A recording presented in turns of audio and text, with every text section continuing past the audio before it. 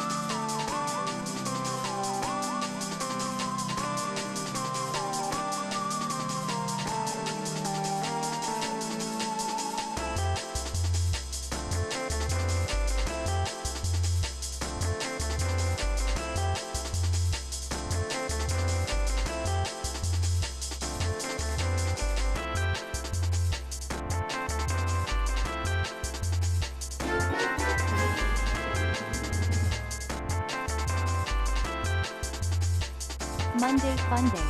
HDSIP.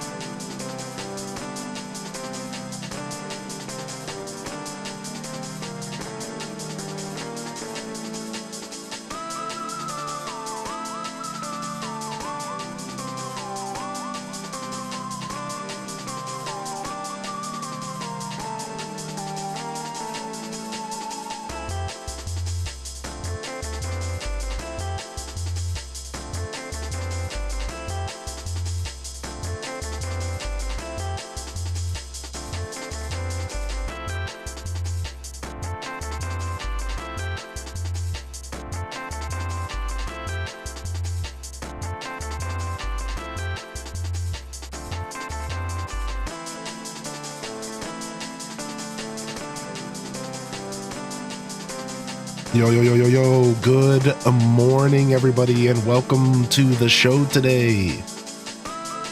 Good to see ya, early birds, early check-in squad. Thank you for the subscriptions this morning, Jen, as well as Bambi. Welcome to the show, fam.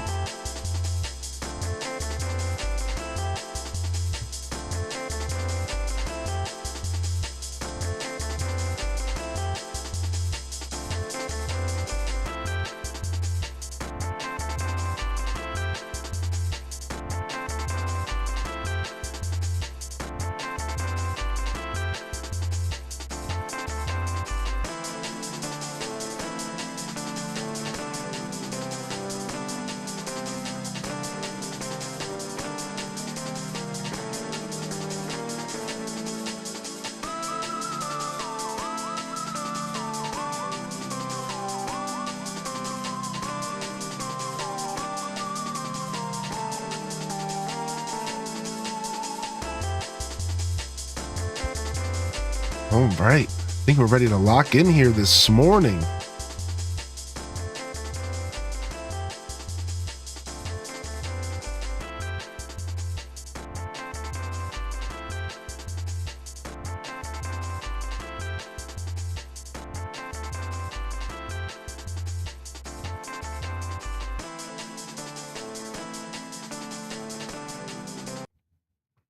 Oh my gosh. Well, that happened. We'll go ahead and we'll grab this real quick.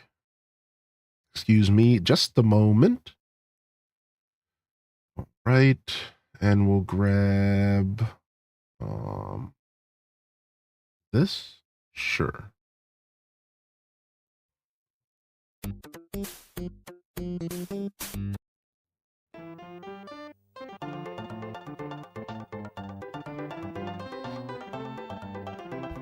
All right. Drum and bass Zelda. Not sure what that means. We were listening to Bomberman. Bomberman Redye. Good morning, everyone. Welcome to the show today. OZ, first in the chat, and Bliss, welcome in. Good to see you today, Kita Bonita. Good morning, early birds. I'll be back to the bottom of the chat at some point, but I'm going to scroll back up and get my good mornings in today.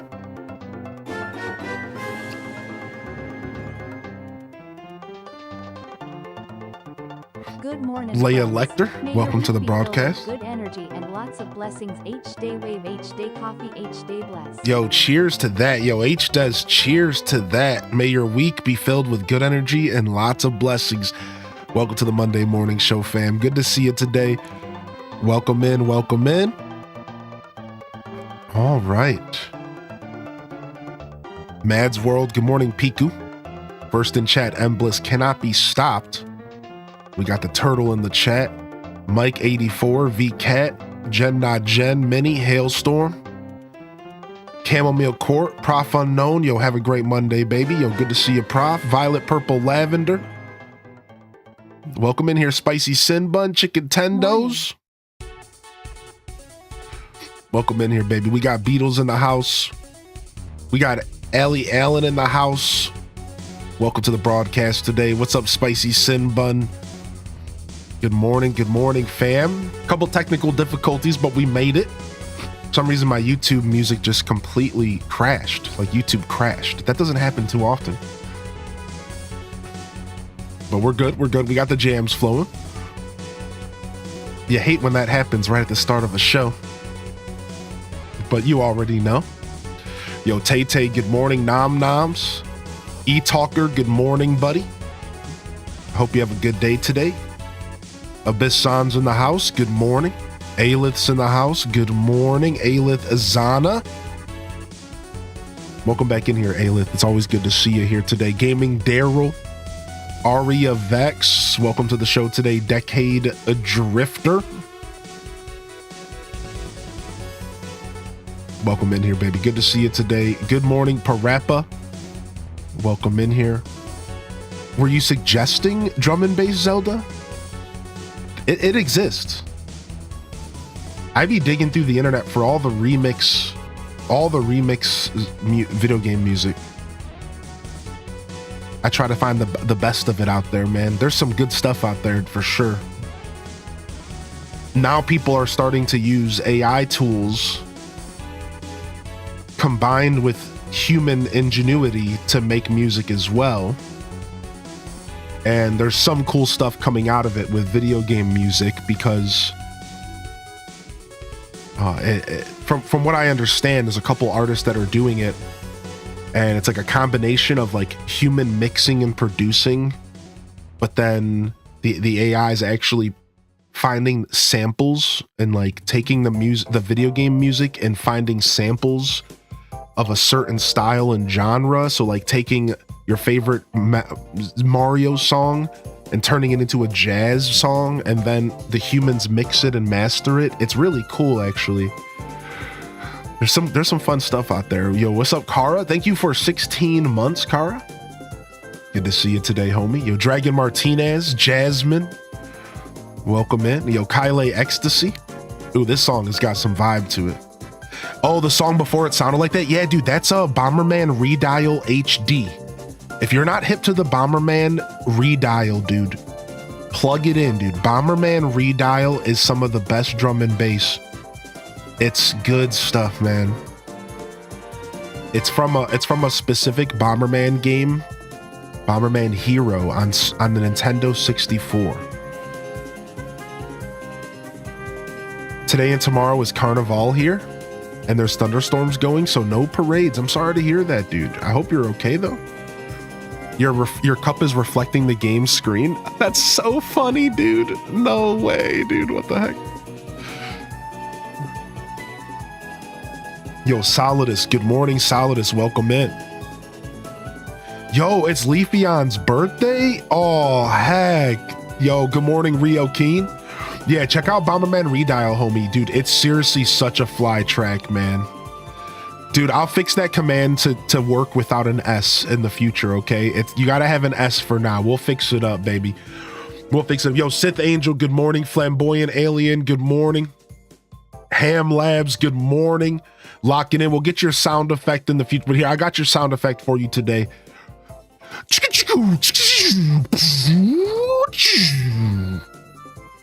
Ham Labs going into lurk mode. No worries, man. I got you, dude. I'm a professional. Little Budum, good morning. Rio Keen, yo, enjoy that lurker zone. Yo, Tara from Gaia, 39 months. Bring it in, baby. Bring it in, baby. Yo, Rio Keen. All right, I mean, you guys know what we got to do. It's bright and early here today, right? It's bright and early here today. You know what we got to do here today, baby. You know we got to do it. You know we got to do it. You know we got to do it for the homie.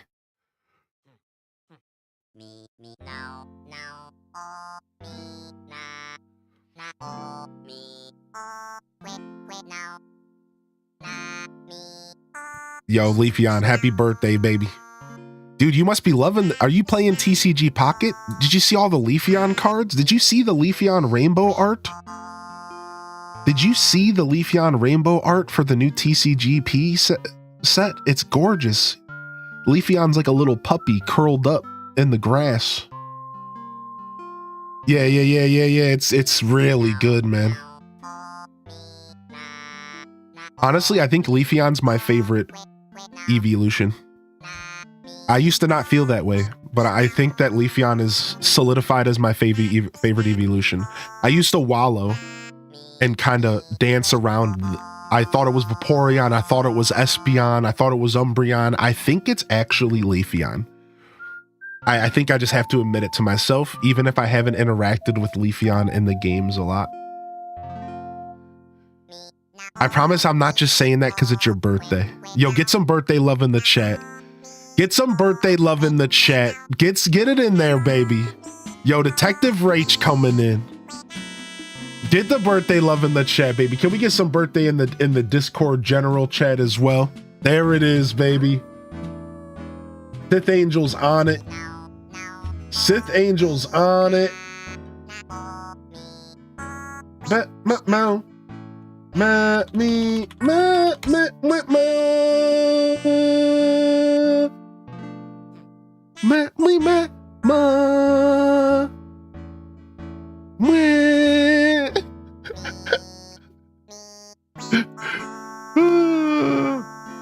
I've listened to this song a lot on stream, chat. We used to almost do this daily, but I had to tone it down a notch because it was a little too much. That's a perfect follow-up. That's a perfect follow-up right there. I'm not gonna lie, dude. That was something right there. That's some good timing. That's some good timing. Sassy, thank you so much for 500 biddies, baby. And good morning to you. Rio Keen says, speaking of TCG, Pokemon TCG, they got 2 animated card pulls this weekend. You went from horrible luck to both Arceus and Dialga animated. They're trying to keep me hooked. Yo, get back to work, baby, and enjoy the W's. Yeah, man, that's how they get you, dude. They do try to get you hooked. You feel down and out, you think you're putting the app down, and then they just give you a little bone. I swear, man. Yo, Melk, yo, welcome back in here, BB Melk. Good to see you, dude. Ebony Bo, good morning. Thank you, Ebony, for your continued support and patronage, dude. Don't think I don't know, man. I see it. I see it. Even if I don't get to interact with all of y'all all like that. Some of y'all are dedicated lurkers, dude. I just need you to know how much I appreciate you, man. Thank you so much, man. Thank you so much. What's up, Happy Chaos? Good to see you, dude. Good morning, yo. Good morning, Just Ruby. Man, every time I play this song, I fall in love with it. It's an arranged version of a Mega Man 11 song. This sounds nothing like the actual Mega Man 11 Blockman stage, but on the OST for Mega Man 11, there's a bunch of arranged tracks. And every time it comes on, I'm reminded of how great it is. Let's jam. Let's jam.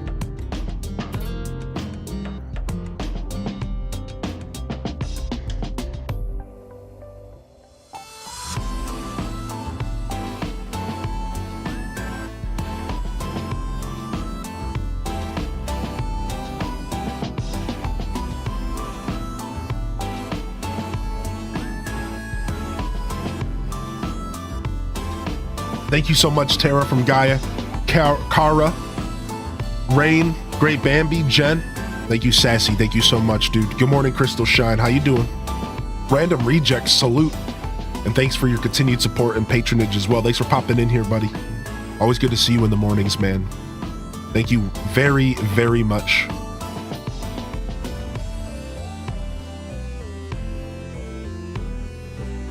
Oh, and then it keeps going. You ready for it?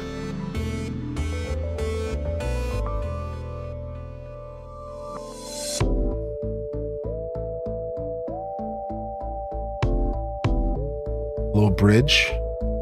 Okay, where's this going? Okay, all right. What are we doing? What's happening?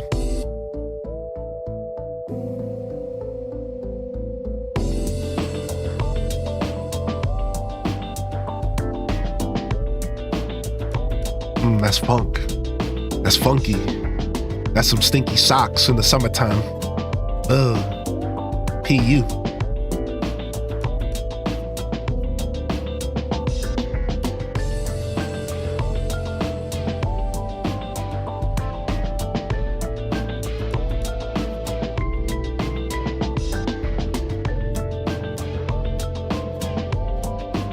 Yo, Aelith, when's your birthday, homie? In a couple days?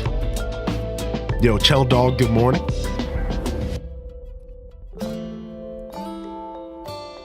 Ooh, then it slows down. It taketh before it giveth. It taketh. It taketh. Yo, Cinnamon Stick, good morning. And then it giveth. Jam sesh, cat jam, baby.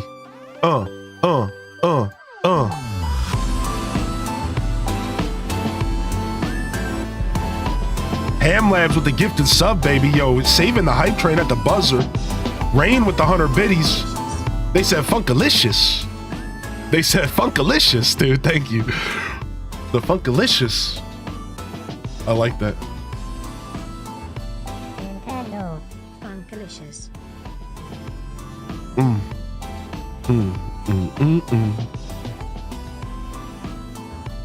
Thank you for helping keep track of my medicine, because now I take them at the same time every day. Aw. What's the stank going on in here? Oh, it was Pokemon Day. Okay, did we wish you a happy birthday on Pokemon Day? Sometimes it's hard for me to remember this stuff. Did we wish you a happy birthday? If not, either way, happy belated. Just in case. Happy belated birthday today, all right? Just in case. Good morning. Thanks for checking in this morning, Daza, Rio. Yo, big shout outs. Let's go ahead and pull the chat up in here and get some good mornings to the YouTube gang. YouTube gang, good morning, baby. Good to see you. Good to see you, YouTube gang. Thank you for tuning in today. We're going to go ahead and get our Monday morning jams going as we get prepared for the Monday morning jam session. Welcome to the show, and birthday love in the chat for Aelith as well. I'm not sure if we missed it, if you mentioned it. It somehow got overlooked. Hey, sometimes it happens, but I think you should know you are a cherished member of the community and your birthday deserves to be celebrated as well. So hope you have a wonderful birthday. Happy late birthday, Aelith. I see Cozy in the house with the hype. 3, Dragon Martinez with the waves. Yo, wave them on in. That's right. What's up, YouTube gang? Thank you so much for tuning in over at the Lurker Zone, and I hope you have a wonderful day today. If you're tuning into the show, whether it's later in the future, 8 years from now, if you just stumble across this video in 10 years and I'm even more of an older fart than I am now, what's up? Enjoy the Stardew Valley and enjoy the show today, all right? We like that. We like them vibes. We like them vibes, baby. We like them vibes. Yo, good morning and welcome to the broadcast. Let's go ahead. I'm gonna go ahead and quickly take an image of this desktop here so we can get our visual aid of our content this week going. Boom, boom, boom, boom, boom. All right.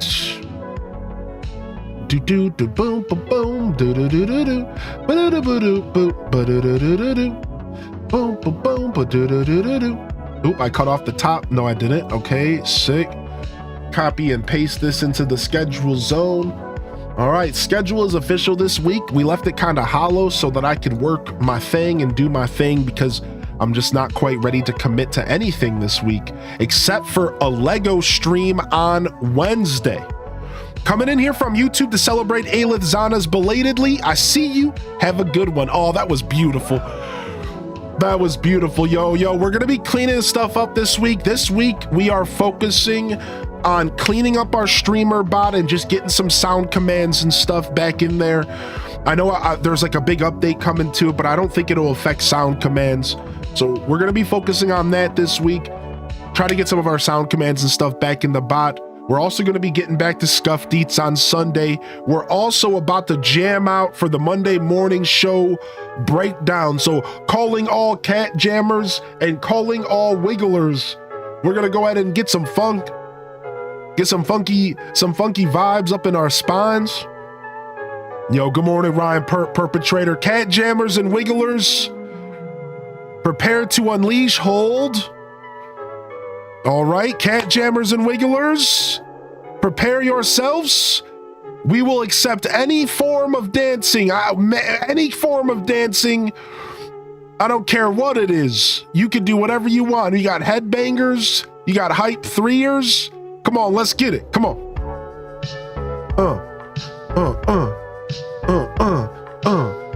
And a cat jam, and a wiggle and a wiggle and a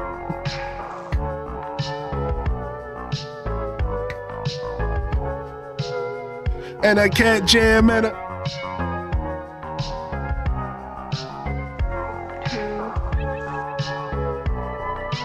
oh, there it is, baby. You gotta start the week off on the right foot. Welcome to the Monday morning show. I'm your host today, Highly Indescendant. If you don't know, then now you know. Whew. Starting off the week, still feeling a little under the weather, but we're doing just fine.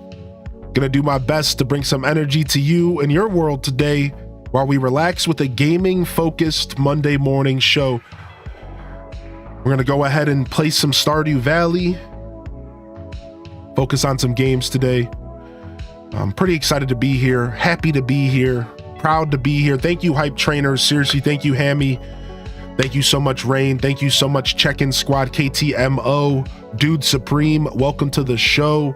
We got Bookworm Maya in the house. Iris Stitcher in the house. Yo, Iris, you've been excited about the Pokemon news, dude? Yo, Asir, good to see you back in here, man. Always wonderful to see you. We got Jita Chan in the house. Welcome to the show, Lizzie J. For you, Jess Jackie. One more time, happy birthday, Leafeon and Aelith, you bunch of beautiful humans. I seriously celebrate yourself. Don't ever be shy to jump in and let people know it's your birthday. I know that's awkward, but that goes to anybody out there. And just everyone deserves a little bit of love on their birthday, man. And honestly, we've been doing that for 5 years on the channel. And you know what really kept me moving is one day, somebody from the YouTube commented on a video. And they were like, I love that you take the time to celebrate people's birthdays. I find that really special. It was just a random person that never even probably came to Twitch. They were just watching my content on YouTube. This was like 5 years ago, like 3 years ago. And they were just like, yo, that's cool. And like, I don't know, man, I really appreciated that. And I was like, this is cool. I just did it because that's who I am. But getting that reassurance, getting that feeling of redemption, that's not even the word I'm looking for, that validation felt good, right? That validation,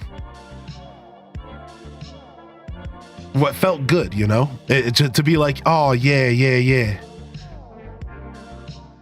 I'm glad I'm making a difference in some people's days with that, you know. March birthdays unite, 29th over here. Everyone deserves to be appreciated. Exactly, man. Everyone deserves to be appreciated, dude. Yeah. Especially on their day off. And here's the thing. We don't all have those support circles in our life. We don't all have people. I know I personally don't have a ton of people in my personal life. So I think sometimes it's nice to have a community of people to give you some birthday love. Regardless, happy birthday. And just know that whether we missed you, whether you're tuning in for the first time, just remind yourself that you're worthy, you're valid. You know, celebrate yourself. What's up, Claw? How you doing, man? Clue, excuse me. The Clue. What's up, dude? Welcome in. Yeah, we're doing some Stardew Valley. You too. You have a great day today, man. Enjoy the show if you're hanging out with us. We're doing a fishing farm. We're doing a fishing farm here today. We're gonna be enjoying some Stardew Valley. I'm pretty excited to dive back into this playthrough. This farm has been getting rowdy. This farm's been getting rowdy Piper. Just reminded me that Suikoden 1 and 2 HD remaster comes out. Oh, I've been keeping my eye on that. Not necessarily for me, but in general, because that apparently the Suikoden community of gamers have wanted remasters for a really long time, and they finally got their hands on them. I know a lot of people are really excited about it. Yo, what's up, Senzoba? We're playing on the Nintendo Switch today. What's up, Ice Cream Cake? Good to see you, Ice Cream Cake. Good to see you. Welcome back to the show today. Yeah, much love to you, Aelith. You know, you're appreciated around here, dude. Appreciate you. Yo, Cynical Cow, welcome in. Jita Chan, welcome in as well. Holy heck, man. Anybody else we missed out there? Of course. Welcome to the broadcast today. And it's the Monday morning show. Locking in for a fresh week. As I was saying, the schedule's a little bit on the lighter side. A little bit on the just kind of giving myself a blank canvas. I'll be here, but I don't know what I want to do throughout the week or what days I want to do this stuff throughout the week. So we're kind of going with the game lists. This week's going to be a game list kind of week, which we should probably go update the game list real quick and add Disney Dreamlight. I think we might try to check that out if we can. However, I can tell you some of the guarantees from this week, and those guarantees include a Lego stream. This Wednesday, we are going to be doing a Lego stream, and I'm very excited. Our second ever Lego stream. We're going to be building Animal Crossing Legos this Wednesday, and I might, we might do something special for the community that day. We'll leave it at that. Just come on by Wednesday if you have time, if you're free. We're going to be building, we have the leaf set. We have the Animal Crossing leaf set with a little camper and stuff. It's super cute. Cannot wait to build it. And then we're also going to finish building my Tangy set, because we actually never even finished building the Tangy set. One part broke off when I was moving stuff around. So we're going to basically rebuild the Tangy set as well. We never did the airport. We only did the plane. So we're going to be doing Animal Crossing Legos this Wednesday. I told the community I would do it, and I think March is a great month to celebrate Animal Crossing due to New Horizons and this community, and how despite the fact that we played Animal Crossing for a year basically, all the way up until New Horizons, New Horizons specifically, and the release of that game is what I feel really bound the community. It was the combining agent in the terms of cooking. It was the egg. It was, it really kind of pulled everything together that I was trying to accomplish as a creator. So March for me, it really is an Animal Crossing celebration month. And I think it kind of always will be in a lot of ways. So we're going to be doing some Animal Crossing content this month, a little bit more than we have. We'll still be doing Stardew. We'll still be checking out some Hello Kitty, some Disney Dreamlight when we get a chance. We will be finishing Majora's Mask this week. I'd also like to finish Oracle of Ages. The last thing I'd like to say, so I'm not front loading so much information here, is I don't have any night streams scheduled, but that doesn't mean I won't potentially show up for a night stream. I just didn't want to schedule it because I might not be up to it. I did get a cold and I need to kind of recover, and the cold kind of kicked my butt, so I didn't really get like a personal day after my days off. So I've decided that I'm going to take off Thursday and let myself recover. We got Scuffed Eats on Sunday. Scuffed Eats returns after 3 weeks. It'll be beautiful. Cooking, gaming and cooking, meal prep Sunday. I'll get the schedule. I'll get the menu out tonight. But you can find all that information in the Discord. You can find all that information in the Discord as well as right here in the chat if you're looking for schedule stuff, all right? And just come and ask questions, because the Monday morning show, if you're just tuning in, this is Just Chatting with Extra Steps. That's it, Just Chatting with Extra Steps. No need to focus too much on the game, but I think today specifically, I wanna let my brain kind of chill a little bit because we got that cold. But dude, honestly, I've massively recovered. I'm telling you, the secret is zinc. I'm not trying to give any kind of health advice, all right? Talk to your doctor, whatever. But zinc, I feel like, for me personally, it cuts like 1 to 2 days off of my colds. And while I'm still a little bit under the weather, like I still feel it a little bit in my head, I'm congested still, I woke up feeling way better, man. Like today, I feel so much better than I did yesterday. I'm still a little tired. I'm still a little sluggish, a little bit of fatigue, but I've only coughed like twice this morning, a couple times. So we're feeling pretty good, man. I'm happy to be here.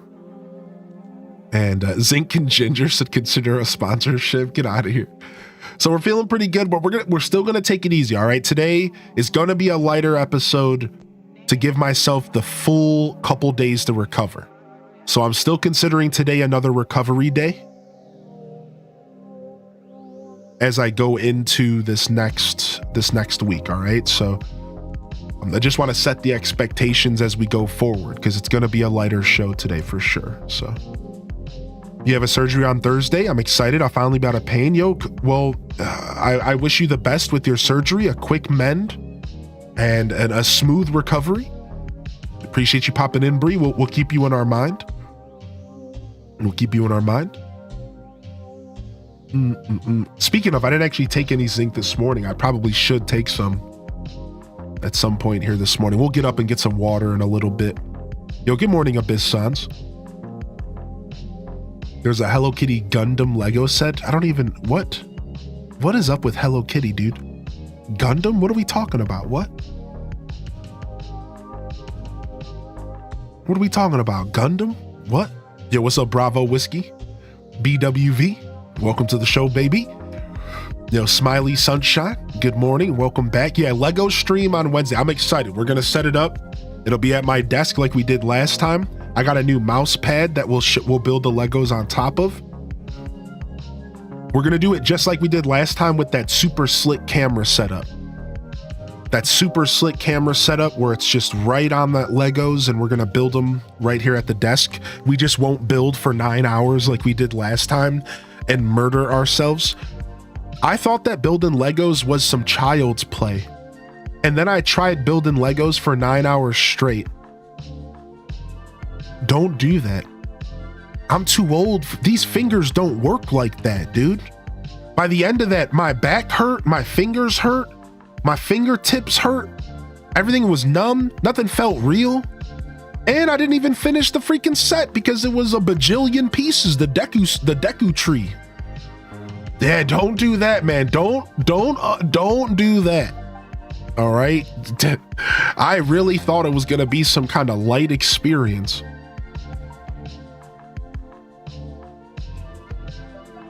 Oh my gosh. Yo, good morning, famed Guardian. Welcome back, dude. I'm shocked with the mug you have. Dude, yeah, I love this mug, man. I couldn't help but use it again today. I'm obsessed with it.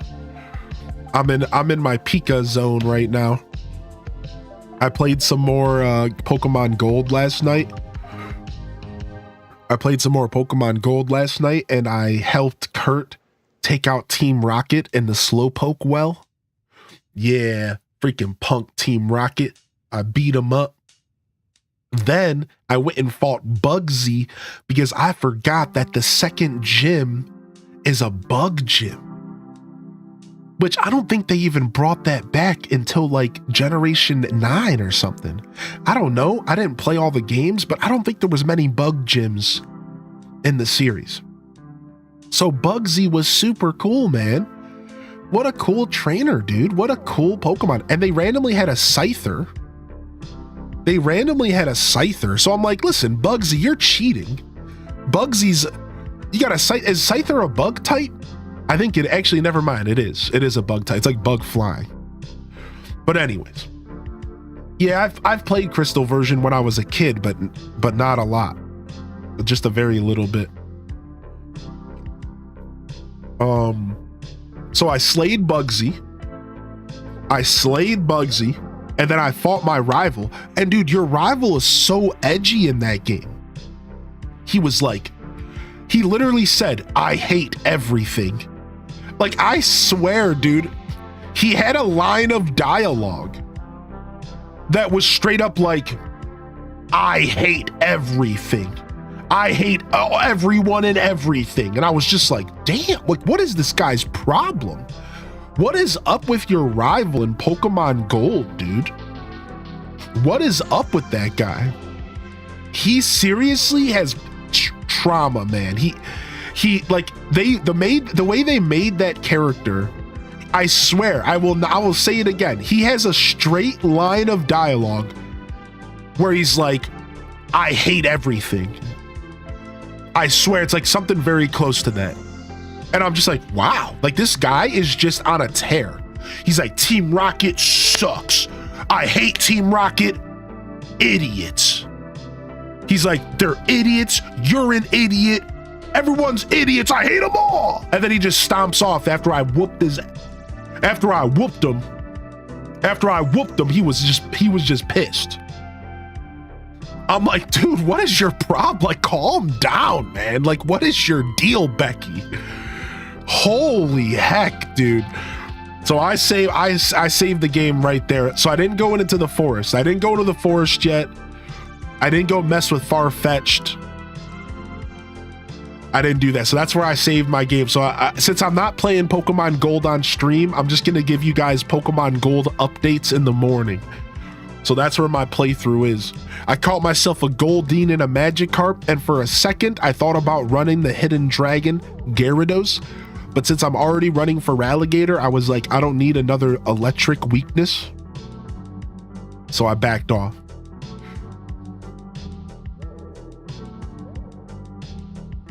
Did you go anywhere? Oh, so my weekend. Yeah, we could talk about that. Yo, what's up, Dude Supreme, by the way? You remember feeling so competitive when the rival in Pokemon Gold? I'm telling you, Pokemon Gold did the rival perfectly because he wasn't your friend. Every other Pokemon game, the rival was your friend. Kind of.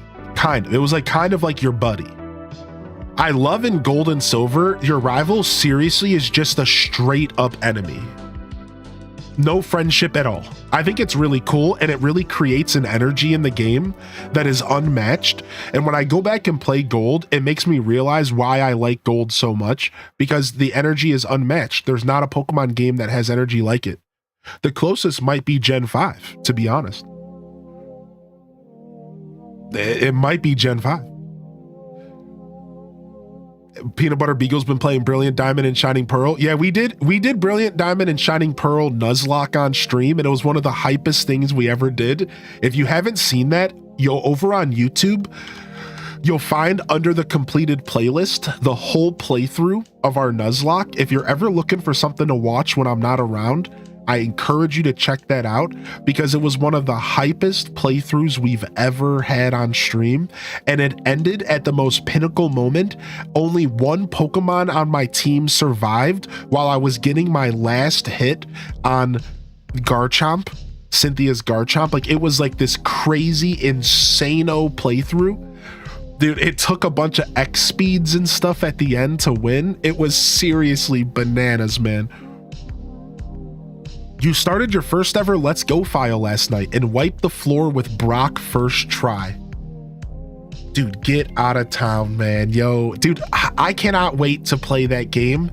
Everything I keep hearing about Let's Go Eevee and Pikachu makes me realize that I have missed out on one of the cooler experiences in the Pokemon space.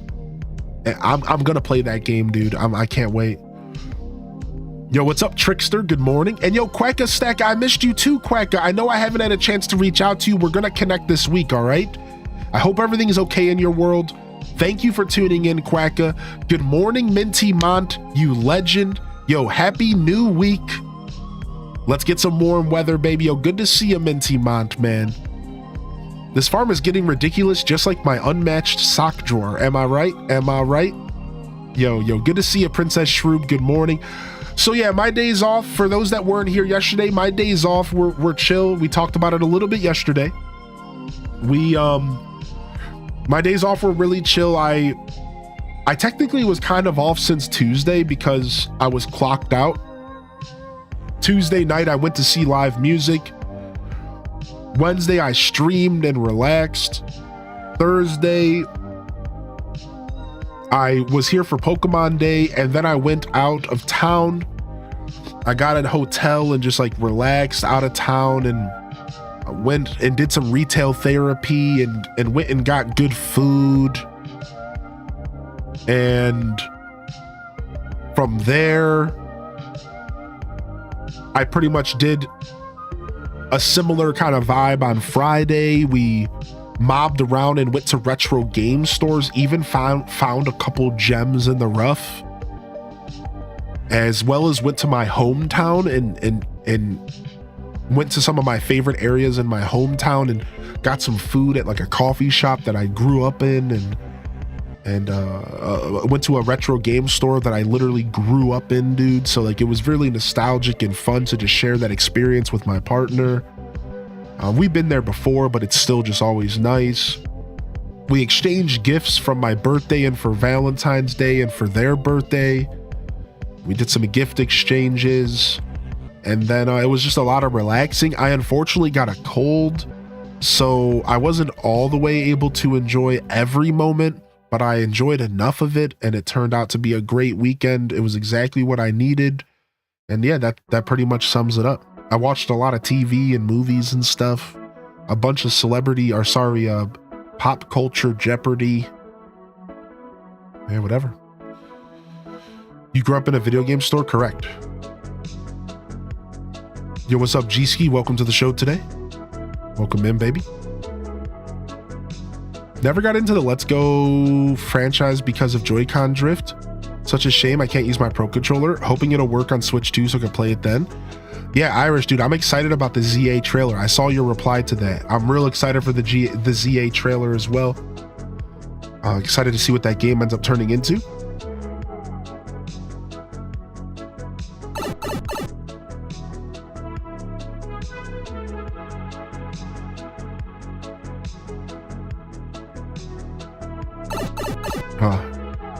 It's hard to talk and be congested.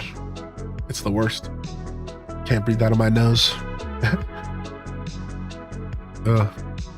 don't feel like taking any medicine though. I'm just gonna ride it out. Were you allowed to play the used games? No, so I just lived really close to a retro game store, and I was in there like sometimes daily, trading games in, and the retro game market was different back then. And what was considered retro now, it wasn't then, right? So like, for example, in like 98, I'm like 9 years old. And I was able to go in there and buy Super Mario World for $8. I was able to buy Mega Man X for $10. And you would actually get real value for the stuff you would trade in, especially stuff that wasn't common like sports games. So I was in and out of that store trading, haggling. This is one of the mistakes I made as a kid because I didn't keep any of my retro games because I was constantly cycling games to get new games. I was constantly cycling games. I don't have any old games, anything I grew up with, not a single piece of gaming devices I own from my childhood. At one point, I did have my original Game Boys, but now they're pretty much lost. Because I spent my whole childhood constantly trading stuff in and out so I could play new games. Because of these video game stores that I lived like right down the street from. Like I could walk, this was a different era. Like at the age of 8 years old, I would leave the house, I would walk down the street and go into this store by myself. You know what I mean? Like this was a different era. Like this, it was that was just like acceptable to have like a 7-year-old walking around by himself, walking into the store, putting a bag of his dad's quarters on the counter to buy a Super Nintendo game. Like this was all just like a very normal, right? So like I just like lived my life back then, man. Yo, welcome in here. Thank you for the follows today. And thanks for checking in this morning, Miss Spank. Yo, G-Ski. Also, girl, thanks for checking in today. Breeberry, Pirater, of course, Andromeda, and Kylie. Thank you so much and good morning. Yeah, it was just very different. Your childhood self is thanking you for doing that, though. Yeah, I don't regret it outside of just not having, because that stuff is worth so much. The only regret is that stuff is worth so much now. I don't regret it because of the things you guys mentioned, right? Because like I was having a blast. I was checking out all this new content. I was growing as a gamer. The only regret I have is just all that stuff is just worth so much that it's like, dude, if I had even a morsel of my game systems and games from my childhood, I would be sitting on like hundreds of dollars worth of merch and games. And that's the only regret, is that I had like an original copy of Wind Waker is $100 now, like $75. Like I had 3 of them at one point. Like it's like just the amount I had a Super Nintendo with 30 games, a Sega Genesis with 45 games. Like we're talking hundreds of dollars, and I probably sold it for $40. You know what I mean? Like it was just, that's the only thing that I regret. It's just the money side of it. I don't regret the experiences at all. Right. Like I'm not a big material guy. You'll learn this about me. I've just never really been a big material guy for all sorts of reasons. So it's not about like the nostalgia. It's not about not having the stuff. I can live without the stuff. I just look back like, what a goon. Like, dude, if you would have just held on to that for 20 years, you could have just made bank. That was my mother. Yeah, like I'm so attached to my games. Even if it's worth hundreds, I don't think I could ever sell them. To be fair, if I still had some of my original stuff, I also wouldn't sell it. I would probably be attached to it as well. To be fair, even though I'm not that materialistic, if I still had my original copy of Pokemon Blue, Pokemon Gold, if I had my original copy of Mega Man, of Zeldas, dude, I would have never gotten rid of those. I 100% agree with you. Never. Right, I'm right there with you because there's so much attachment to those save files. I agree. I do agree with that. Yeah. Yo, good morning, Dolore. No rush. Okay, cool. Cool. You've been MIA? Yeah, no worries, dude. You do your thing. Do your thing, Quacka. No worries, man. I just realized I left you on the hook. I just haven't had a chance to get to you.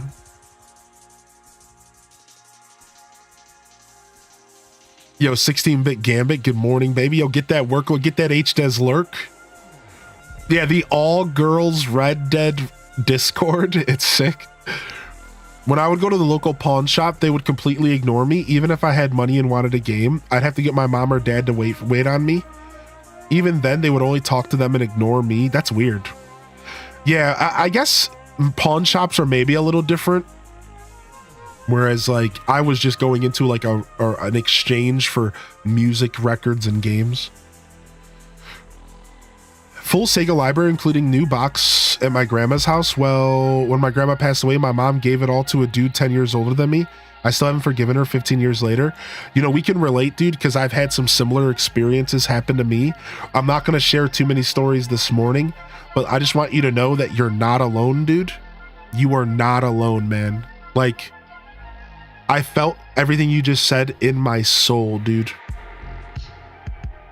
Oh. It's your daughter's 26th birthday? Aw, yo, happy birthday to Dolores' daughter. Yo, happy birthday, man.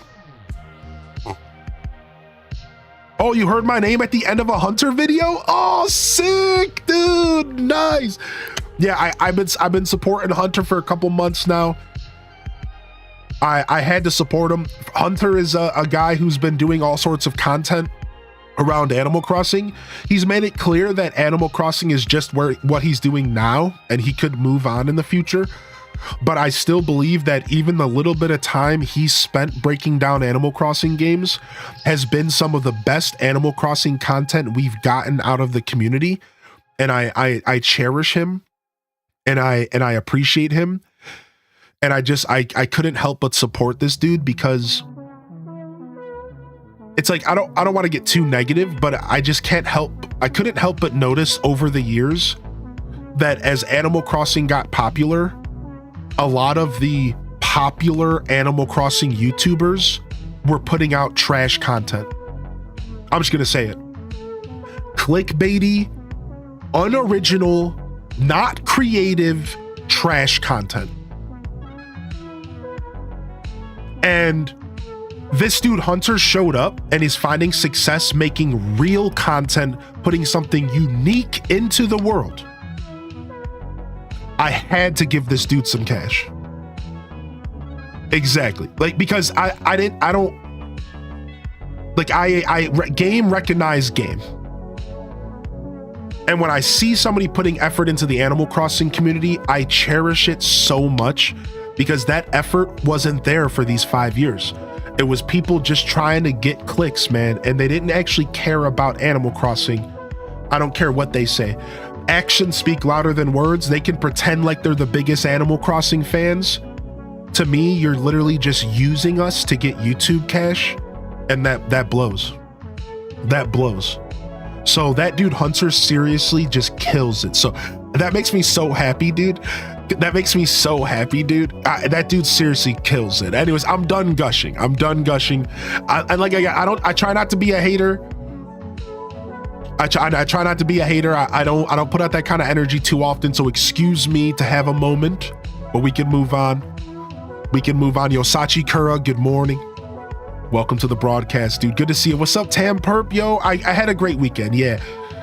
You know it's a good weekend when you get a cold and it doesn't even affect you. You know you had a good weekend when you get a cold and it doesn't even affect how good of a weekend you had. Between the energy of my partner just bringing the best energy, like, I have to shout them out. They made a point to bring nothing but the absolute best energy the whole weekend, even though I was in some cases in and out of like rough sleep. Like Thursday night into Friday, I literally slept an hour. I was in and out of fevers and coughs and sick. So like I was a big baby, you know. They were just so chill. They managed to help me just have a great time. Anytime my brain went anywhere it shouldn't have, they pulled me right back and said, let's just enjoy ourselves. It was seriously a treat, dude. I gotta shout them out for sure, man. I had such a good time. I had an absolute blast over the weekend, man. So thank you for saying that. I'm happy to be back. And it was the reset I needed for sure. I definitely needed a little bit of a reset. I was feeling a little bit claustrophobic. I was feeling kind of trapped, dude. I'll be 100% transparent. I was not feeling good for a couple weeks, and I just started feeling smothered and trapped, and very relatable experiences for a lot of people. So I know I'm not alone in that. You just have these moments in life where you just start to feel congested, and I just felt super stagnant and restless, and I don't know, but just getting out of the house and getting into a different headspace, and it was exactly what I needed. But I still do need to follow up now. You know what I mean? I think once you pull yourself out of that, that's not the only thing you have to do, right? From here, you have to ensure that you continue to make the right decisions in order to keep yourself out of that funk, because the funk will come back. The funk ain't going anywhere until you bury it, right? You gotta completely dissolve it. That's kind of how my experience is as a human. You know what I mean? I have to make sure that I follow up a good weekend with good choices. I can't follow up a good weekend with bad choices. I'll just go right back into that bad funk. Right? So that's it's my duty now this week to make sure I bring the heat and follow up a good weekend with some good vibes this week. So I'm going to do my best to take care of me. This week for me is a very self-care heavy week, self-care and a self-love kind of week for me. So it is the Monday morning show, and if that's not a theme for a week, I don't know what is. So cheers, and you're welcome to join me on this journey this week. But this is a self-care, self-love week, and you're welcome to join me on that if you'd like. Whatever that means to you, I can't tell you what that means. Yo, Casino Roy, dude, I'll feel better soon, man. Thank you. Like I said, I'm already feeling pretty well. I'm at this point, I don't have the head cold, and that's really what matters. I'm just congested and a little tired, so we're still gonna take it easy today. But I'm good, dude. I'm good. I can promise you that if it was bad enough, I wouldn't be here. I would be resting. Because if there's one thing I take serious, it's like colds and stuff. If I was bad enough, I wouldn't be here. So I'm okay. I'm okay. Yo, Kels, welcome to the show, baby. Yo, Good Noodle's in the house. Good morning, Good Noodle. Weirdly enough, I always get nostalgic for times I've been ill. I think I understand that. My car failed its safety test and I have to pay an extraordinary amount, but I also petted a doggo, so silver linings. What a good attitude, man. You got to count your blessings, right? And doggos are definitely blessings. For sure. Yo, Midna, thank you for 7 days, 7 months, man. Thank you for 7. Kels, good morning. Zella Zephira, good morning. Thanks for checking in. And one more time, happy birthday, Dolore, to the daughter. Appreciate you, E-Talker. Good morning, Ann. I was just thinking about you this morning, Ann. I hope you're well, bud. Fudge Monkey, welcome back, Fudge. Hope you've been living your best. Good to see you today. Good morning, good morning, good morning. All right, I think we're ready to jump over to the game. I think that's a solid intro today. Speaking of, let's go ahead and run our intro this morning, and then we can dive into some Stardew Valley. Does that sound good? YouTube gang, sit tight, get those hero swords out, and we'll be right back after a word from our sponsors.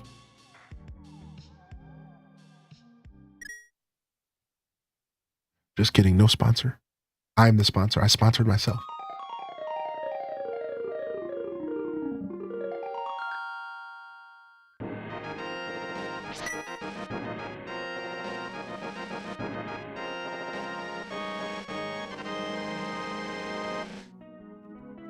All right. All right. Yo, I still see you out there. M Bliss, you're still awake, dude? Man, I was thinking about shouting you out. I figured you were sleeping. Dude. I don't know, something about what I was saying about self-love. I just wanted to be like, M Bliss knows, man. I hope you've been feeling all right, dude. Hope you've been feeling okay, man. I don't know why. I was just feeling some energy. Glad to see you're still awake, bud. I think there was something I wanted to say to you, but it's gone now. Hope you feel better today. Yeah, we're feeling a bit better today. Better enough to be here. Better enough to be relaxing and putting on a good show. Still gonna give myself some grace today. My plans today are to stream walk. I'm going to go on a nice walk, get some solid exercise. What's the temperature going to be like today? Ooh, nice. I think we actually have a nice day out there. A high of 39 and sunny. Maybe not so much sunny later. Let's see. Yeah, cloudy later. So I'm streaming, I'm walking, I'm setting up our menu for Scuffed Eats, and then I'm relaxing. I'm going to give myself a little half day off today just to recover from the cold fully. So still no work today. I'm going to let myself back up a little bit more as far as like I got a bunch of stuff I need to do.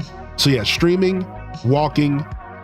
I'm going to go ahead and set up Scuffed Eats menu, and then I'm going to just play Pokemon Gold, and I'm just going to chill and just give myself one more day to recover. And then tomorrow I'm going to really hit the books and really hit the schedule and the to-do list.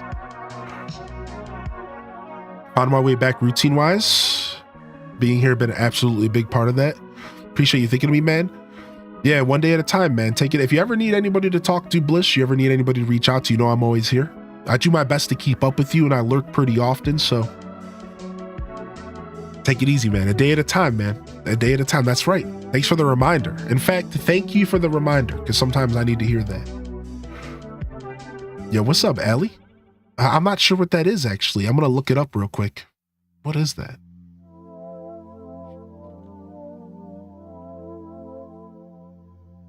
Oh, interesting. Cool. Nice. Nice. Glad you're taking care of yourself, Allie.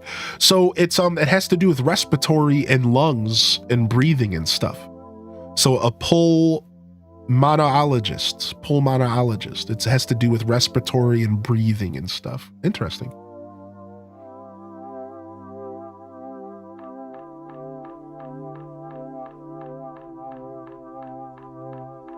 Yo, Gamer for Life. Yo, what's up, dude? How's the missus doing? They're doing well. Been a while since I've been here, just checking in. 1 month until the Switch Direct. 1 month until the Switch Direct! Ha ha! Oh, you'll be okay, Allie. I'll be rooting for you, all right? I'll be rooting for you. Okay, Fudge. Glad you're taking care of yourself as well, Fudge. Take it easy, all right? Yo, go for it, Pats.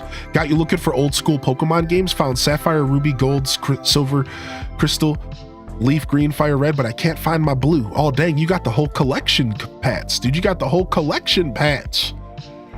You done your exercise for the day? I just got back from the gym. My legs are like jelly. Yo, get that exercise in. Yeah, I'm going to go on a nice walk. I think I'm going to go on like an hour plus walk. I'm going to get out there and get a nice walk in today. I just got to pick a gift for my 3-year anniversary. I chose a bread maker. Let's go, dude. That smell of fresh bread in the house, baby. Winter is always a huge test for me, dude, but we're getting through it. Yeah, man. Yeah, man.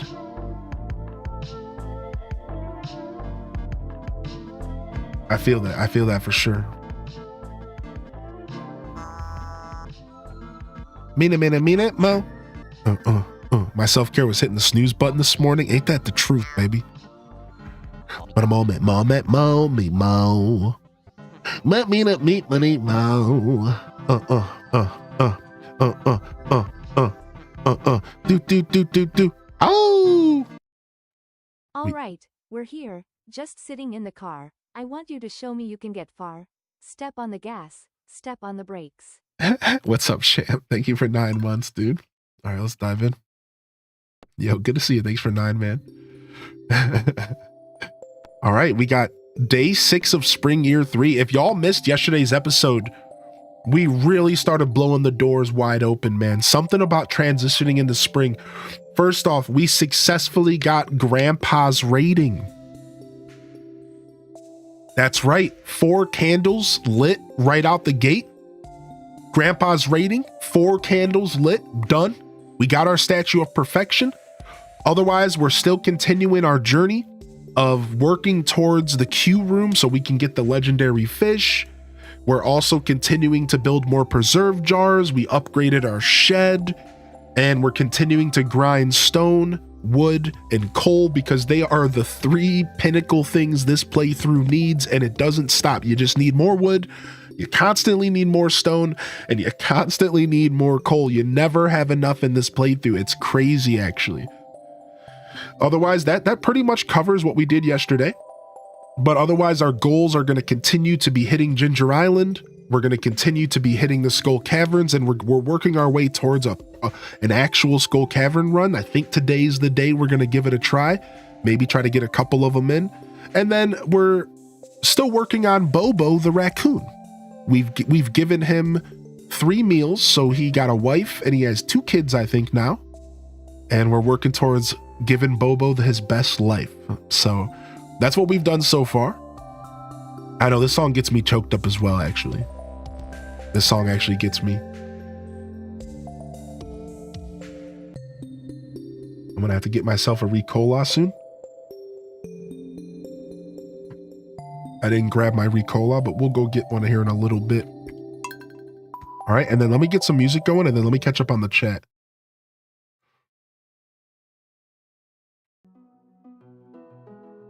I did miss a message in the chat here I wanted to pick up on. All right, so Ryan Perp asked a wonderful question here today. Actually, I think we can unplug our controller now. I had to charge it up during the intro today. Yeah, we're good. So Ryan Perp says, think they will announce the first round of games for the Switch 2 Direct, or will it be hardware focused? So because we did not get a Direct in February, I'm starting to suspect that the April Direct is about to be an absolute blowout. Now, maybe I'm building this up. Maybe this is dangerous for me to say this. Maybe I shouldn't really be building this up. But I'm starting to think that it's going to be a blowout. I think they are about to blow our little sockies off our toesies, dude. I think they're going to go nuts, man. I seriously think it's about to be 40 minutes plus of content. Games, Switch 1, Switch 2, Switch 2 trailer showing us mechanics. They're going to talk about at least 2 to maybe 5 games on the Switch 2, but they're also going to be focusing on games that you can play on Switch 1 and Switch 2, because I think this transition is very delicate and they don't want to alienate people. I think that from what I've been reading, Nintendo is seeing that people are worried about having to transfer to Switch 2 to play games. So I think Nintendo's going to make a point to really talk about Legend ZA, well, maybe not talk about ZA, but talk about the fact that ZA and Metroid Prime 4 are going to be playable on both systems. And I think Metroid Prime 4 is probably going to be the headliner of the show.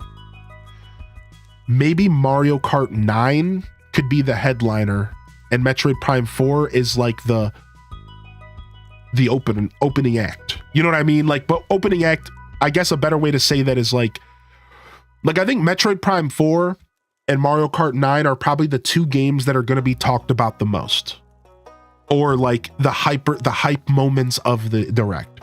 I think everything else is going to be stuff that's honestly Switch 1, but it's just going to be talked about in the light of the Switch family.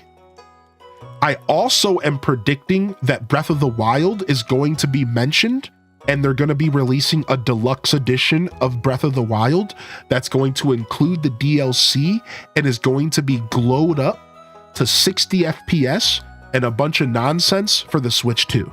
So I think they're going to reveal Breath of the Wild Deluxe, Mario Kart 9, Metroid Prime 4. They're probably not going to talk about Pokemon because they just don't do that. That's a Pokemon company thing, but they might mention it. But I think those 3 games are probably going to be there. My prediction is Breath of the Wild for sure. So yeah, that's what I think. I think it's going to be like 40 plus minutes of games. Maybe 10 minutes of that is going to be the actual Switch 2 functionality. Now, again, this might be dangerous because I don't know, like they could just straight up show up with a 10-minute trailer about the Switch 2 and then just like not give us anything else. Like, you know what I mean? Like, it's Nintendo. Like, I don't know. Like, I think this is a little bit of a dangerous. I'm building up some expectations that are, it's always dangerous to build expectations with Nintendo. So I will admit that this is not the healthiest way to think right now. I'm really huffing some copium. But I can't say it enough because there has been no direct so far. To answer your question, I think it's going to be a ton of games as well as hardware stuff. A ton of games. I think so, man. Because they haven't sold us indie games in months. When's the last direct we had? Can we just say that for a second? When is the last direct that we got from Nintendo?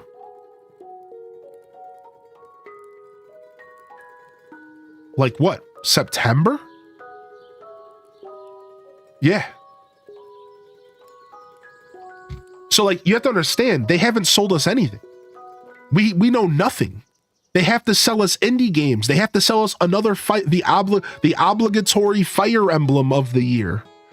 They have so much to talk to us about, more than just the Switch 2. I think we have a big direct on the horizon. Big direct. I think it's going to be big stuff. Now, are they going to give us a bunch of release dates and stuff? Probably not. It's probably going to be a bunch of coming soons and 2025s and stuff like that. But like, I still think they're going to talk about a lot.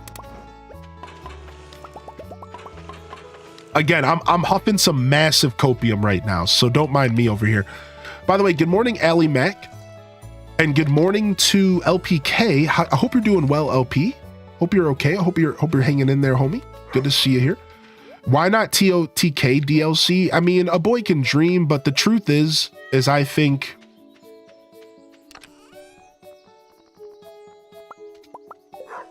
to answer your question fully, it's because Breath of the Wild is technically more iconic. And if they're going to glow up one of the two for the Switch 2, I think it's going to be Breath of the Wild, because Breath of the Wild is more iconic. So why do I say that? Well, first off, it was the first. It was the original masterpiece.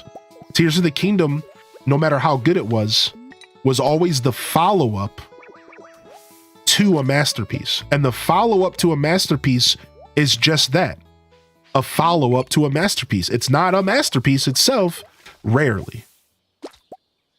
So even if I like Tears more, I think the general rule here is that if you're gonna make more content or remake a game, you remake the one that was the iconic one. You remake the one that changed the world, the one that was Game of the Year, the one that changed everything for Zelda. You don't necessarily remake the Tears of the Kingdom. You just don't. You know, does that make sense, Ryan? Like, that's where my logic is. So I don't think you're gonna see Tears stuff, because Tears is a one-time thing. It was just a cool project that they put on the side. It turned out to be a beautiful experience. I think it's better than Breath of the Wild for a couple reasons, but I think the world at large probably looks at Breath of the Wild as the better experience because we all have nostalgia with it. We all have this beautiful nostalgia with it, right? I think if they're going to put something on the Switch 2, they're going to port over Breath of the Wild. They're going to port over the game that started it all for this generation of Zelda. Yeah, exactly, Allie Mac. Right. You well said, right. So that's the only reason. But I do see what you're saying, Ryan, because you're looking at Breath of the Wild and you're saying, well, they already got DLC. Well, and that's why it's going to be, that's why if you didn't hear me correctly, which is cool, that's like, that was all, to clarify myself, there's a better way to word that, if not on you. I said they'll be releasing a deluxe edition with the already included DLC. So I don't know, I'm not sure if I misspoke, but I didn't mean to imply new Breath of the Wild DLC. If I did imply that, that was not what I meant to imply. I'm saying they're going to take Breath of the Wild and put all of the DLC that's already out there for the game, 2 DLCs, put it into a package and resell it for $60. So instead of you having to buy Breath of the Wild for Switch 1 and then spend $20 on the expansion pass that gives you 2 DLCs, you can buy Breath of the Wild for $60 for the Switch 2 and get the DLC included, just like they did with Mario Kart. And it would be a higher fidelity experience at 60 FPS and ray tracing and all that jazz. So just to clarify, I'm not saying they would ever make new DLC. That ship has sailed, my friends. That ship has sailed a long time ago. I don't think DLC is coming out for any of those games ever again. Yeah. So just to kind of clarify my statement, just if I made that a little confusing. Yeah. Deluxe edition would just be an easy way for them to sell more copies of a game to people who maybe didn't originally buy the game, or people who didn't buy the DLC, or people who really, really care about graphics. I don't love deluxe editions, me either. But I do think a freshened up Breath of the Wild would sell. Right. I agree with that. Yeah. So I'm right there with you. Ideally, we would get some sort of cool Tears of the Kingdom DLC. I don't know if they're going to do that, you know? However, I'm not like a Nintendo spokesman, so I don't want to speak so matter of fact. Who knows? I sure don't. I wouldn't mind being a Nintendo spokesman, Nintendo. But I'm not, unfortunately. I want to be the next Reggie.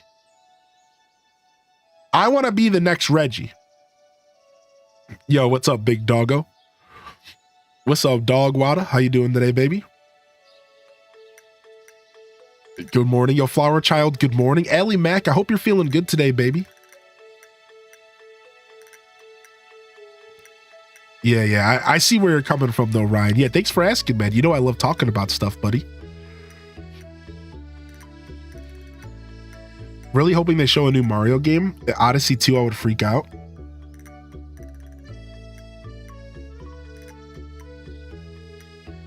Ginger King, good morning. Lucinda the Forest Gnome, good morning. Just catching up on chat really quick. I feel like I missed some stuff. Sith Angel, hope you're doing well today. Yo, happy Monday to you. Yo, Gamer for Life. Just making sure I caught up with y'all. Sorry, I'm a little congested, so it's hard to talk today. It's the worst, man. Yeah, I'm not about that deluxe edition life. I'm not about that life either. I really don't like it. All right, it's Saturday in game. What are we gonna do here? Let's go to Ginger Island. We'll start there because it's head empty. I don't have to really think about it. We could just cruise there. Yeah, let's do that. It'll be a nice way to ease into the stream. I don't have to think about it too hard here.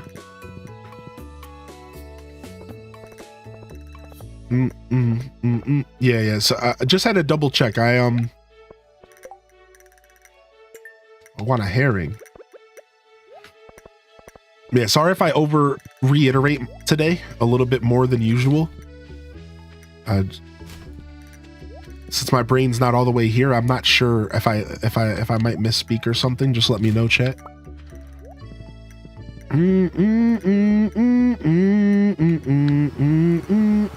If you play the new Aladdin, wait, what are you talking about? The Disney Dreamlight Valley update? Is that what you're saying, bud? You talking about the DDV update? We're probably gonna check it out at some point. What are your thoughts on Triumphant Light?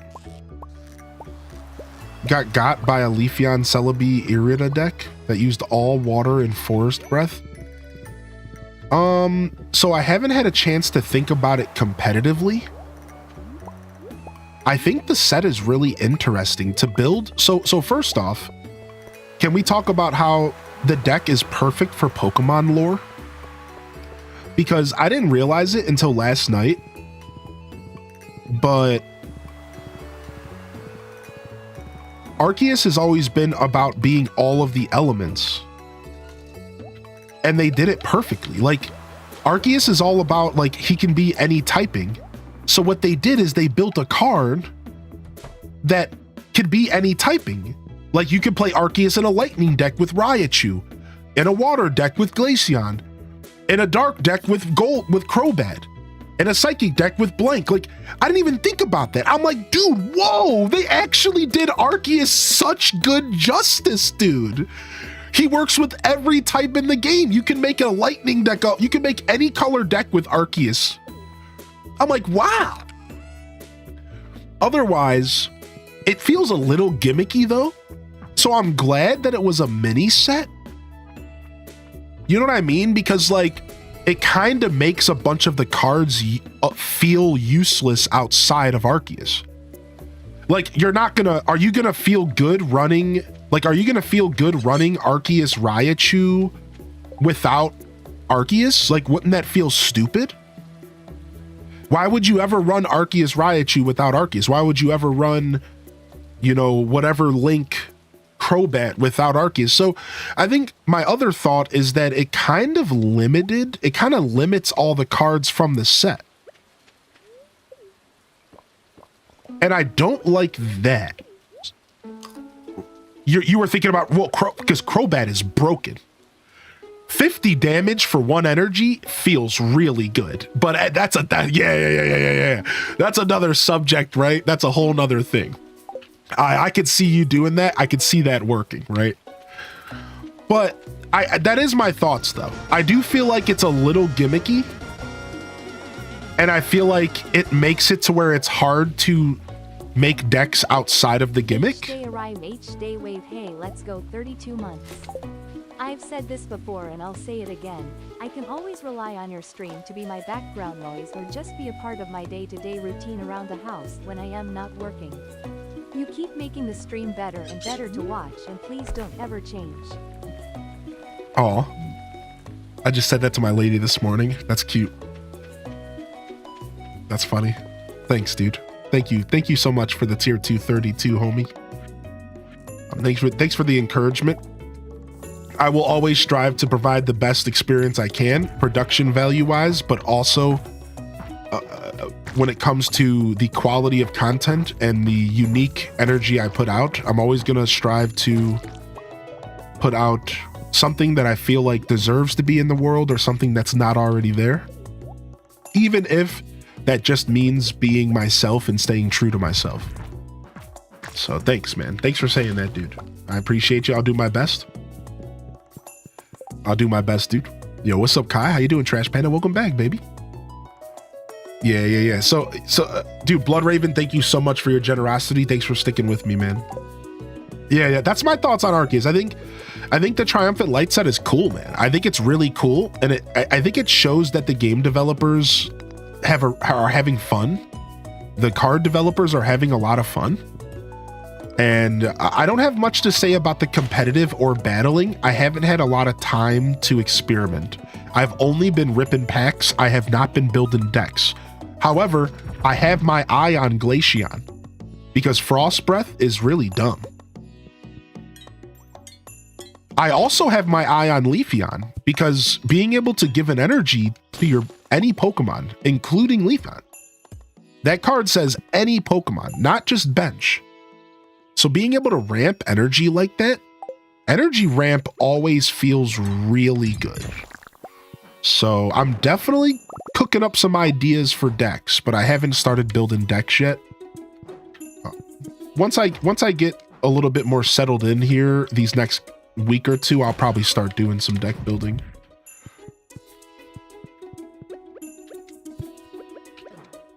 Yo, stop. I'm being trolled by this. I'm being trolled. Okay, thank you. Hey, how you been, Pin Scorpion? Good to see you, bud. We're playing Monster Hunter Stories. Nice. Are you at all interested in the new Monster Hunter?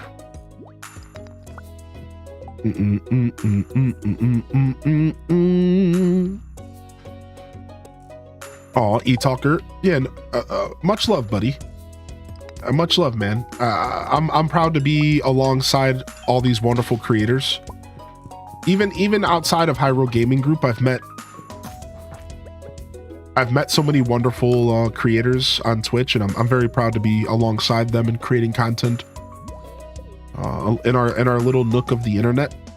It's I'm gonna have to stop calling it little because it's honestly it's becoming massive, to be fair.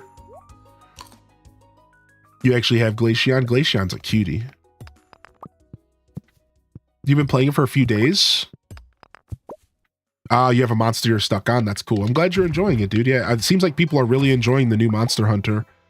I'm not terribly interested myself, but maybe one day I will give it a try.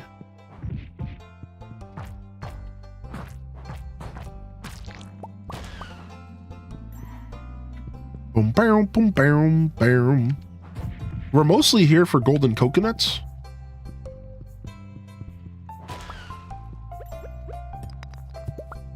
But we're also here for cinder shards so that we can start making enchantments on our weapons. And we can start making rings. We can start combining rings with cinder shards. So there's a lot of positive reasons for us to be here in the volcano. Stone, cinder shards, golden walnuts.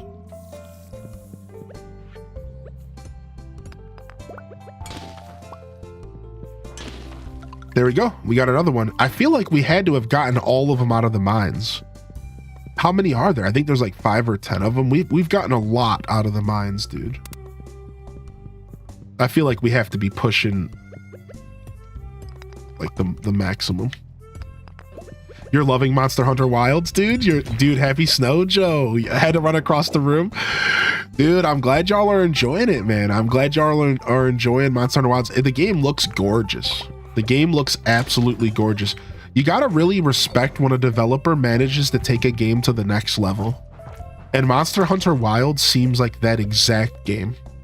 Like they brought it to the next level, dude. Bill Nye the Science Guy. Science rules. Inertia is a property of matter. Bill.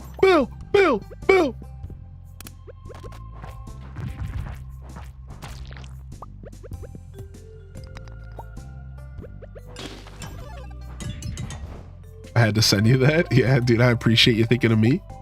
The character creation is amazing. That's cool. I didn't even know that. Please consider the following.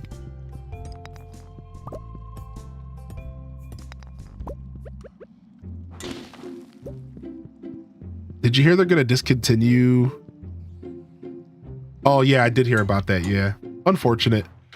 You'll still be able to get the points for physical games, just not digital, for the record. You'll still be able to get the points if you buy physical games, but digital's done. So, honestly, more encouragement for y'all to get out there and buy physical games. If you needed a push to go buy physical games, you just got it. Because now the Nintendo Gold Point system is dissolving to only physical games. So if you did not hear that, PSA, this March, they are canceling the Nintendo Gold Point system for digital purchases. But physical games will still provide the gold points. So that's cool. Can you still get stuff like in the mail? Yeah, that's a different point system. That's the silver points. So the silver point system is completely separate, and you'll still be able to, like every once in a while, get like goodies and stuff. Yeah. That's separate. Oh, is it March? Oh, until March 2026. Oh, so then March 2026, are they just ending it entirely, Ginger King? Thank you for saying that. I didn't know that. Okay. So we have a year until it's over completely. Okay. Yeehaw! HDS Howdy's in the chat. Good morning. I never use my silver points. You should look into the Nintendo shop. Do you guys want to check it out together this morning?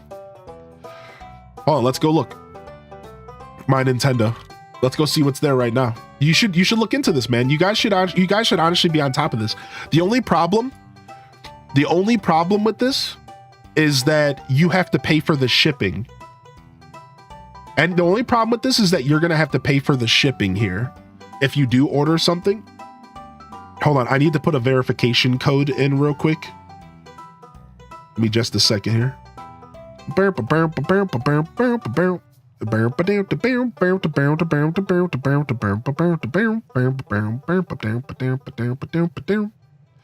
Hold on, I need to put this verification code in.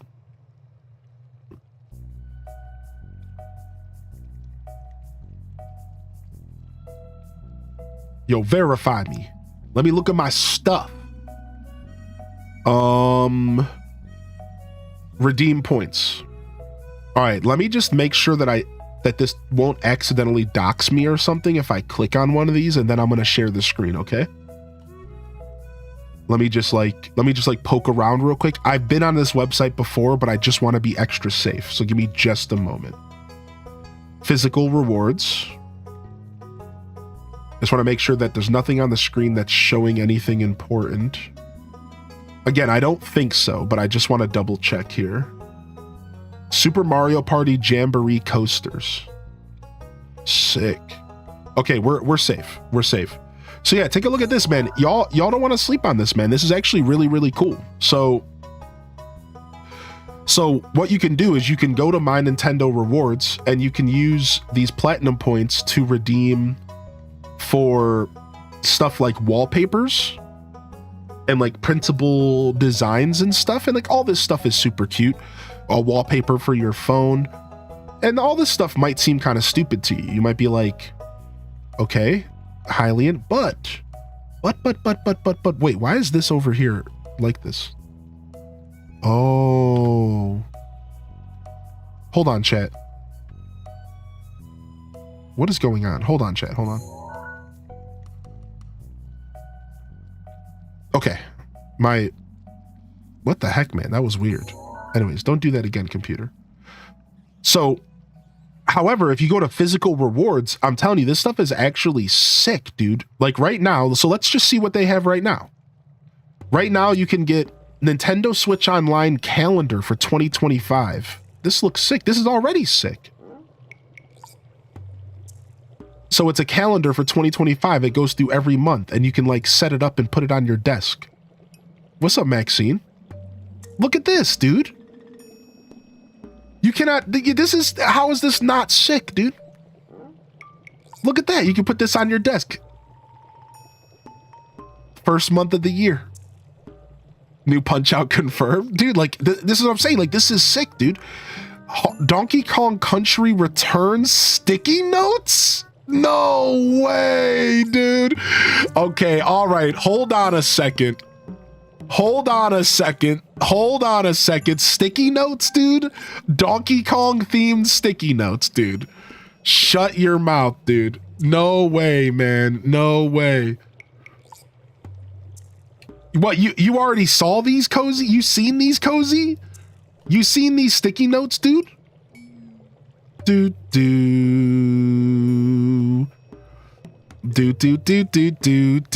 I wish you could buy with cash. Super Mario Party Jamboree coasters. H-Day Gritty, H-Day Wiggle. Mario and Luigi Brothership magnets. Ooh, magnets are sick. Yo, thank you, Kyle, for the 38 months. And thank you, Kalika, for 20. Thank you, Kalika, for 20 months. And thanks for checking in this morning, Terps and Mandy Cat. And thank you, Kyle, for 38. I almost missed those. Thank you so much, fam, and good morning. Welcome to the show. I appreciate the support. Oh yeah, we got the Legend of Zelda Echoes of Wisdom bag, the Nintendo Championship hat. I honestly wanted one of these, but I'm not a big fan of the trucker style.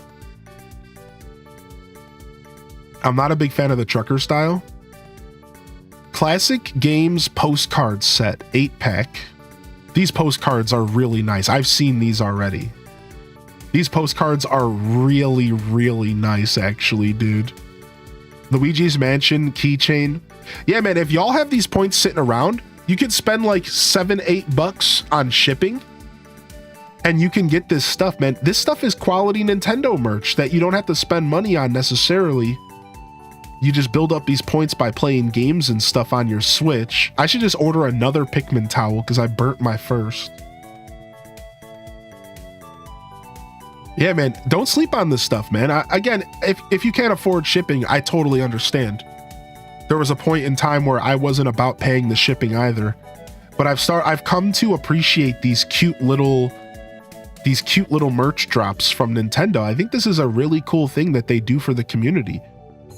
That doesn't involve anything but just playing their games, you know? Oh, I already X'd out. I'm so sorry. Here, but I can link you real quick. Here, let me link you real quick. Here, let me pull it up.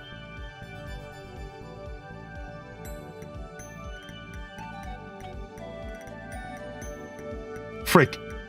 The link's dead. What's happening? Yeah,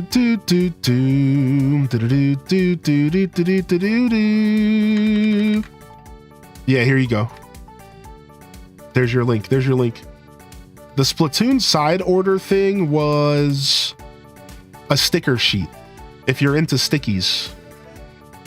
If you're into stickies, it was a sticker sheet. Yo, thanks for checking in this morning, Neanderthal and Tails. How are you today? I'm doing a lot better today. I still got a little bit of a little something going, but compared to yesterday, I'm feeling a lot better. Just some fatigue. Just some fatigue. Just a bit tired. We're feeling a lot better today for sure, though. Mainly, I just haven't been coughing much today, and that's really what matters. So whatever bug was in my chest is pretty much out now. And now I'm just at the point to where I'm recovering a little bit still. Like, I still have a little bit of congestion and maybe like a little bit of a head cold. Like, just talking this morning for an hour and a half, I'm already kind of tired, which is not normal. I'm already like, whew.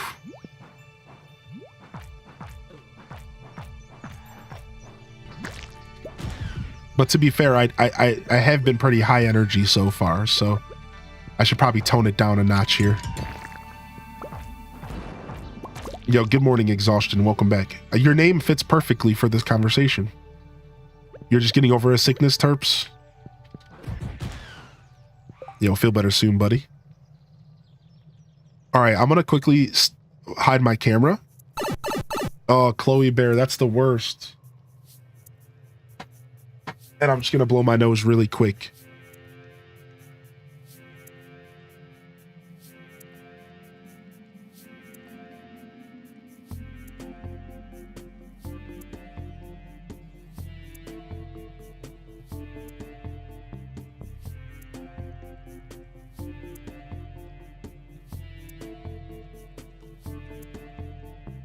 Dude, I just noticed I got my first trinket.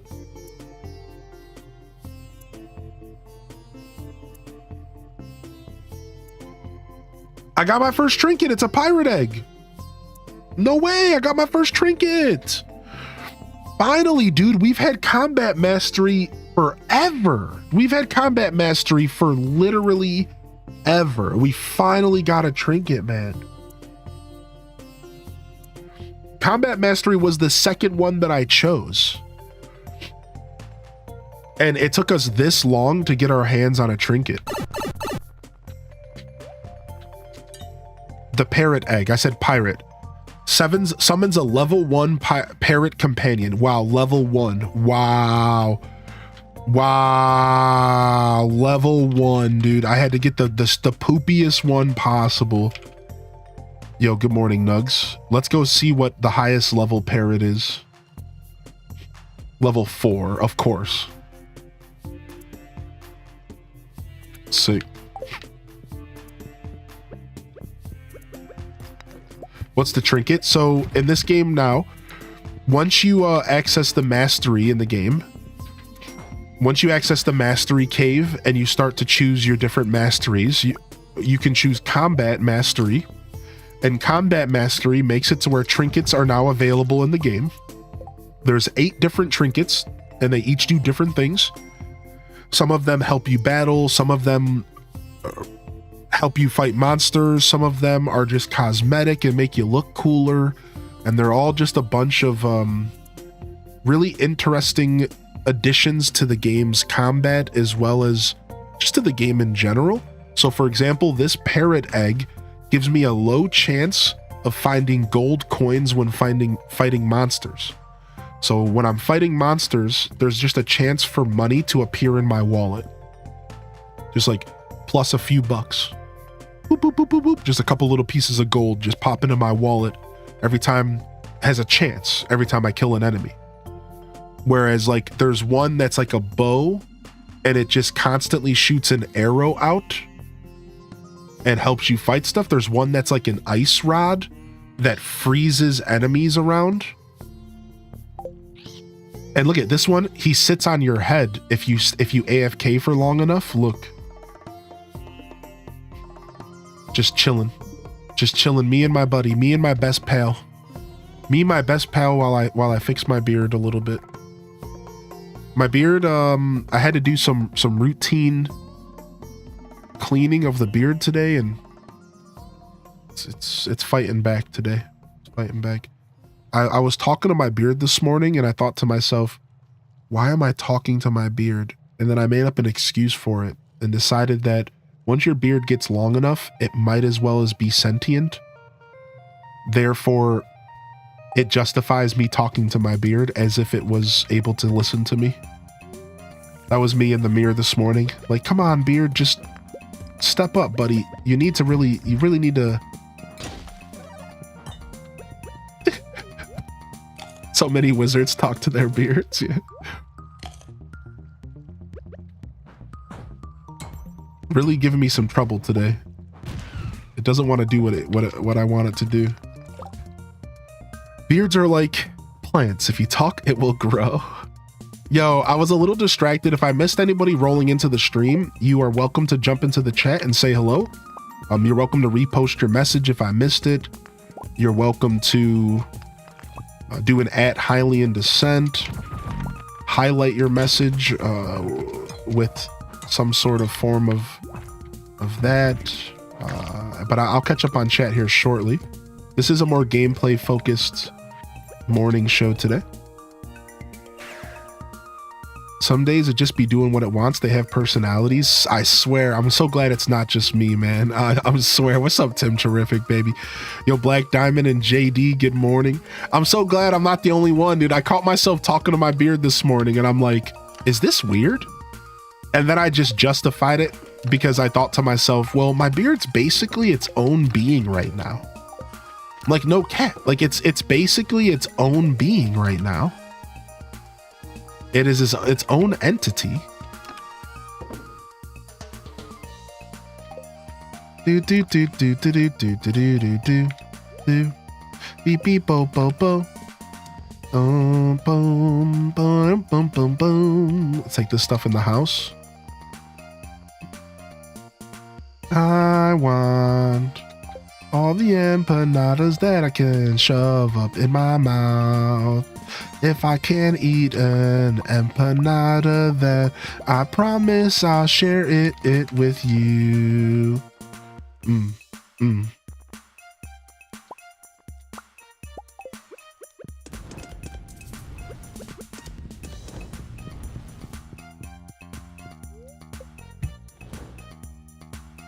You have some W mods? Yeah, we have some W mods. We have honestly a W community.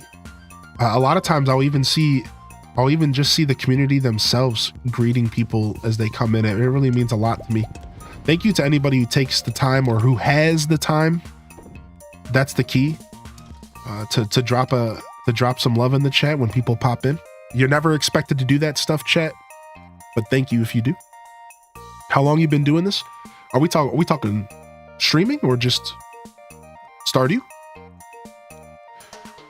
I realized I was spending too much on Panera last month, so this month we have Panera at home. I got Asiago cheese bagels and cranberry pecan rotisserie chicken salad, and I'm so excited to make chicken salad sandwich for breakfast.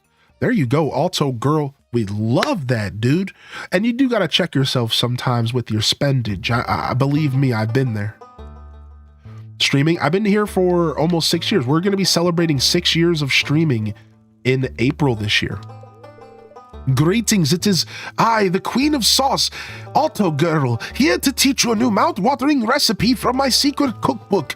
This week's dish is rotisserie chicken salad on an Asiago cheese bagel and cranberry pecans topping the dish.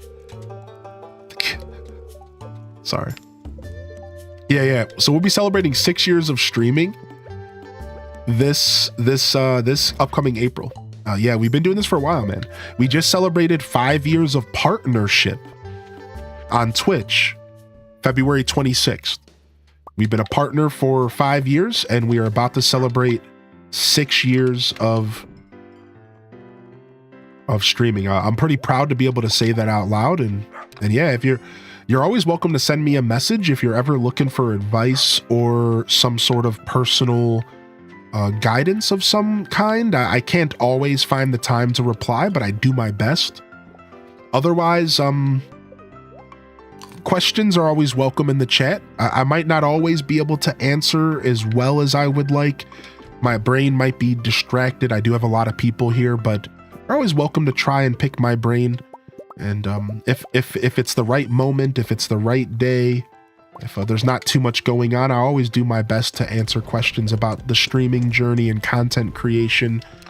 I do have a lot of wisdom built up. I think one of the reasons I found success in streaming is because I actually spent about 3 to 4 years doing exactly what you just said, what you just did. Research. I looked for inspiration. I did research. I researched the scene from 2015 until 2019, 2016 to 2019.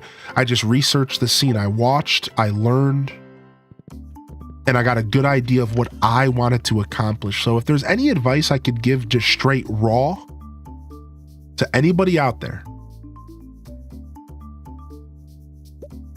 is as far as content creation, and this is advice I actually am stealing from a guy named Ludwig, is to sit down and write down the name of 3 creators, maybe 5, that you aspire to create content like.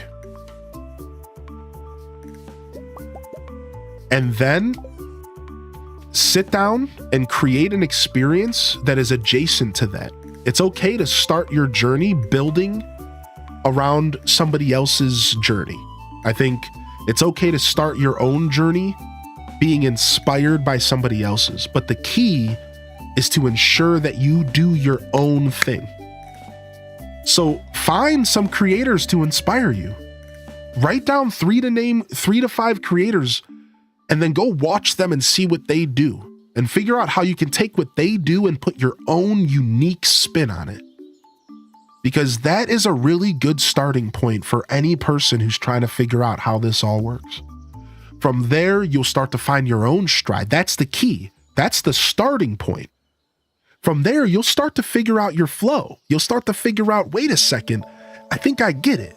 And you'll start to find your own path in your own journey. And before you know it, you'll be inspiring people. People will be writing your name down on their list. And I think that's the best raw advice I could give. General, when I say raw, I just mean like blanket advice. And then the only other thing I like to say to people is it's really important that you sit down and you ask yourself, what are your goals? What are your goals with content creation? Or do you want to do this as a hobby?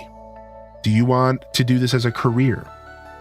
Because your goals will help you align with the amount of work that's going to be required. I think you can always strive for the stars. You could always create content, even one day a week, with the hope that you might one day be able to do it full time. But if you set the goal to do it full time, you'll be able to realistically pace yourself to get there. If you go into it with no goals, you won't find success, because what are you doing? You don't know. You have to ask yourself the hard questions. What are you doing? Why are you here, and why are you creating content? Ask yourself those hard questions, because if you don't do that, then you're already lost in the sauce. You're already caught up trying to probably do what other people are doing. So sit down and ask yourself, what are you trying to accomplish? What is the point of content creation to you? Is it art? Is it self-expression? Is it a job? Is it a chance to break out of the system? What is it?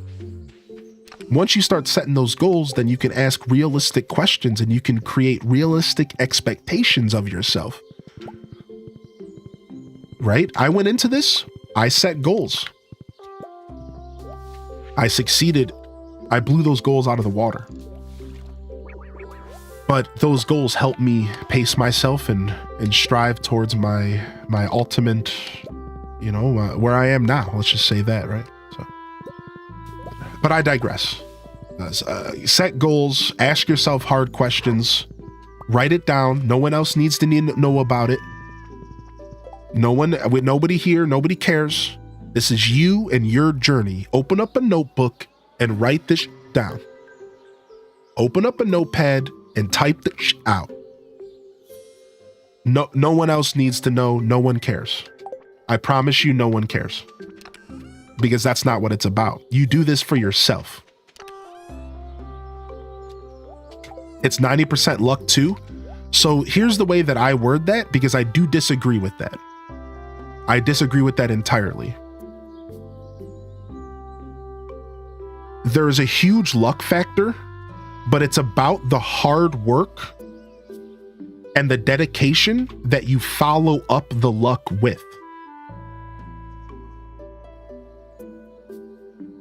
If somebody shows up to your house and says, if you want these $1 million, you have to get up off the couch and take it from me. But you don't get up off the couch and take the $1 million.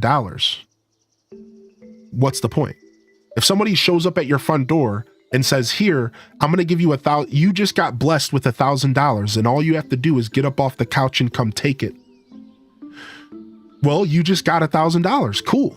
But if you don't actively get up and go and take it out of their hand, is it really yours? So yes, luck is a part of the equation. And there's no denying that I am one of the luckiest individuals for sure.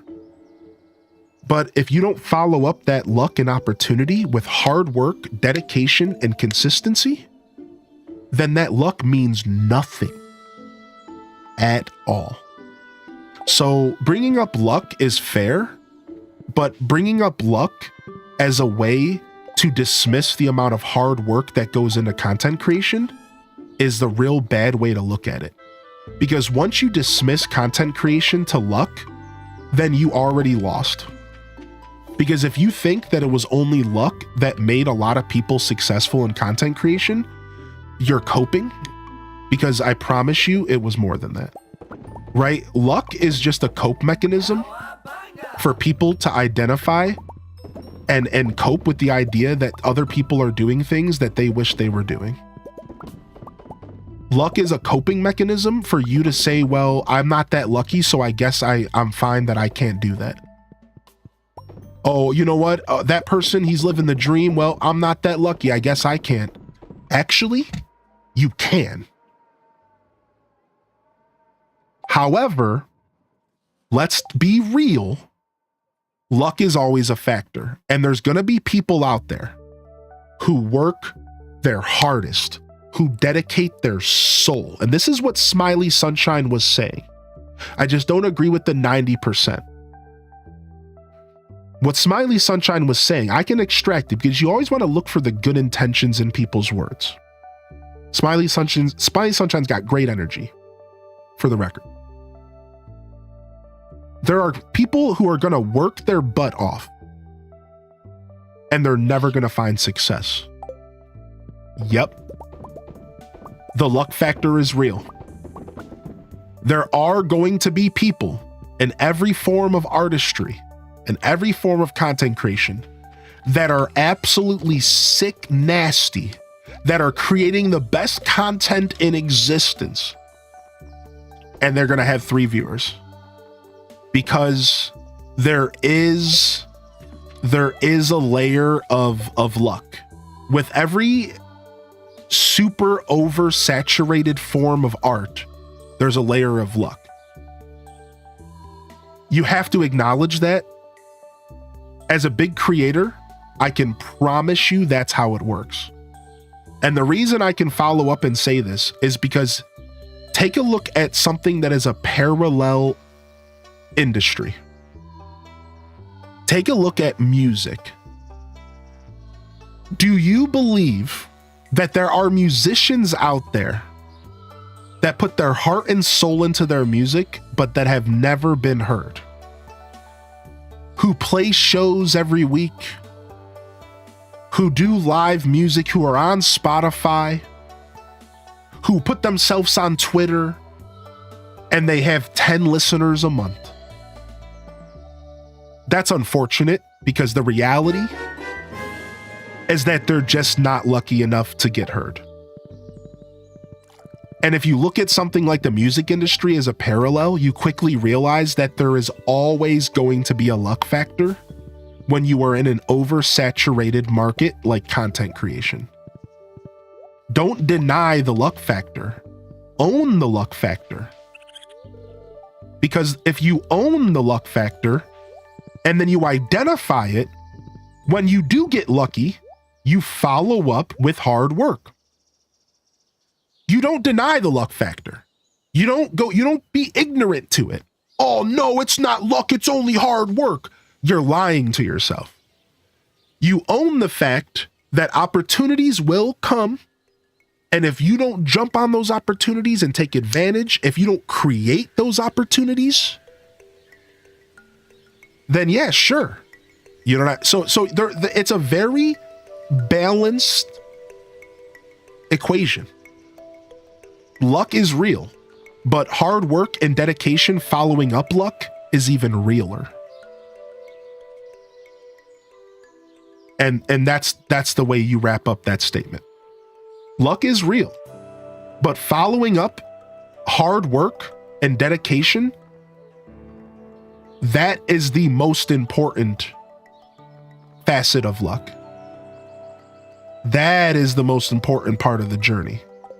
Luck means nothing without dedication, consistency, hard work, identifying the opportunity at hand, being grateful, right? Luck means nothing without those things. Luck by itself means nothing. Luck in a vacuum means nothing. But when you combine it with dedication and hard work, then you have something now, don't you? Right? So it's a very symbiotic relationship. It's a very, very symbiotic relationship. Whereas luck is required to some extent, so is identifying that luck and opportunity and following it up. You kind of need a little of both. Yo, BD Baby, thank you for 56. I appreciate you, dude. Luck helps in Vegas. Yeah, dude. Yeah, dude. I didn't mean 90% literally. I was being over dramatic. Fair. I just meant there's lots of luck, not discounting all the hard work and talent that goes into it at all. And yeah, and I knew that you weren't discounting it, but because I do this for a living, I just felt the need to share my thoughts on that, because when you create content, you hear that a lot, right? People over dramatize how easy my job is, and they over dramatize how much luck goes into my job. And a lot of times it's for a negative thing. A lot of times it's because they want to talk down on my career. They're not trying to uplift me. So when I see somebody say something like 90%, I do need to pump the brakes and say, wait a second, I don't think you realize how much of my heart and soul that I put into my content creation. Not denying that I was lucky, but don't hit me with the 90%, because I'm telling you right now, I wouldn't be where I was if I didn't sacrifice basically everything in my life for this. And when I say I sacrificed everything, I am here because of sacrifice. I sacrificed my time, my friends, my family, to some extent my health, to be in the position that I'm at right now. So yeah, luck is a part of it, but it's not as much as people really think, dude. The luck is there, but yeah, it takes sacrifice. Sacrifice is the word that people should be using more than anything. Actually, I put a whole seminar out about this. I put a whole seminar out about this at one point. Thank you for being awesome. And like, if you send me a message, I can send you a link. It's an unlisted YouTube video where I spend an hour talking about content creation and the word sacrifice and what it takes to build a community and to build yourself up as a creator. It is about an hour, and the theme of the whole thing was the word sacrifice. Yeah. I'd love to see that video. Yeah, you have to send me a message because I don't feel like digging it up right now, but I can dig it up later and send you the link. It's nice. Yeah, it's a pretty okay video that talks about it for just about an hour of just my ideals behind what it really takes to push through this scene and any form of content creation. And the key theme is sacrifice. If you're not willing to sacrifice your time, if you're not willing to sacrifice the time being the major one, you're already gonna struggle succeeding in this space, right? It's all about you letting go of a lot of that stuff. You're not gonna find success in this scene without letting go of something in your life. It's just the truth, man. There's a lot going on. Yeah, send me a message wherever. I'll dig up the link later.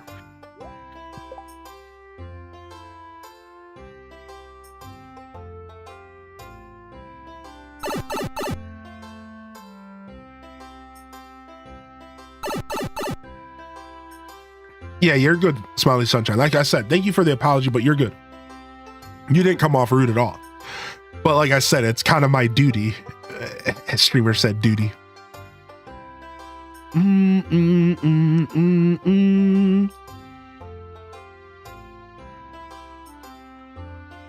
Hopefully the luck hasn't passed me by just yet.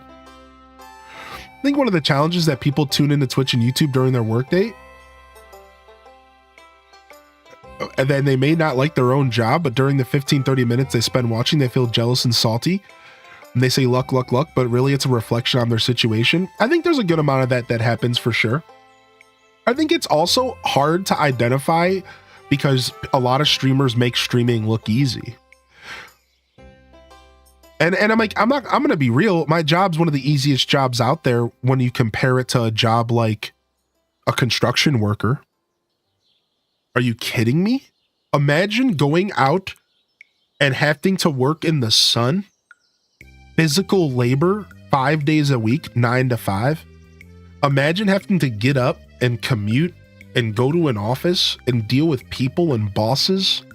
As somebody who was like literally crumbled under that lifestyle to the points where I fled to streaming, I identify just how tough those situations and those jobs can be.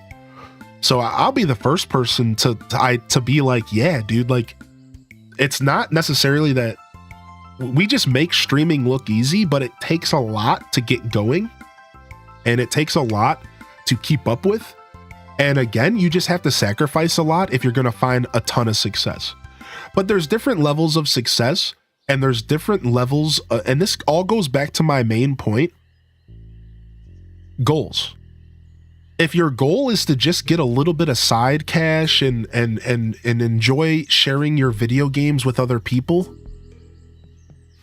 then you don't have to sacrifice as much.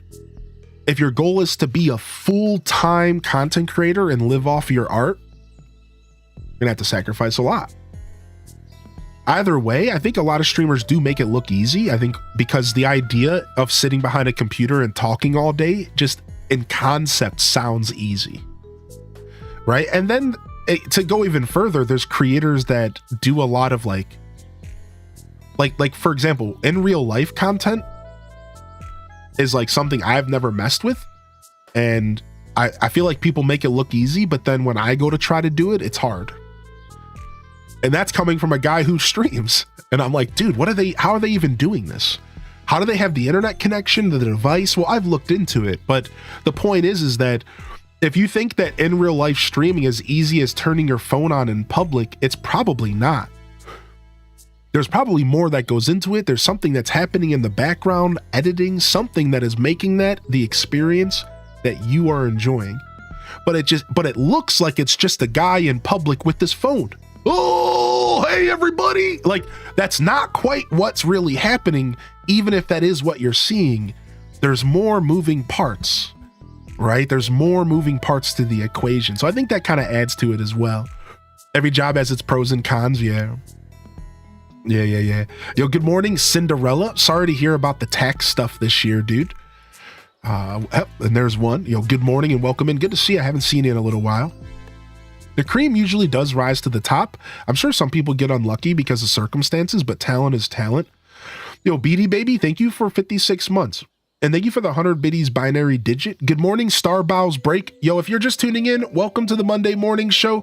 It's just chatting with extra steps.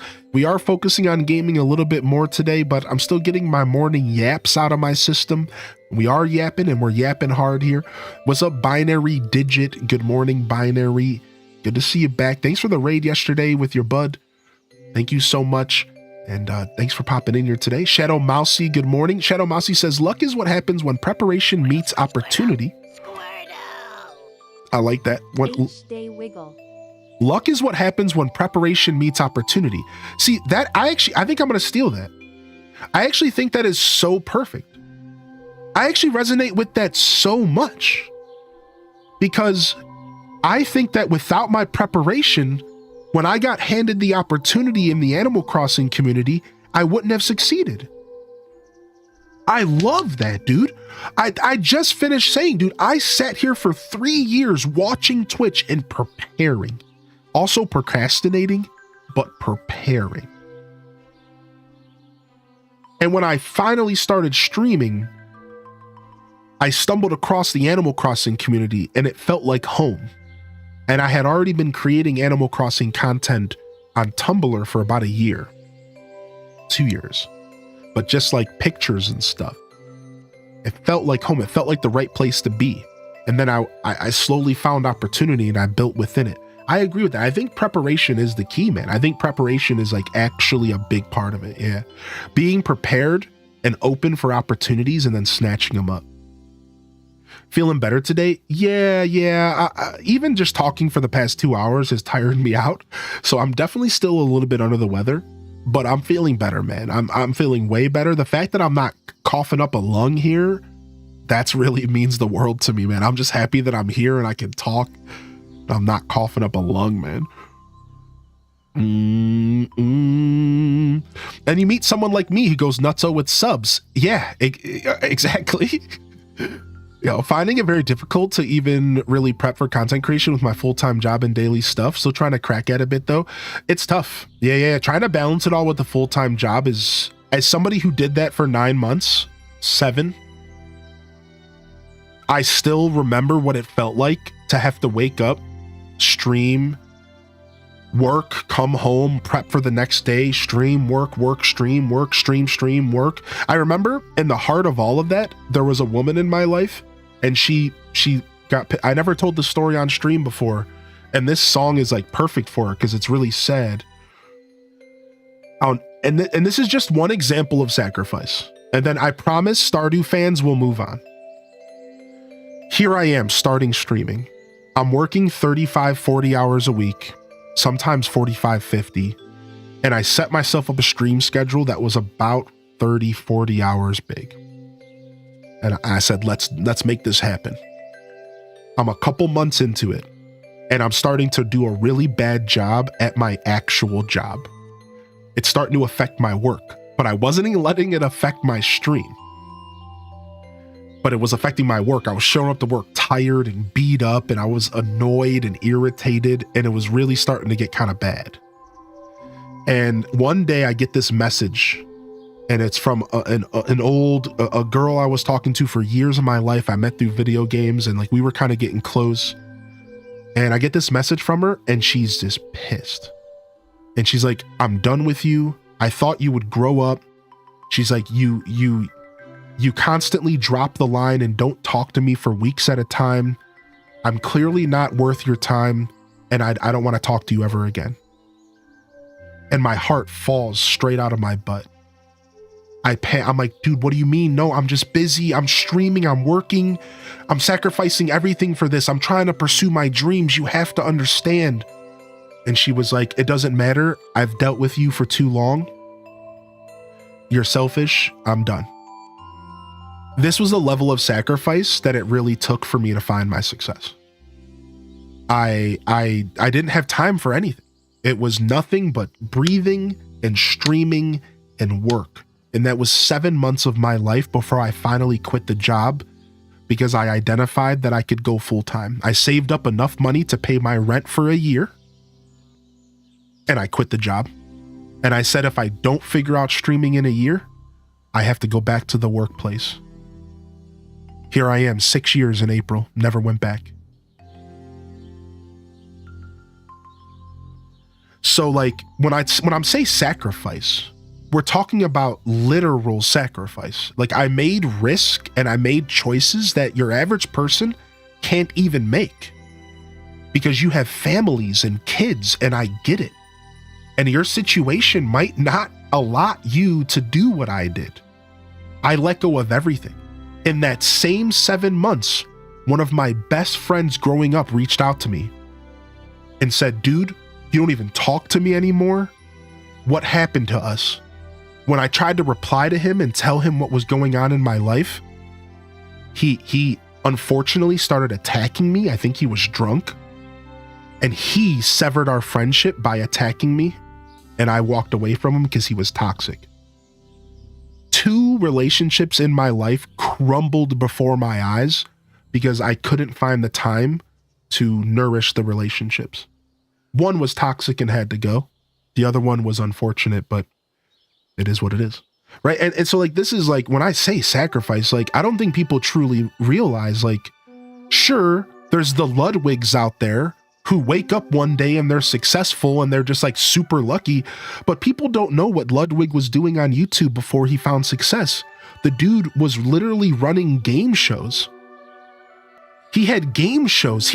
For a year, 2 years, he was running his own unique game shows on YouTube, barely scraping by. And then one day he just blew up. The algorithm ate him up. So like, it's like people don't know the history. They only see where you're at now, but they don't consider what it took for you to get there. They only see where you're at now, but they don't consider, wait, what did it take for this guy to get here? How long of this journey has been going on? Because the way I see it, I've been on this journey since I started Hyrule Gaming Group in 2017, but I didn't even start streaming until 2019. Think about that for a second. So when I celebrate my 6 years of streaming in April, I'm actually, in my heart, celebrating 8 years of content creation and building and community growing, right? So the journey, it's so easy to look at where the person's at now, but overlook where were they and how they got there, right? Yo, what's up, Bailey B? Good morning. Yeah, XCat, it's a tough realization, you know? And on that note, since we're already in the depressing nature, I'm just gonna share a thought.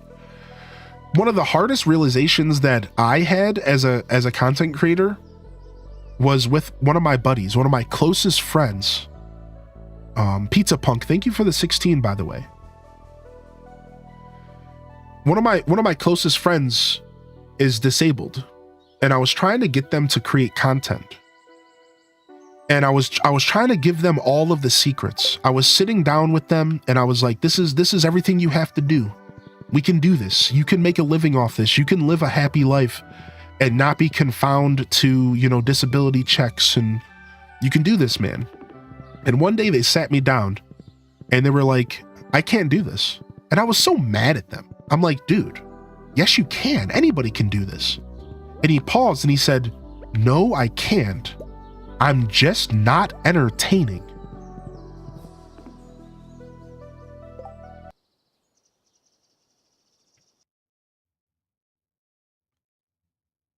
And I fought him. I fought him and I was like, dude, that's BS. You can do this. But then I started realizing this is the unfortunate truth of this job, and Ryan Perp hit the nail on the head earlier. Talent is a thing. And some people are going to have the natural talent and the ability to do this, and some people are just not going to be able to. Whether it be your life circumstance, whether it be your actual individual skills and abilities. Hope everyone is doing well. Best wishes. And it's like a very unfortunate and sad thing to say. You know, it got me really messed up in my head. It's one of the reasons I pumped the brakes on Hyrule Gaming Group. One of the reasons I pumped the brakes on Hyrule Gaming Group for so many years was because I started realizing that, like, maybe I was doing something bad by trying to encourage people to stream without helping them identify if streaming was even for them. Like, are they even able to do this? Are they even able to keep up with this? Holy heck, 6 years with this lovely community. Also, Holy Bananas Gorilla. Holy Bananas Gorilla, that's what I'm talking about. But anyways, we'll move on from the slightly sad but super real talk about streaming. But I thought sharing those stories were important in the context of what we were talking about. I personally believe that anybody can do anything that they put their mind to, but maybe I'm just a very grounded and optimistic individual.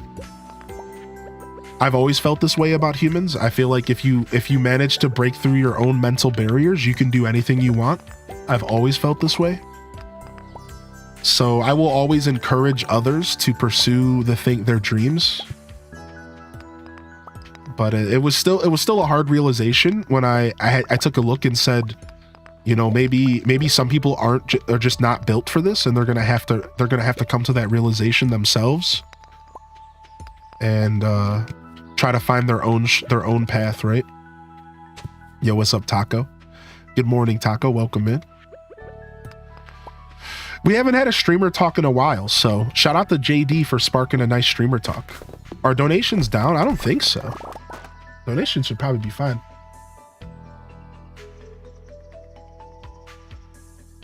What? Stream Elements is bugging out a little bit. Stream Elements was bugging out a little bit, but no, all that stuff should be working.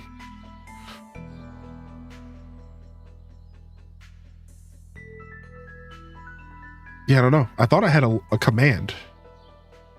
Whatever. Yo, thank you, Pokemon fan, for 60, buddy. Thank you, Diamond Blade, for 6 months, dude. Good to have you with us, Diamond Blade, man.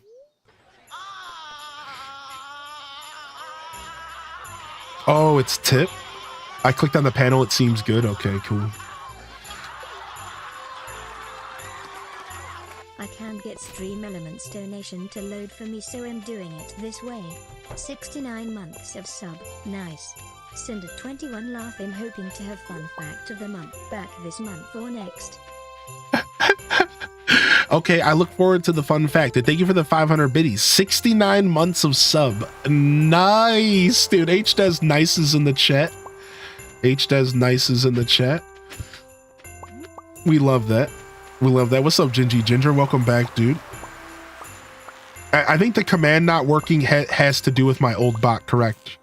That command I wrote was in the old bot. I just had the same realization, Cozy. Yeah. We'll have to make a new one for Nightbot. We'll have to throw a new one together. Everyone's been playing Classic WoW, and I just started getting back into Lord of the Rings. Dude, that's funny. I honestly took a break from WoW. I wouldn't mind some Lord of the Rings in my life. I've never played that game though, but it looks like a lot of fun, to be honest. It just looks like my kind of game.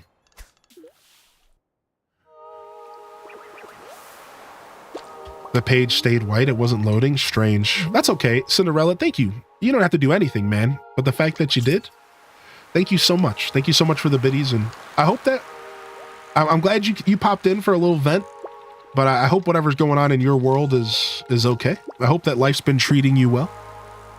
Let me catch up on the chat really quick. I want to make sure I didn't miss any messages before I move on. And if there's any other questions about streamer stuff before we move on, now would be the time to ask, but I will move on from here back to other discussions in Stardew Valley, but you are welcome to ask more questions before we move on. Abby Pants, welcome in. Good morning. For those just tuning in, good morning, foe. We were just talking a little bit about stream stuff. I had a couple questions hit my way about inspiration for streaming, and I was just sharing a little bit of advice, and we were just yapping about that. We're just sharing a little bit of advice and whatnot. I had one question from JD that I missed, and they said, day streamer or night streamer for full time? To be honest, I don't actually think it matters. I think you can do either. Yo, Black Diamond, you got this, dude. I like I said, at the end of the day, I think... Yo, Nacho Fries, by the way, I love your tangy emote. Your tangy emote is so good. Yo, good to see you, Nacho Fries. Yeah, I want to follow up that little bit of like depressy, but like super realistic talk, because I'm a very realistic guy. Right?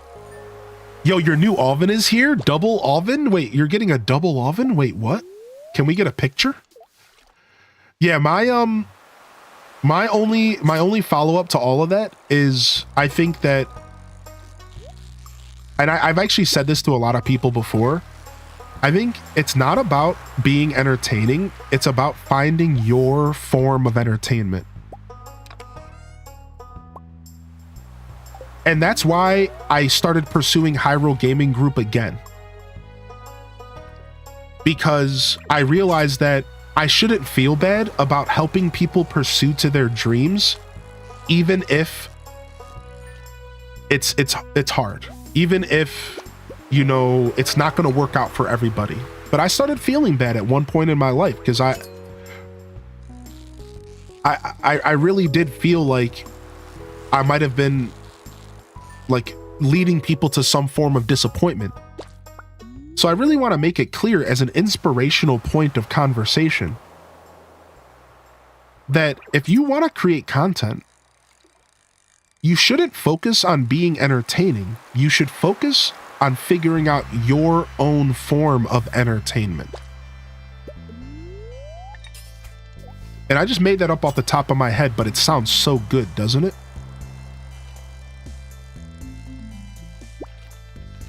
Like, you could be the chillest, most relaxing creator. You could create the most, you could be the stream that people sleep to. You could be the cozy nook, the stream that, the calmest voice and a place for people to unwind. You could be a crazy, chaotic energy.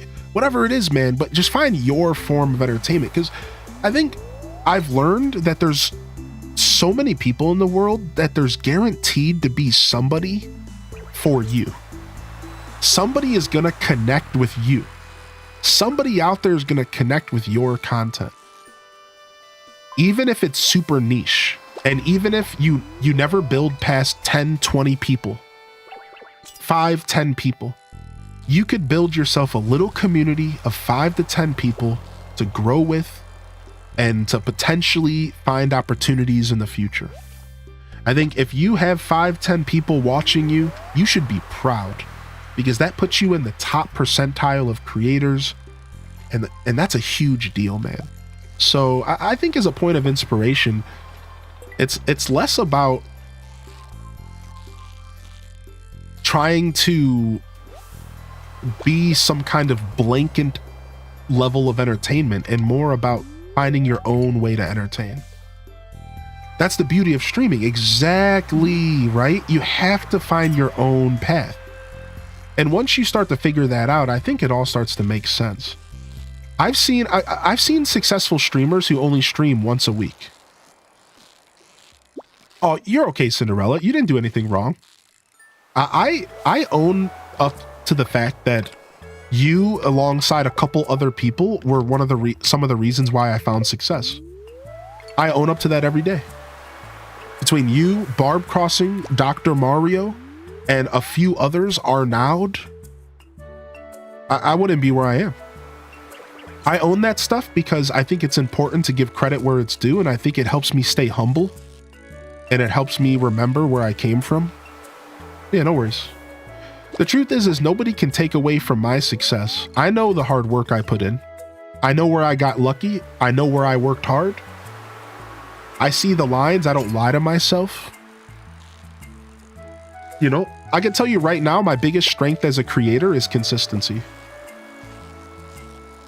I have a lot of strengths and I have a lot of value, but if I had to identify one thing that made me successful, one single thing, it's just consistency.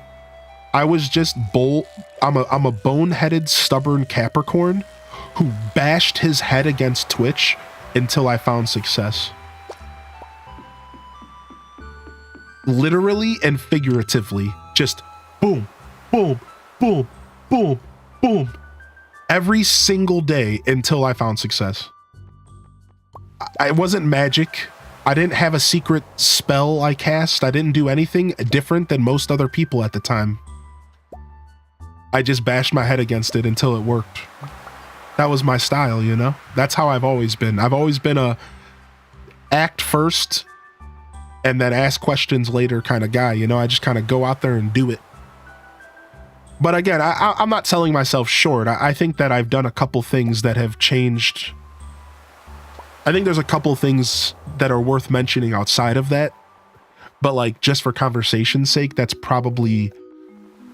the main thing that I did to succeed.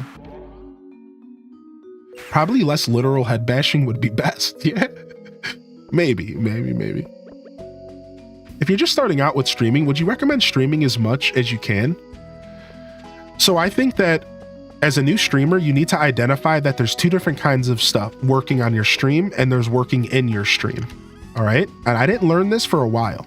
There's working on your stream when you're outside of streaming and you're doing stuff to help yourself succeed, like putting your content on TikTok and making content on different platforms and networking and getting to know other creators and inspiring yourself. But then you also need to work in your stream. That would be what I'm doing right now, streaming. You need to identify that there's a difference and you can't do one or the other. You have to do both. If I could give 5 year ago Hylian advice, I would sit him down and I would say, get on YouTube, you nerd.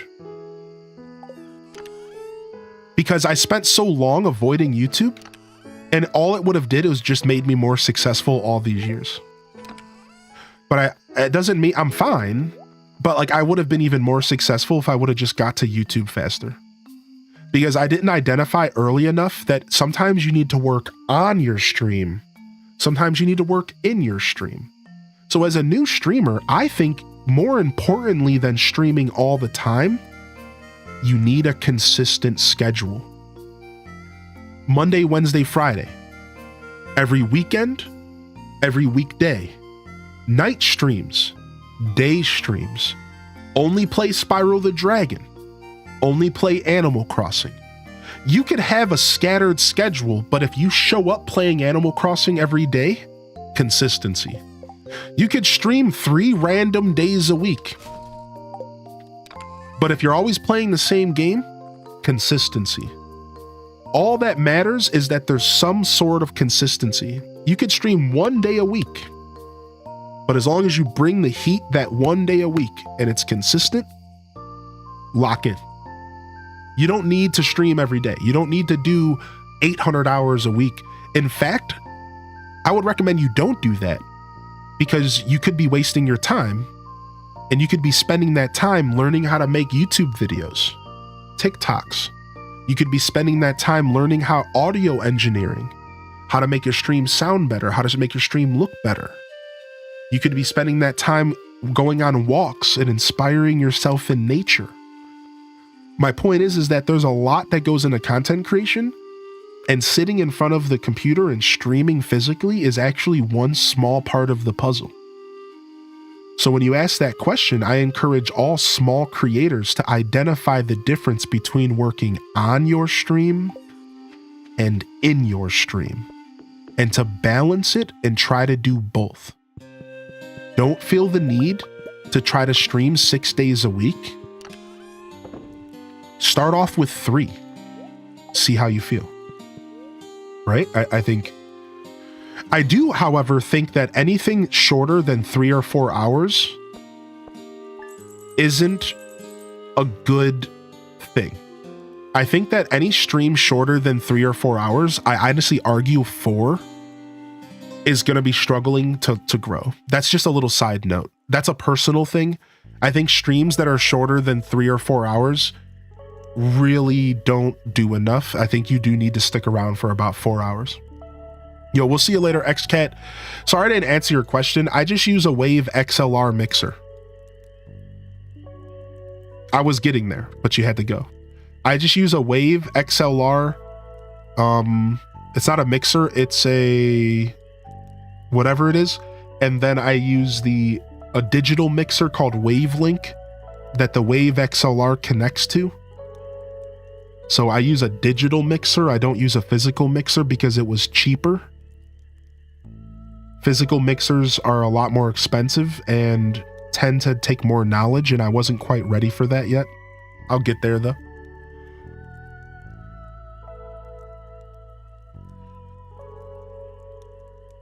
Yo, we'll see you later, Alto Girl. Have a good day, homie. I'm very late to work because I was listening and not paying attention. Oh no, Alto Girl. Alto Girl. But isn't there an issue of being pigeonholed into one game genre? Yeah, so like as an early creator, I think... So first off, that subject is strange because not only do I think as a new creator, you want to be experimenting, I also think that you want to be consistent. And you just have to find the balance. For example, I found success because I stuck with one genre, Animal Crossing Stardew Valley. But I wouldn't have found Animal Crossing in Stardew Valley until I experimented until I found it. So I think as a new creator, you want to do both. You need to experiment and always be stretching your wings and following your heart. But if you find something that's successful, you need to stick with it because that's how you build a foundation of a community. When you talk about streaming for the long term, you need to build a foundation. And then once you have a foundation, you can do whatever you want, but you have to earn the ability to do what you want, right? And that can come at different levels, right? As soon as I got Partner 5 years ago, if I would have just said, okay, guys, I got Partner, now I'm going to play Zelda for the rest of my stream career, I wouldn't be here. Not at this level of success. I would be here, but I would be an 100 viewer Andy. And I wouldn't have anywhere near the success I would have right now. Maybe, I can't really tell, that's a different timeline, but do you get what I'm trying to say? You want to build a foundation.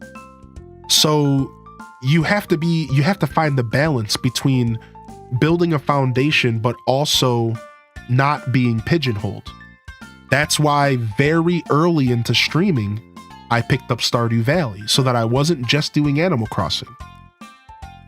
Then I introduced more Zelda. Then I introduced more variety. But I always come back to Animal Crossing and Stardew. I don't feel pigeonholed because I've managed to build a foundation where I can do what I want within some extent. I need to still respect my foundation, but that took a long time to build towards. So the truth is that you're bringing up a pretty solid question that I don't have a ton of answers for. It comes down to a very, very fine balance. A very, very fine balance. I think that consistency is king. But yeah, sure, maybe you don't want to put all of your eggs in one basket. Right? Yeah, sure. That's a totally fair comment.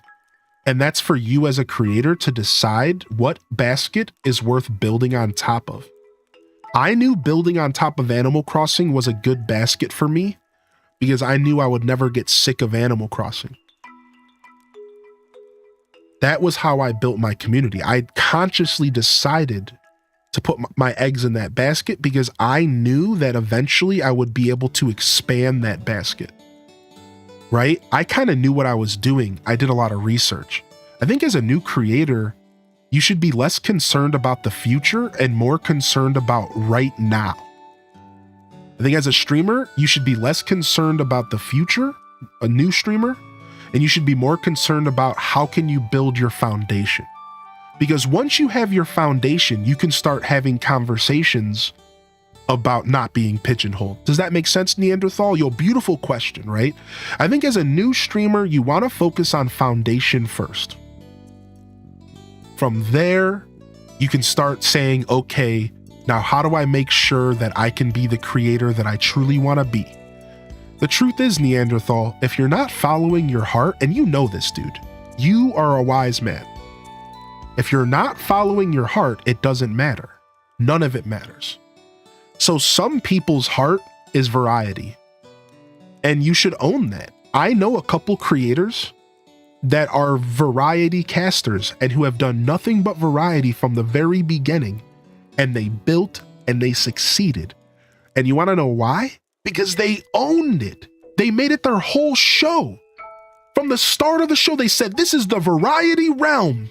And if you are here, you should know that every day you could be seeing a different game. Welcome to the sarcastic amount of variety.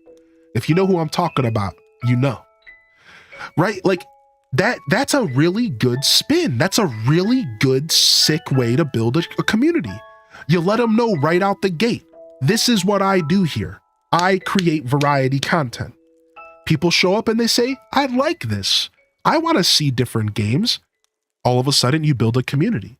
So it's less about choosing one game or one style, and it's more about owning that. Own it, be it fully. Doesn't matter what it is. I hope that makes sense. That's what it's about, right? It's identify your strengths, pursue your heart, and try to build a foundation that makes sense for you. If you are lying to yourself and you're only playing a game to find viewers, eventually you're going to get burnt out and you're going to feel pigeonholed. And that's why it goes back to what I was saying. I don't feel pigeonholed as a creator because I love Animal Crossing. I love Stardew Valley. And I went into this identifying that my love for these games are so strong that I can build my career off of them. I wouldn't have went into this way if I was just following my heart. I was staying true to myself. I think that's the key here. If you're doing stuff just for views, if you're doing stuff just for success, good luck, right? Like, good luck. Like you're going to hit a point to where you're going to be like, this sucks. And so yeah, there is always a conversation of like the pigeonhole. So I kind of overspoke there a little bit. Hopefully I didn't lose my point. But yeah, I digress.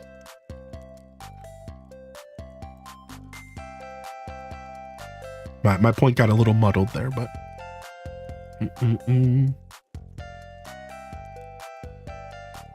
Yo, Zenix, yo, hope you're okay, bud. Hope you're okay, bud. Good to see you here, said Zenix. Good morning, Renegade Darling. Yo, hearty welcomes in the chat for those rolling in. I missed a couple messages here, and then we can move on, all right? We're gonna move on, I promise, Stardew fans. We will move on at some point. Yo, big shout out to the YouTube gang today. We got a big YouTube gang out there lurking. Can we get some waves in the chat for the YouTube gang today? YouTube gang, thank you so much for enjoying the show. Hit that like button. Enjoy the lurker zone. I promise Stardew Valley's on the way. I hope y'all are enjoying the conversations regardless. Starbow says, I want to stream as a little hobby, but I'm not sure how to push past the anxiety. Do you have advice, or should I just rip the band-aid and go live? You got to rip the band-aid off. You got to rip the band-aid off. The truth is the band-aid has to be ripped off because I feel anxious before every stream. So much, in fact, that this might be a little bit of TMI, but every single stream I get butterflies and then I have to poop. Every day. I know that's a little goofy, but like, yep, every stream, even 6 years in. 6 years in the stream, every single day I sit down in this chair and I get so much anxiety in my stomach, I have to poop every day. Right before I have to stream, man, every time. You're not going to shake that feeling. So just press go live. And that's why I'm sharing this, because I seem confident, don't I? I seem confident, right? Nervous every day. I'm nervous. And you want to know what I think that nervousness is? I try to translate it in my brain to excitement. I try to trick myself to identify that all anxiety is the result of another feeling. Why am I anxious? I'm anxious because I want to give you guys the best. I'm anxious because I'm excited to show up and do my thing. I'm anxious because I want the results of my show to be the best possible. And if you really think about that for just a second, that's a really beautiful feeling. When you're anxious before you go to a job interview, you're anxious because you want to succeed. Honestly, you should own that feeling. Yes. Yes, I want this so bad to be good that yes, I'm anxious. And I know this sounds a little bit weird. This is just my brain, man. But that I use that as a driving factor. I try to use it as a driving force. Yeah, you're anxious because you care. The truth is, though, you got to rip off the Band-Aid. Rip off the Band-Aid. Rip off the Band-Aid and just go with it. And I think that you'll realize quickly that after you do it a couple times, it gets easier and easier. Yeah, it's tough, man. It's not easy. I almost feel bad because the advice is a little whack, because it's like, oh, just do it. But I think it is actually the best advice when it comes to the anxious feeling. Just go for it. You'll quickly come to terms with it. And then the last question here, Cushy Bear. I've done a lot of watching of Stardew, but I've started playing Stardew for the first time. Is there a specific guide online that you would recommend? So the only guide I recommend for Stardew is the wiki. Oh, that's not the right wiki. Okay, I'll just pull it up. The only guide that I recommend is the wiki. Now, that's not quite a guide, but here, what I recommend if you're new to Stardew Valley is to use this Wikipedia right here as your companion and to let yourself look stuff up. Yeah, that actually works well, Cozy. Let yourself look stuff up. Yeah, that was a Stardew question. That's a good transition for us. Let yourself look stuff up. I think the best advice I could give you is that if you're new to Stardew Valley, I don't have a guide for you, but I can tell you, let yourself make mistakes. Don't overthink it. There's no wrong way to play this game. And if you're really concerned about it, just use the Wikipedia. Look stuff up. How does this work? What is this character doing? How can I find this person on this day? You know, and otherwise you're going to have to kind of ask questions or just look for advice by watching content, right? If you're looking for a kind of a guide on what should I be doing first, or where should I be going, or how does this specific thing work? Unfortunately, you might just have to ask questions. The Wikipedia might not have those more esoteric questions, right? It's just a database of knowledge. Whereas like if you're looking for questions like, should I grow strawberries or should I grow, you know, parsnips? Well, that's philosophy and we can talk about that and you can ask those questions, right? There are definitely optimal ways to play this game. There are optimal ways to play the game, for sure. All right. I'm gonna stand up quickly and get a little bit more coffee and grab myself a lozenge and whatever. My throat's a little dry, so give me just a second here. Thank you for sticking with me. I'm gonna go ahead and throw on a little bit of Rainbow Road for this break. And when we come back, we'll focus a little bit more on Stardew and we'll get back into some hearty discussions as we always do. And I'll catch up on a couple messages in the chat, all right? So give me just a moment to go ahead and get a quick tinkle and a Ricola, all right?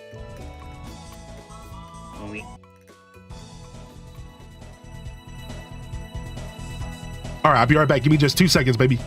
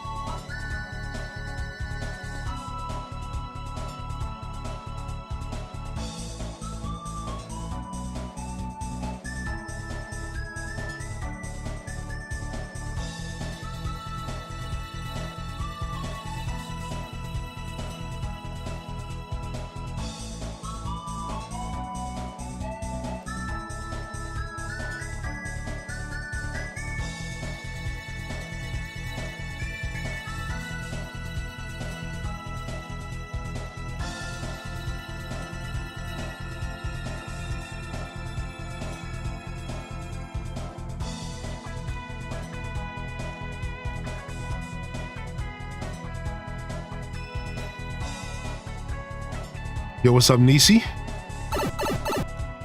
What's up, Gabcat? Dude, you failed a pyramid and you said something out loud? Oh, welp.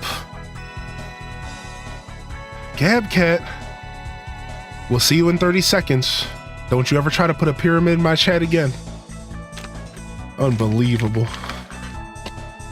Get him out of here.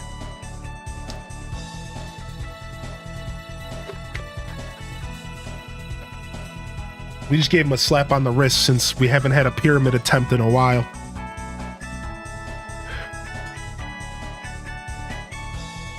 All right, we're back. We're back. Thank you everyone so much for your patience. Yo, beautiful discussions today. Just as the chat said, it's a fresh week and it's fresh opportunities to boogie.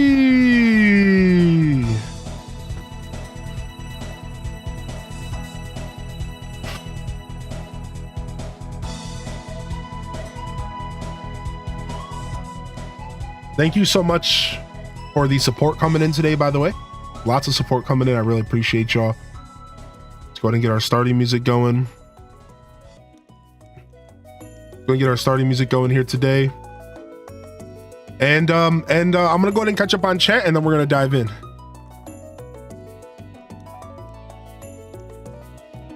My biggest issue when I end up streaming ends up making me not want to do it again. have a hard time when I don't have chatters and interactive. When you're a small 1 to 5 viewer, Andy, it's hard to expect that. It's tough, man. That's like the worst. That's tough. That's super, super tough. And I think that creating content in that space requires a lot of diligence, and it almost requires you to treat it like a YouTube Let's Play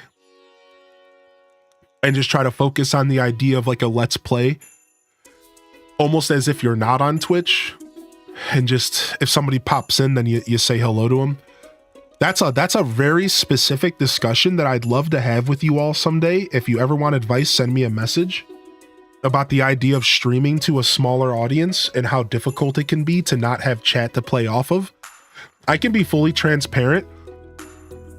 I have the opposite problem.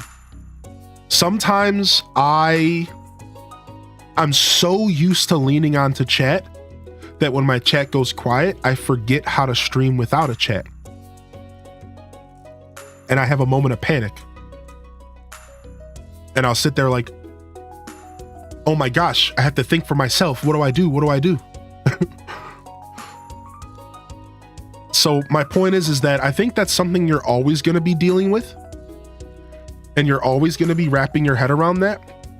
And I think that's why it's really important to make sure that your commentary isn't solely based on chat. Your commentary has to be a combination. And as a smaller creator, it's going to lean a lot more towards Let's Play solo commentary. But I think even as a big creator, if you only read chat, you're going to quickly realize that's actually a weakness. That's a crutch.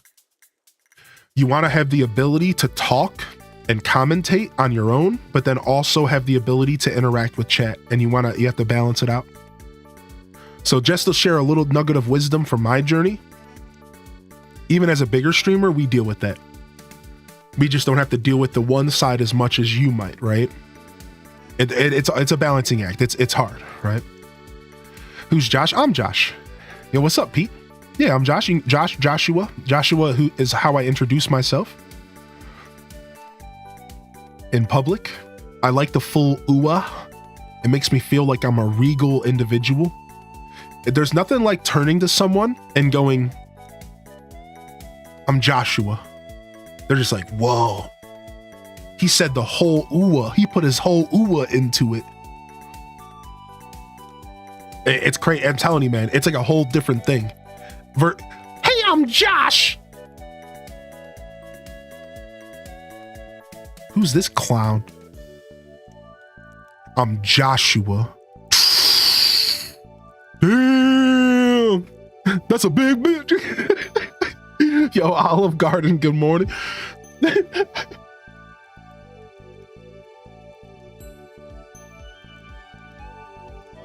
Yo, good morning, Olive Garden, good morning, Jen, Renegade again, good morning. All right, if I missed any questions, y'all, listen, we have a whole Discord dedicated to streaming. If you didn't know, I run 2 stream teams, and it's kind of just an organic environment that is a creative collective called the Hyrule Gaming Group. YouTube members, I don't know if I have the link in the description. I can post it in the comments later. This is called the Hyrule Gaming Group. It's our creative collective. It's just a place where creators come together to connect and to grow alongside each other. We're not your typical stream team. I don't run a ton of events and stuff like that. I just provide a space for creators to connect with creators. We don't play raid for raids. We don't do follow for follows. That's not what this is. It's just about finding a group of like-minded individuals to learn and to inspire and to grow alongside each other. If you join that Discord, you're always welcome to ask me questions, pick my brain. You're always welcome to send me messages. I can't always dedicate time to talk about this stuff because the truth is there's a lot of people who don't care. They're just here to be a viewer and they're just here to enjoy the content. If you're one of those people, I respect and appreciate you, and I promise we'll get to some gameplay. However, I think it's important to pull back the veil sometimes and have a nice chat for all of my fellow creators. I like to share wisdom, and the Monday morning show is the best possible environment for us to do that. So thank you for your patience today. I hope you all enjoyed the conversations. Again, send me a message if you ever want to talk about this kind of stuff. If you need advice, if you're struggling, anything in between, I'm doing my best to keep up with DMs as much as possible. Yo, Just Ruby, I see you out here. Yeah. So if I did miss any messages or any questions, just feel free to ask. Yo, Nisi Star, beautiful words in the chat, by the way. Minty Mont says you got those adult diaper discount codes for nervous poopers. Get out of here. Is that going to be my first official merchandise sponsorship? Adult diapers? I honestly should just look into it. Yo, what's up, Lake Collins, by the way? Collins, good to see you in here. Nixies, yo, good to see you, Nixies, as well. Tim, terrific again. Good morning. All right. Let's get into some games. Oh, thank you, Wicked Tricky. I really appreciate you saying that. You know, I honestly just get a little self-conscious, right? I've realized that this is the word that I need to start using. Somebody said it to me recently, and I realized that that's it. I'm just an overly self-conscious goon who wants to provide the best experience he can. And when I get really stuck on one topic, I know that it might not be the most appealing, especially if you're here for gameplay. So I just try to do my best to have a flow and let people know that I see you and I acknowledge that a flow is nice. A cadence to the show is nice, but Mondays are about yapping. So give me some grace. I try to focus on gameplay a little bit more outside of Mondays and Fridays, okay? So if you're here for the show, baby, if you're enjoying the vibes, just know that today is a yap-centric day, an H does chat kind of day, whereas maybe there's like 3% less yapping on Tuesdays, right? 3%, is that too much, chat? Should I drop it down to 2%? Should I? All right, anyways, so look at this. We made 250,000 off of Aged Row. Oh, there you go, Wicked Tricky. Yeah, well, if you ever want to get any, if you have any questions to ask, just reach out, okay? You're welcome to do that. I don't care who you are. You don't even have to follow my show. If you have a question, just ask, man. Yeah, just ask, dude. You know, I think that this is a wonderful space. I think this is a wonderful form of self-expression and a wonderful way to connect with other humans. I think shared experiences is what life is all about. And I think there's a lot more to come out of content creation than just a job. I really do hope people see that, man. I think anybody should get up and create content. Make a YouTube video, play some games on Twitch. Dude, our buddy Neanderthal's been streaming with no commentary, playing his favorite games on Twitch. Dude, our buddy Neanderthal has been playing his favorite games on Twitch. Zero commentary. It's just him, a chat, and his favorite games. Drop him a follow. Drop him a follow. He's just playing his favorite games. March 3rd, later tonight, he's playing Immortal Phoenix Rising. I don't even know if I don't even think he's doing the microphone thing right now. Just him playing his games, man. Because it's about a shared experience. You just put yourself out into the world. You just have fun with it, man. That's why I tell people, set goals, because those goals make you realize, like, dude, if you're just trying to have fun and just do this for fun, do it, please. Give it a try, man. It's fun. It really is fun. It doesn't have to be stressful. It doesn't have to be sacrifice. That's a real conversation, but that's not what it all is, you know? I really do hope people get that. I really do. What's up, Armadillo? And thank you, Ham Labs, for the gifted over to Wicked Tricky. It's tricky, it's tricky. I can't be the only person that thought of that song when they saw that name in the chat. Come on. I cannot be the only person. It's tricky.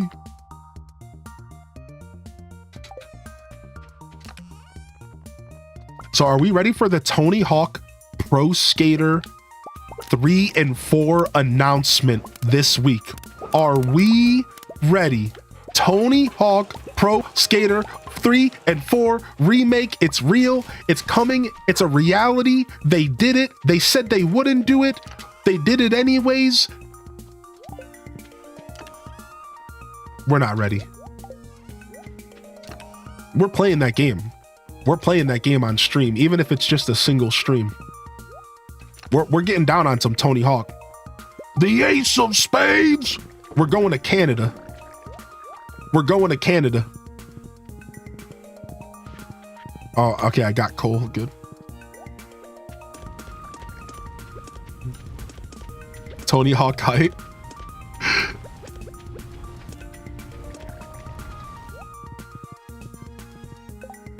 I cannot wait. I still think it's absolutely wild. Tony Hawk and Kurt Cobain shared a grandchild together. Really? Oh my lord. Yeah, enjoy that sub, dude.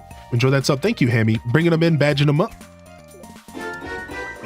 Badging them up and bringing them in, dude. We love to see some parental Give me Tony inspiration. Hawk Underground and American Wasteland Law. Oh, please. Oh, Flip Toast, please. Dude, you just said the thing that... Oh, please. Please, please, please.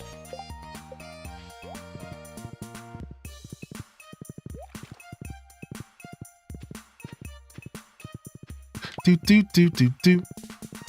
All right, nice. Yo, thanks for checking in, Albino. Good to see you in here, bud. Drop off these fish. And then we need to go make ourselves a couple bombs. Gotta make ourselves a couple bombs for our fish pond here. Looking forward to Neanderthal. I'm telling you, dude, it's dope. I bring up Neanderthal as an example because it just goes to show you that, you know, just do it, man. Just have fun with it. Whatever your reason is. I think content creation is deeper. It's a lot deeper than...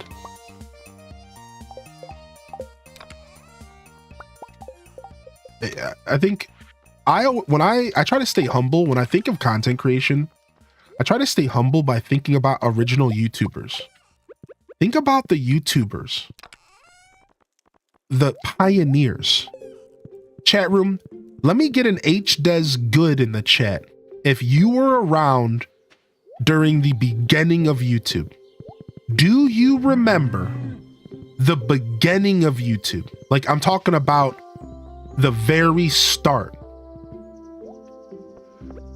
Those people were doing it for the love of the game, son.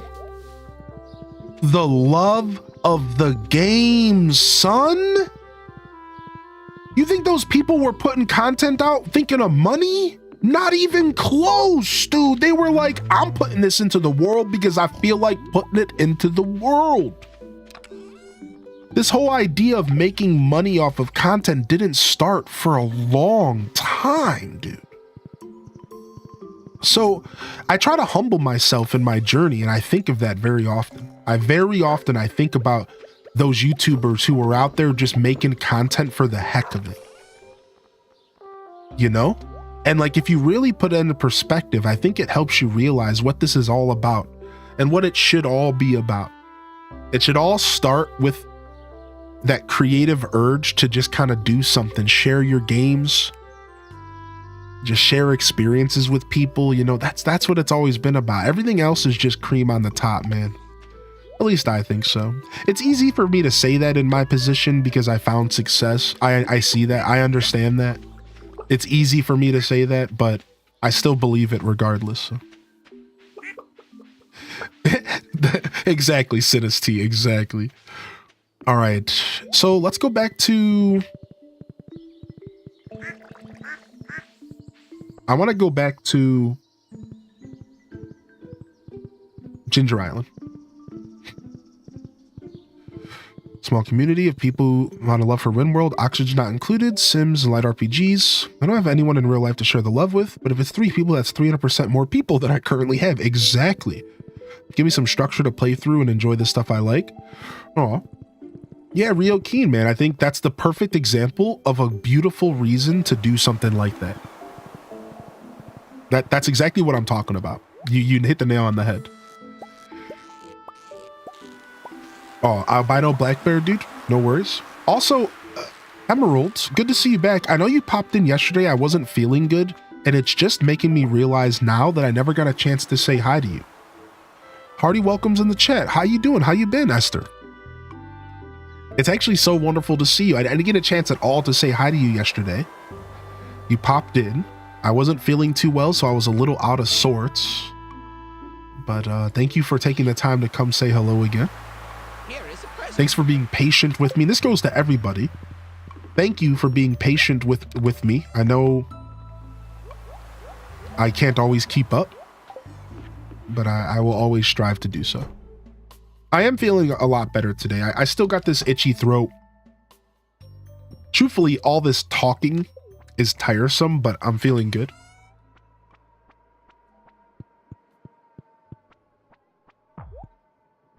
Point in case there. Case in point. Yeah, all this talking is tiring, but I physically am feeling a lot better, and I don't have a ton of head cold stuff going on. So I'm feeling pretty good. It's mostly just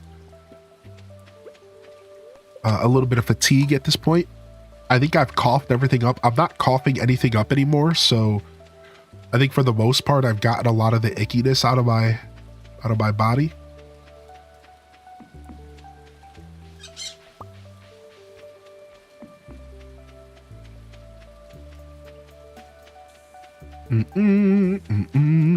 Yo, what's up, Jessica? Thank you. Yeah, no problem, dude. Good to see you back in here, Esther. Anytime you get a chance to pop in, no matter how much time you put between yourself and this community, we're going to welcome you back with open arms. Love to see you in here as well, Albino. That's Nay and that's Baby. I saw you in here too, baby. Yo, Lazy Stoneheart, good morning. Yo, Misha, good morning. Welcome in. Yeah, I'm still a little congested as well. So if you hear me speaking a little strangely, it's because I'm still a little congested, to be fair. Oh, I want to go talk to the parrot and see where he says my next. Oh, you know what? We need to grow a banana tree.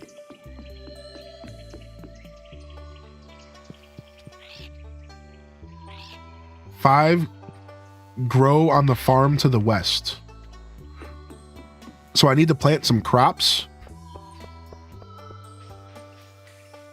I need to plant some melon, which I don't know if I can buy that till summer. I need to plant some crops. I need to plant crops here. I also need to get a banana going. I need to get a banana tree going. There's no way nobody pointed out. Yeah, it's been pointed out in the past. Yeah, what's up, passerby? Yeah, it's been pointed out in the past, but not today. Not today, but in the past for sure. Yeah, dude. I bought this hat off the Twitch shop, and I think they did it on purpose. Twitch is meta like that sometimes, you know what I mean? Like, I think Twitch knows that a lot of people green screen, so they sold a hat that green screens. It's actually a yellow Twitch logo, though.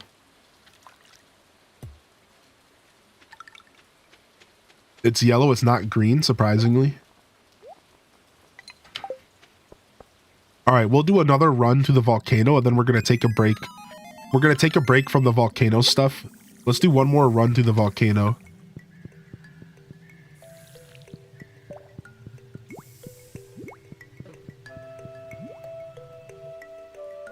Yeah, a lot of people have gotten sick. I know, man. I was so sad that I actually got this stupid respiratory bug that's going around.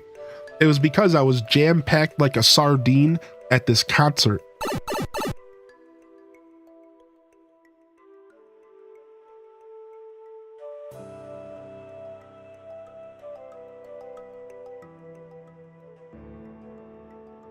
I was at this indoor concert, and they fit 500 people into this tiny little room, dude. We were basically body to body. We were body bumping, and not the fun way. And I totally just breathed in some sicko's sickness. You know how it be. Sorry, I just had to blow my nose real quick.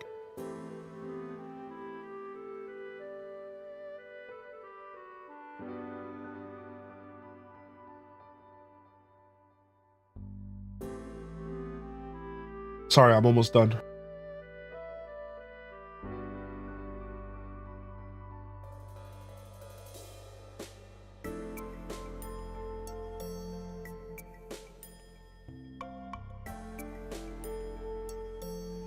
Oh my gosh, it's like a factory up there. It's just non-stop production. Chill. If I really wanted to, I could pop a Sudafed, but I'm trying to avoid just unnecessary medication, you know? I'm living over here. I don't really need it. Like I'm okay. I really only like to take that kind of stuff to make sure I get a good night of sleep, you know? As long as I'm getting a decent night of sleep, I'm okay with suffering a little bit during the day. It's really just about the sleep for me, I think.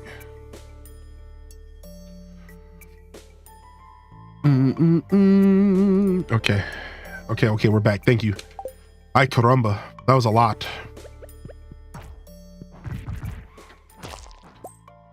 Yeah, the sleep's important, right? So I took a Sudafed for bed last night. I'm not gonna take anything for the day today.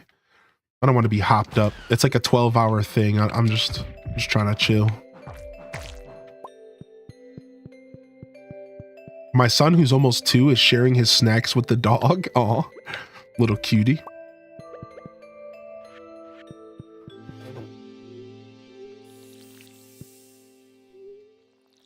Yeah, exactly. Dude, Ash, yeah, I actually had to cancel a concert because I wanted to take the personal responsibility.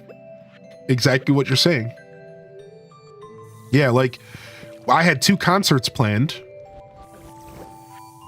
and I decided to skip out on the second one because I didn't want to do what somebody did to me. Now, of course, it's not always malicious.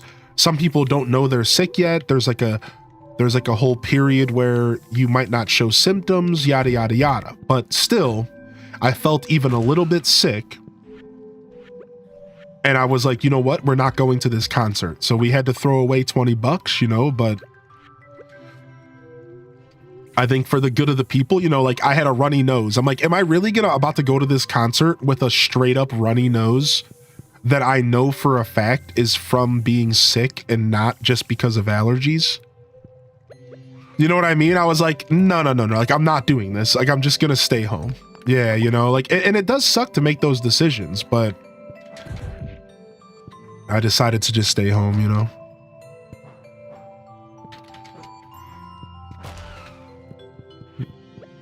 Kind of wishing that whoever got me sick would have stayed home, to be fair.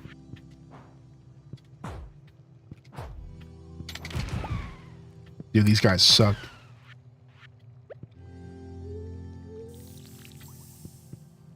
My son, who's almost 2, takes snacks from the cat. I don't know what I was doing at 2 years old, but hopefully it was something as rad as those 2 kids. Yeah, exactly, passerby, right. So I do hope your average person kind of respects that. I don't think everyone thinks about it, and that's fine. There was even some kids there because the concert was like, there was like, even that bothered me a little bit. I'm like, we got these kids running around here. People are literally smoking sandwiches in the building. People are, there's alcohol everywhere, and you're like hanging out with your little kids, jam-packed with 500 people in here. Like, I don't know, that just didn't really make sense to me. I was like, what are you doing? Why do you have this like 11-year-old hanging out here? Like, go home. That's probably why I'm sick, because of some snot nose. Get your snot nose out of public, take them back home. Sorry, I'm a punk about kids sometimes. Sorry. Get your freaking snot nose out of here, dude. What do you think you're doing? Why are they here?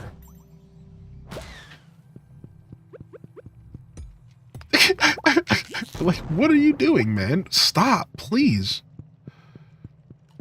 It was definitely the snot nose for sure, man. It's always the snot noses. Ooh, we got some dragon's fangs. Ooh.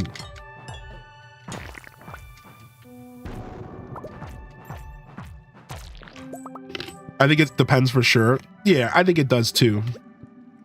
I'm clearly joking, but you know, I'm clearly joking.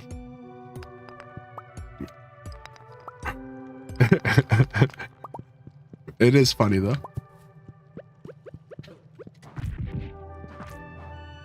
Kids are germ factories for sure. No, I'm about to die. Nah, we're getting way too close. As a dad of 4, I can easily confirm it was the snot nose.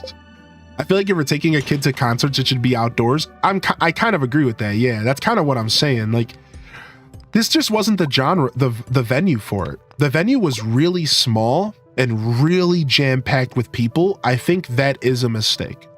I think if you're outdoor or if you're in a seated arena, it's fine. Right?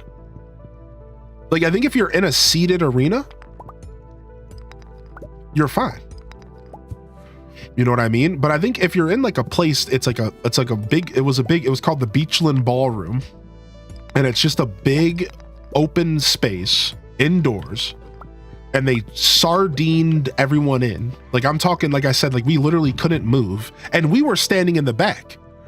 We were standing up against the back wall, purposefully avoiding people. And we were still stuck against everybody. Like, we were just stuck like sardines. And we were on the back wall of this place. That's how you know it was sardined out. It's like, yeah, you shouldn't, like, kids really shouldn't be here. Like, what's happening right now? You know what I mean? Like, this is a little weird. Who was it? I went to see Sax Squatch. He ripped off my face with saxophone glory.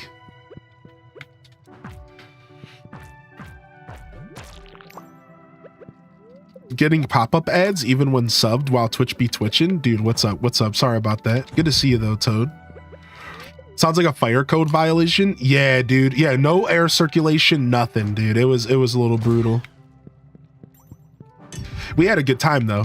There was this crazy old lady next to me who was out of her mind, dude. She was chewed up, right? She's like multiple beers deep. She was like Pam. She was straight up Pam. She's like, I ate 250 milligram gummies. I'm getting lit. But she like could barely talk. And she's with this older guy. And they're both like chewed up. The older guy was falling asleep during the show. She was wilding out. She kept grabbing me and dancing with me. She's like, I wish I wasn't with this old dude and shit like that. And I'm just like, you need to chill. At one point, she flicked off my partner because my partner was not necessarily dancing or anything. So she looked at my partner and she's like, what's her problem? And she goes, if you don't like the music, you can get out of here. And she starts like flicking her off and dancing in front of her. And I'm like, what is going on? Like, this lady is bonkers bananas. Like, but we were having a good time. We were just laughing about it. At one point, she started calling me her bodyguard. She was like, you're my bodyguard tonight. No, you're not going to let anybody bother me, right? And I'm like, yeah, I got your back, lady. And she's like, I knew you would have my back. And like it was just too much. Cause like, I'm a cordial guy. Like, I was having fun with her. You know, I'm not like being rude to her. I was like, yeah, sure. Like, I'm your bodyguard. And she's like, yep. Geez, I was just having fun. No, Tam Perp. No way, dude. Shut up, man. No, shut up. Selma from The Simpsons. Yo, thank you, Beady Baby, for the gift over to Toad. Thank you so much. Yeah, no, she was cool, man. She was cool. She was just a little bit rambunctious, but she was there for the music, which is what it's all about. She was there for the music, which is what it's all about. She was chill.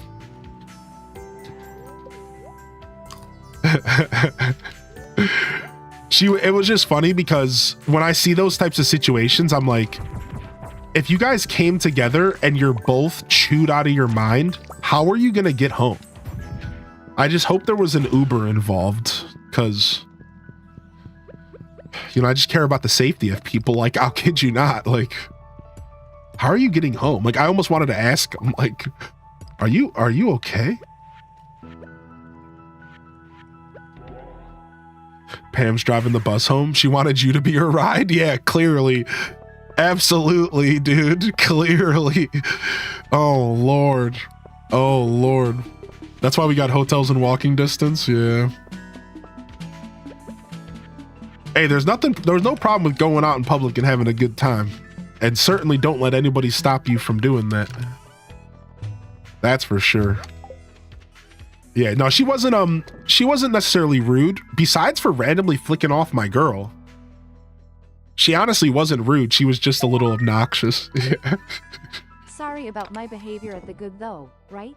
H. Desney. Oh my gosh, yo, Sam's lost you. You guys are so funny. You guys are so goofy. You're a bunch of goobers. Stop, dude. Could you imagine? Honestly, there was supposed to be somebody there from the stream. Somebody from the stream did say that they were going to be there, but I don't know if they ever showed up. And the place was so jam-packed that I don't think I would have ever been able to meet them anyways. So, not sure if that was ever in the cards because we were so sardined out. It would have been kind of cool to to meet someone from the stream at a concert though. I think that would have been pretty rad.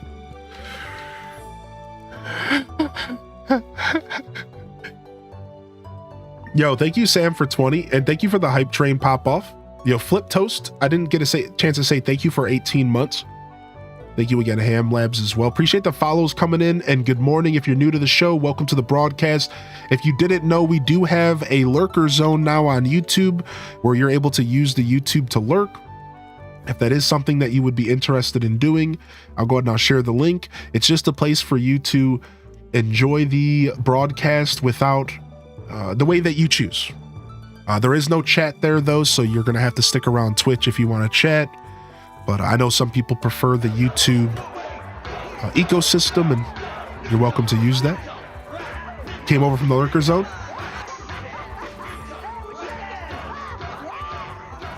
Otherwise, good morning. Yo, Wavy, storming in, baby. Storming in. Thank you, Wavy. Monday, I hope you and everyone here has an amazing week. H-Day cheers. Oh, thank you, Coco. You too. Happy Monday, everyone. Oh, we should probably pause. Oops. Happy Monday, everyone. Happy Monday. Thank you, Coco winning. Cheers. Thank you, Wavy, for tier 356. I can't believe it's been that long, Wavy. Yo, Air for free. Thank you for the reminder. Ugh. I definitely needed a stretch. Yo, Detective, thanks for sticking with us this morning.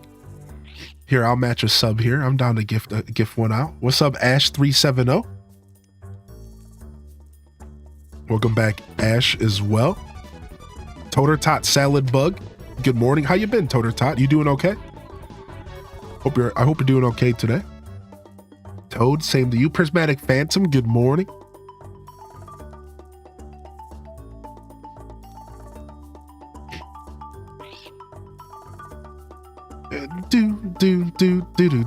Oh, we were talking about Neanderthal Knight Rider. We were talking about our buddy Neanderthal earlier. All right, cool. Yo, and I saw Burrito Salad sneaking in as well. What's up, Burrito? You Shrekker. Dang, bad luck. Bad luck all around. All right, let's start preparing for a possible Skull Cavern run. So the next really good luck day we get, we're going to go ahead and do a Skull Cavern run, even though... Wait, hold on. We can make the dwarf statue. I was about to say we could do it without the dwarf statue, but... Never mind, we actually might have the dwarf statue here at the end of the day. Dude, that's very exciting. Doing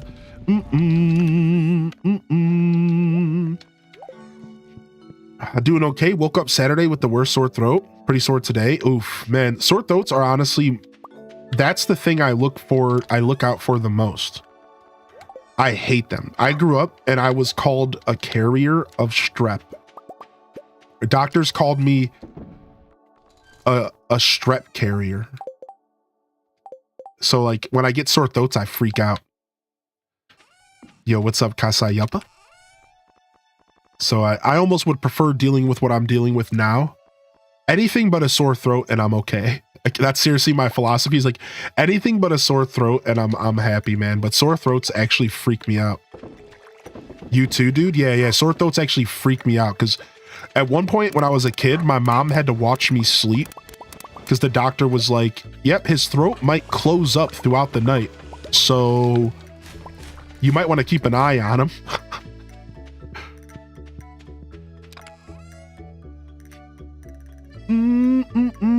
You had one like every 2 weeks as a kid? Yeah, I used to have a lot, man. Yeah.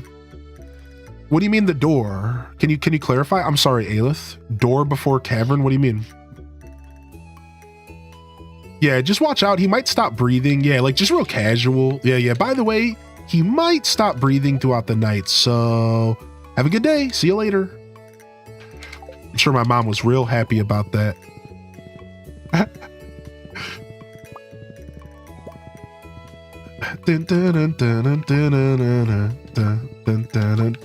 I still never had my tonsils removed either. That's so funny, dude.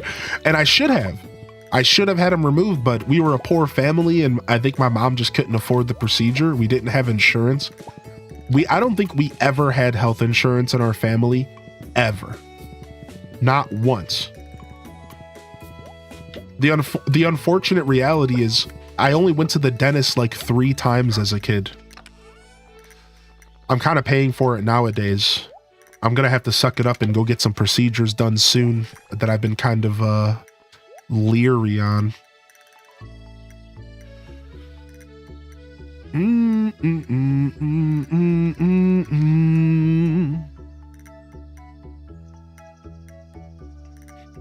Oh, yeah, no. We're not unlocking mastery yet. Oh, thank you, Mirage. They're a little bit banged up. I'm hoping that if I can get some teeth work done over the next year or two, I can really clean them up. They're a little banged up, unfortunately, but I appreciate you saying that. You know, we are our own worst critic and all that, so. Yo, thank you, Hype Train. Appreciate you, chat. Do.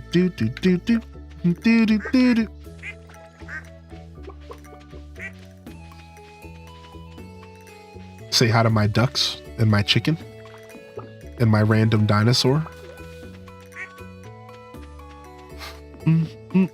So if I show up with braces on over the next couple years, just know that it's a part of my journey, okay, chat? I honestly think that might actually be something that needs to happen. You saw the swimming duck? You saw that? Yeah. I didn't make a big deal of it, but I saw it too. There he is. Look at him.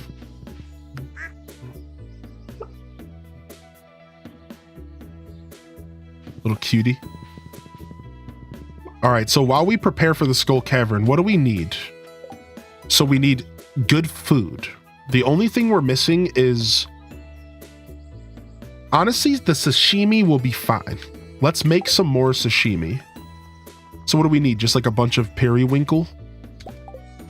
Let's go.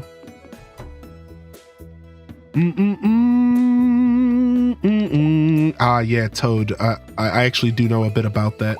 That's super unfortunate, bud. Please take care of yourself. Yeah, it's definitely something that's on my docket.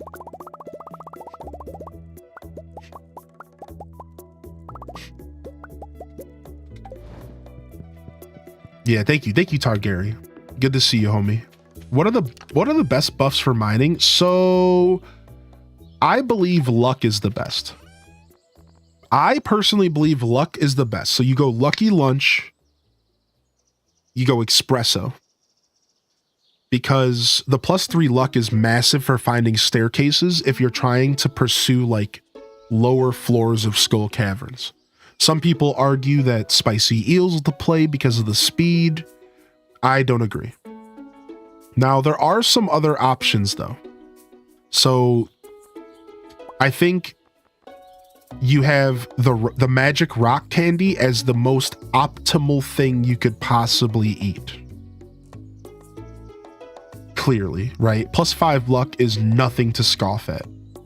So the magic rock candy is by far the best thing available, but you're not going to get your hands on those all the time, so you have to be careful about using those. Otherwise, the dwarf statue can give you a buff that makes staircases appear more often. And that's ideally what we're looking for. We're looking for the dwarf statue. Excuse me real quick while I just look through here. We're looking for the dwarf statue here to hopefully cook us up with some some of that juicy staircase love. I think that's the best buff from the dwarf statue. Yay, 4 months. Yeah, yo, what's up, M? Thank you for 4, dude. How you doing today? M and Beyond. I've always loved that name. All right, here, let's go ahead and plant this mango sapling. We still have yet to plant our banana. Speed buff is stronger when you're trying to turbo yourself down. Then luck gets better once you're deep enough to explore. I like that. That's a pretty cool strategy. I can dig that for sure. I think for me, I think I believe in... I think the reason I like luck early is because I use a slingshot method. And because of my slingshot method, I'm exploding so many rocks that I'm finding staircases so fast. Does that make sense, Kasai? So I don't know. I don't know exactly what's the most optimal thing, but you do raise a point that I guess that actually makes a lot of sense. I think with the slingshot explosive ammo method, luck kind of helps because you're blowing up so many rocks that plus luck just gives you so many chances. And here's the key to getting shafts. Because you don't just want staircases. In all reality, you would prefer to get the shafts, the ones that you fall down. That's really the secret to super quick depths, right? So I think both are right. For the record, I think both are right. You bring up a really cool point. I might have to actually try a maximum speed build and then halfway through the dungeon, pop your lucky lunch. I actually love that. So like first 50 floors, spicy eel +1 speed. And then once you get to like floor 50, floor 75, then you pop the lucky lunch and you just start dropping floors, right? Like that actually makes a ton of sense. I like that.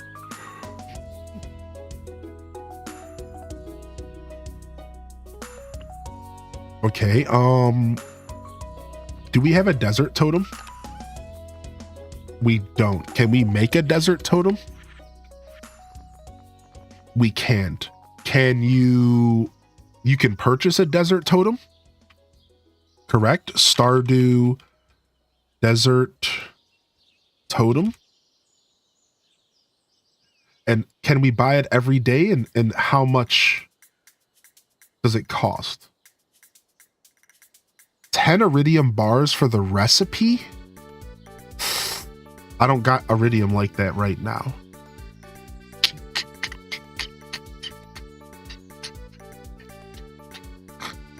It can also be purchased at the Desert Trader for 3 Omni Geodes. Okay, easy.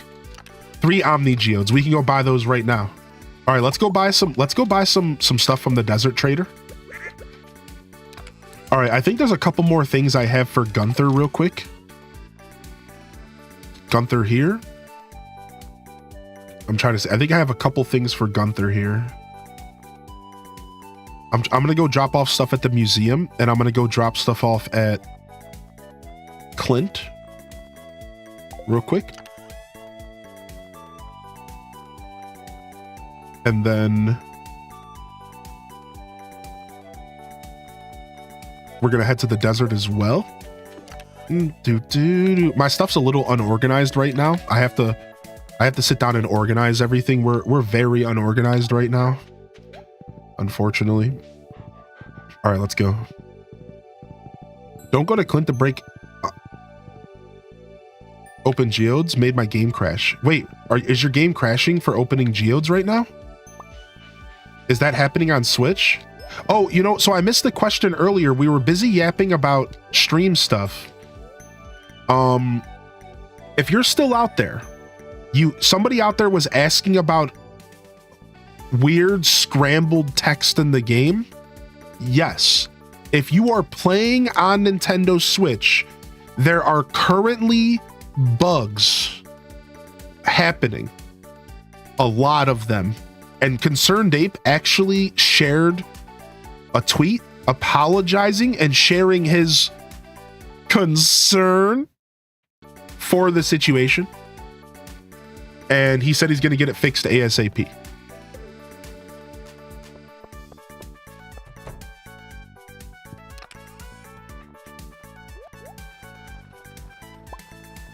It's not just a new dwarf language.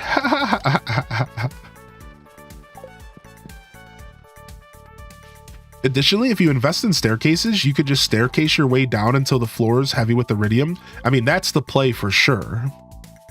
It does take more setup. That's why jades are so important, right, Danny?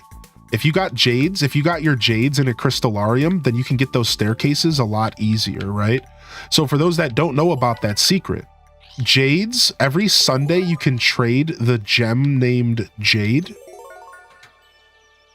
Every Sunday you can trade the gem, the Jade in for a staircase. One staircase equals, one Jade equals one staircase. So you can go and you can trade those up. All right, I'm going to go for it because I heard it's just treasure troves. I'm going to go for it. If I regret, I regret. I heard it was just treasure troves or artifact troves that are breaking the game. I'm taking a risk. Yeah, and one ruby. The one ruby makes sense. That's right, Serenity. Yeah, one ruby makes sense because you can trade rubies for something pretty important as well, right? Something like that. Yeah, I actually feel bad I missed that message earlier. Yo, what's up, Blaze? I gave you a couple extra days on your sub since I took a couple extra days off. Or sorry, on your VIP. Because I took a couple days, extra days off. So, enjoy a couple extra days on top. Since I wasn't here for a couple.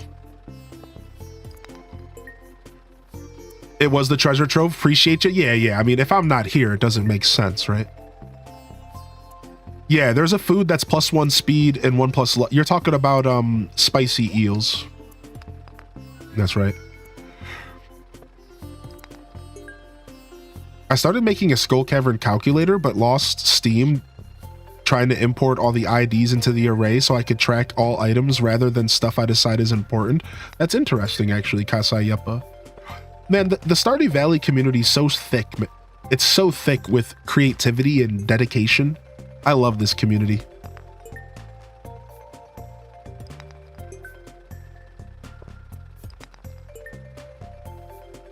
Dude, yo, Simcetera. Hope you're doing well today. Where do you trade jades for staircases? Yeah, at the Desert Trader on Sundays. You finally repaired Willie's boat. Is it your first time? By chance? Is it your first time? I said Billy. Can you believe it? Yo, you repaired Billy's boat. Hylian, who the is Billy? Who's Billy, dude? Are you playing the same game, Hylian? Billy's boat. Oh wow, we have a new mineral for Gunther. Oh wow. I wasn't expecting that. All right, let's crack open a couple more geodes. Let's do a couple of magmas. Good old Billum.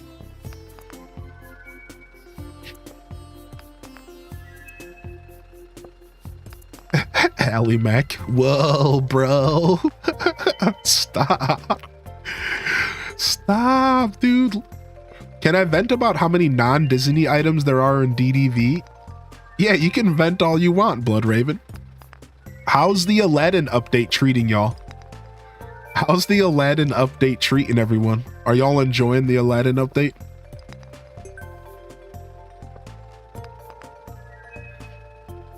Just crack open a couple of geodes here. Craft and crack geodes.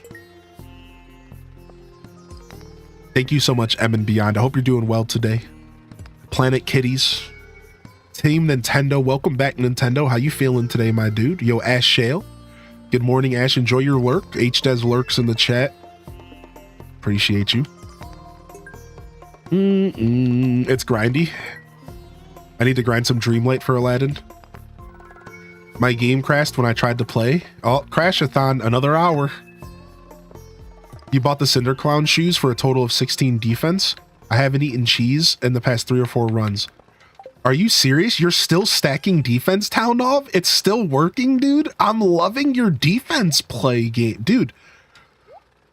Talnov, you are inspiring me to try a defense playthrough. That sounds so sick, actually. All right, we're done. We're done for now. We're just gonna leave them.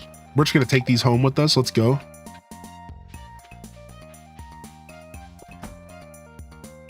A Mayo only Skull Cavern run. All right, let's drop off these. Boom.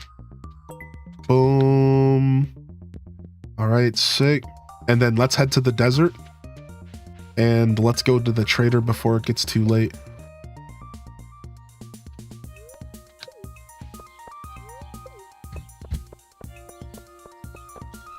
Crashathon, we should have a clip for the meme. It really should have a clip, actually. There's one clip that's perfect.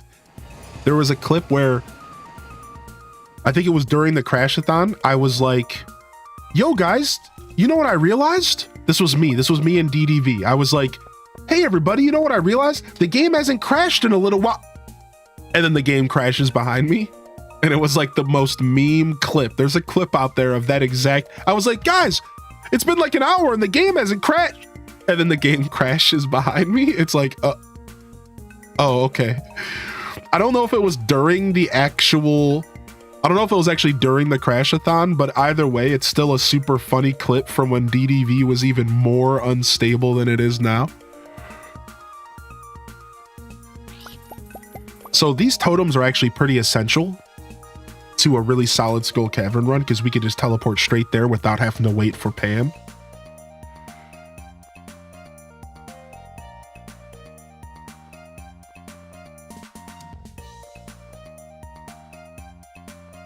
I'm gonna buy 5 more. All right, I'm out of here. I'm gonna go ahead and just cut down these trees while we're here.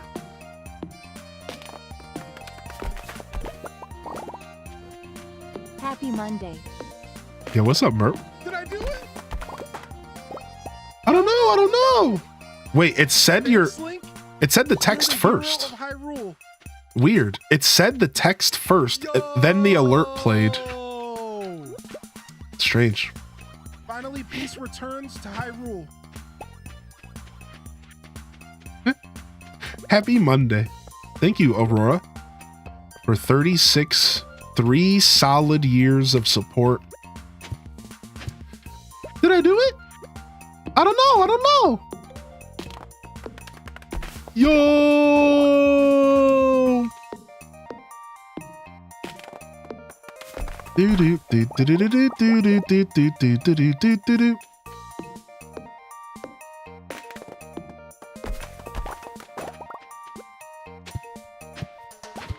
Isn't there some kind of secret over here?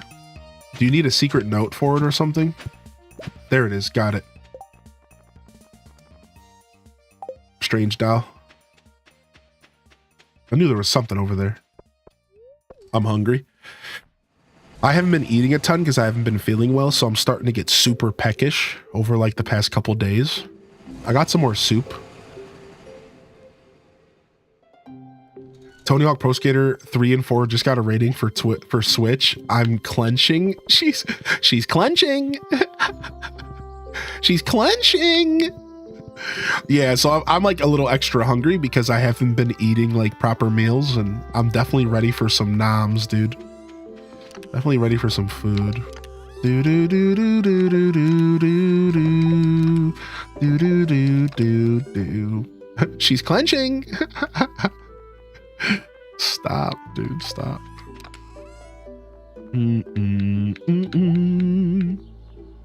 All right, put all this stuff in the house.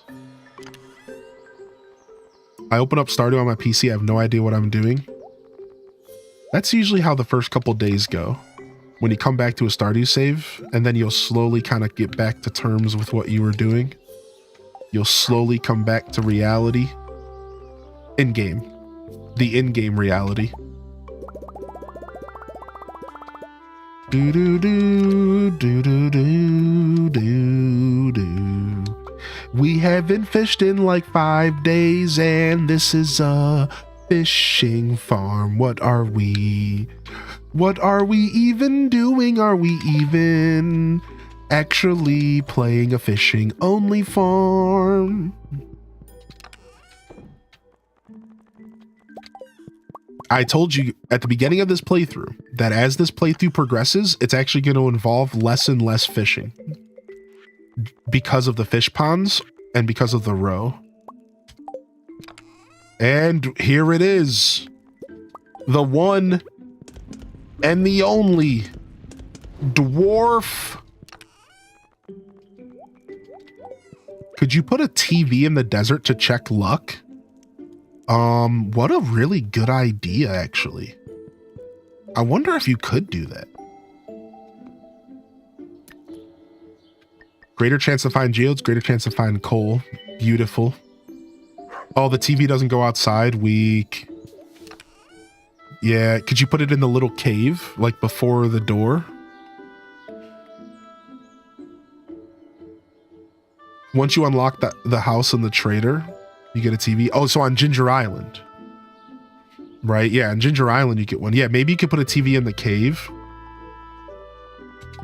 All right, we set ourselves up for success. We're pretty ready for a potential good luck day. We're feeling pretty good. We're gonna spend the rest of the day crafting because we picked up a bunch of stone, a bunch of wood, and we have a bunch of coal, and that means we get to craft a bunch of preserve jars. And by a bunch, I meant only 15, because preserve jars are so expensive. Oh my god. Okay, and for now, we're just gonna fill up the room as if I'll rearrange stuff later.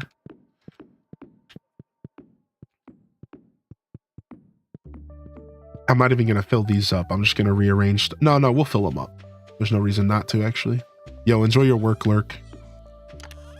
I'm work lurking. I'll stop interacting when I'm half paying attention. Oh, yeah, you're good, dude. It happens, man. Even if you were paying attention, sometimes stuff just gets lost in translation. So don't stress yourself out about it. Thank you for lurking, by the way. Thank you for hanging out today. Yeah, no problem at all. Especially because I tend to jump between messages. As a creator, that's something I'm actually working on as a creator. I'm working on putting just a little bit more space between the messages that I read so that they're a little bit easier to follow for the radio vibes. These are just one of the little things I've been working on as a creator. I got some advice from a podcast, a friend of mine who years ago gave me some advice, and I finally started like hitting a point to where I wanted to digest that advice. And I realized like a little bit more space between messages and my thoughts would help my show just be that much more palatable by the radio vibes. So something I'm working on anyways. Not that this was a case where that mattered, but just to kind of share my thoughts. I think sometimes it's easy for stuff to get lost in translation, because I'm bouncing between messages and I'm sharing my thoughts and then I'm reading the chats. I usually try to read the chat's messages with a different inflection in my voice so that people can tell that it's not me saying those words. I'm sure people notice that I do that. That's just one of the little things I do to kind of make the show palatable for the radio so that you can hopefully tell when I'm talking to you directly and when I'm reading a message. One of the many things I do to try to make things make sense. I really respect my radio vibe viewers. I think you guys are awesome. And I really appreciate those who just throw me on as a podcast and just listen in. I really value those interactions a lot, actually. So they mean a lot to me. Do do do do do do do do do. Anyone have issues with mobile? It keeps crashing. I figured out it's my phone or the app. Twitch app is just, ugh. Honestly, they said they're working on it. They said they're going to do their best to work on it this year. They just put out a blog recently. I try not to talk down on stuff because there's just plenty of negative energy out there, but I think it's all apparent to most people who frequent the mobile app on this platform. It is really just not the hottest piece of technology, is it? It really isn't the hottest piece of technology. I commend Twitch for trying to do new stuff, but they got some work to do. They got some work to do for sure. Hopefully they can figure it out. Hopefully they can figure out whatever's going on in that front. Either way, it could probably be the app. I think it's more likely the app than your phone. I can recommend you a third-party app to watch the stream through. If you look up Frosty. So our friend Abyss Sans has actually been an active Frosty user. I'm going to go look it up right now and see if it's on the App Store. So what Frosty does is it allows you to watch Twitch from a third party, and it also allows you to use BTTV. So if you look up Frosty for Twitch, you'll see it right there. Frosty for Twitch allows you to watch Twitch in the way that it was originally before the update to make it look like TikTok. It also allows you to use BTTV and 7TV and Franker Face Z emotes as if you're watching from a browser. If you are somebody out there who does not like the current Twitch app, I recommend you go download Frosty for Twitch. All right, again, Frosty for Twitch, not sponsored. I've heard that it is a very smooth experience for your Twitch viewing. You'll still count as a viewer and everything just like you normally would on Twitch. And it allows you to interact with chat in a more palatable way from your mobile device. I've recently heard that Frosty's really been stepping up their game, and I can't encourage you enough to check out this app if you're getting fed up with Twitch's app. Because the last thing I want you to do is give up on Twitch entirely, because this is my home and this is my business. So if I can find you a recommendation and a way for you to enjoy the content outside of the mobile app, if that is the difference between you enjoying my show, I can't encourage you to check it out enough, all right? Check out Frosty for Twitch, all right? I've heard really good things. I haven't used it myself, but I've heard it's safe. I've heard a lot of people use it. I just watched a YouTube video last night with a really reputable person recommending it. Just last night, I was watching this guy named Zach Bussy. Unfortunately, that is his last name. And Zach Bussy recommended Frosty app. And he's a very reputable person. This despite his yeah, I'm done. Anyways, all right, I'm done. Yeah, very reputable guy. He's cool, man. I'll find a new device to keep coming back if I have to. Thank you for your dedication, man.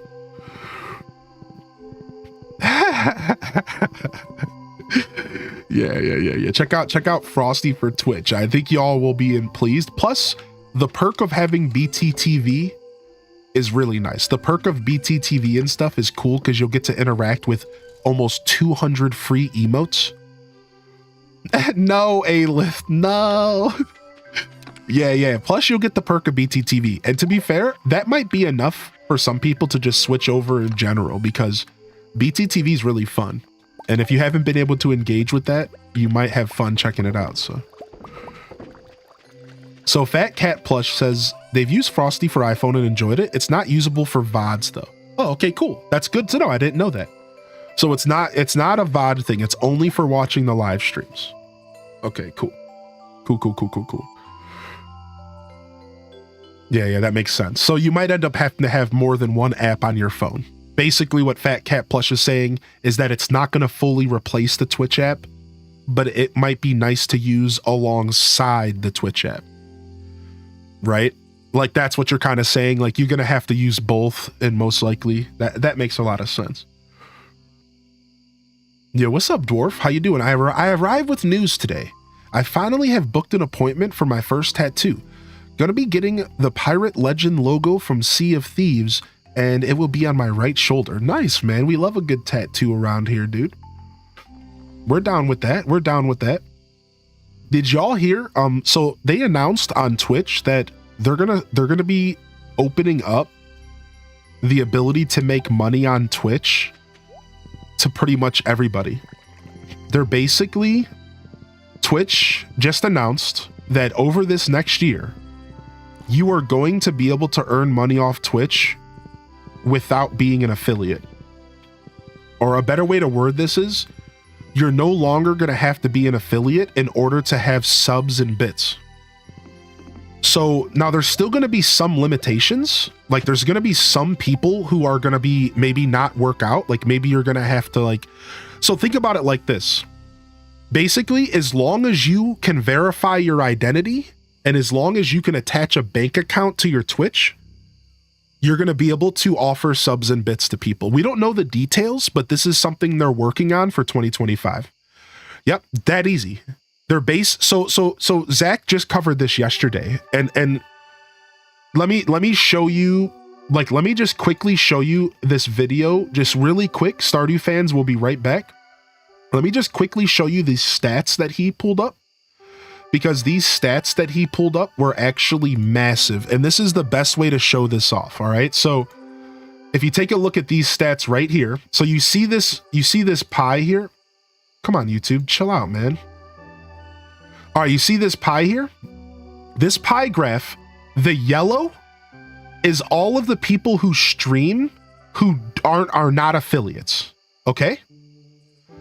So the yellow is 18,000 people over the past year that streamed on Twitch without affiliate. Basically, this huge piece of this pie is now going to be able to monetize their stream. Now, you bring up a really good point. Ads. We don't know how it's going to work. I can tell you right now, they're not going to allow you to run ads. So basically, you're going to be able to monetize your stream, but you're not going to have to worry about running ads. And you're not going to have to worry about dealing with ads, because they can't trust you to run ads because they can't trust your content in front of the ads.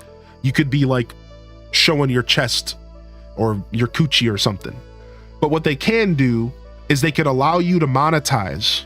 So we do not believe ads are going to be a part of the equation. All right, we don't believe that ads are going to be a part of this because they can't do that. They're not going to be able to do the ad stuff. But they are going to allow you to let people subscribe to you and let people give you bits. The affiliates are where you're going to be able to run ads and make money, and then partners, so on and so forth. Affiliates and partners. Again, we don't have the details. I'm just sharing my speculation. But this is something that's going to be pretty big, because streamers who are struggling to get to affiliate are going to be able to monetize before they get there. And streamers, and this is a big one, what Sam just said, streamers who are not interested in having ads on their platform, but do want access to subs, bits, and emotes, might have just gotten the pass that they're looking for. The truth is if I wasn't such an established streamer, I would do this. If I was only an affiliate streaming to 5 or 10 people right now, I would remove my affiliate status as soon as this went live, because ads are nothing but a barrier between you and your audience. And if you're an affiliate, Twitch can run pre-rolls. If you're not an affiliate, Twitch does not run pre-rolls. So in theory, you could be a small content creator who can earn money without ever having to deal with ads blocking your viewership. This could be a huge game changer for very small creators trying to make a way and earn a little bit of keep for their hard work without having to deal with the ad game. So I'll be honest, if I was a smaller creator, I would probably drop my affiliate status like a bad habit as soon as this happened, depending on what they do. Now, if affiliate's the only way I can get emotes, then maybe not. Right? I don't know. We don't know the details. We don't know the details. So we'll see what happens. But if emotes are still only for affiliates, then you're definitely going to want to consider that because emotes are pretty awesome. Right? Yo, Sam, we'll see you when you get back.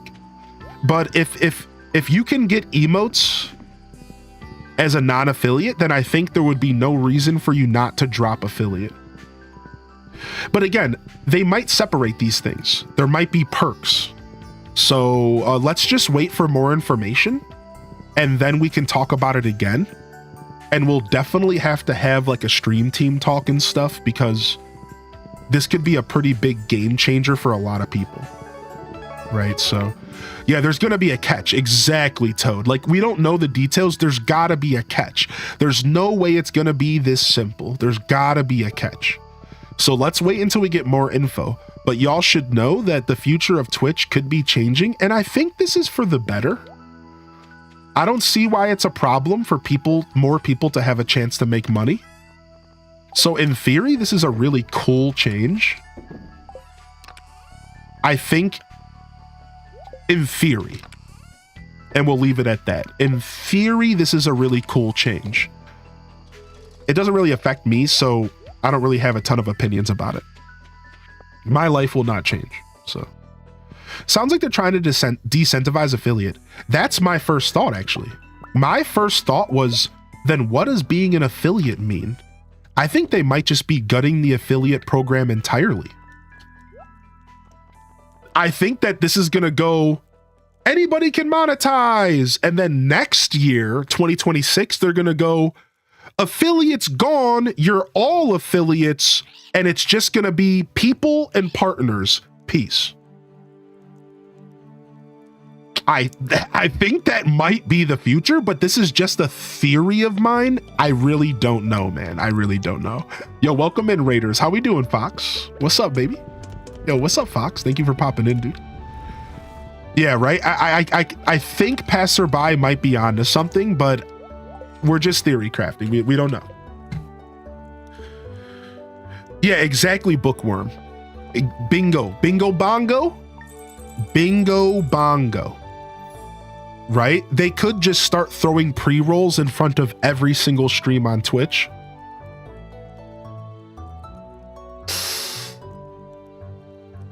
Right? And then that kind of gets weird as well, and we'll have to see what happens, right? It's hard to theory craft now, but if you guys are looking to read about it yourself, just head over to the Twitch blog. And here, I'll link it just in case people want to read about it. Now, I'm going to tell you the truth is I am all for Twitch making money because if Dan Clancy, the CEO, is not lying to us, he's made it very clear that they are not making money and they need to start making money. And the last thing I would want is for them to go under. So I'm starting to realize, like, yeah, like I gotta support some of these decisions because if they're being fully honest with us, and like they are really struggling with money the way that they say they are, then like they are gonna have to do stuff like this to make sure that they can stay relevant. So we'll have to see. We'll have to see what happens. Either way, it's weird. Weird stuff. It'll take some time to adjust. Good to see you, Fox. What's up, John Saul? I see you, HDez, browsing. I see you browsing.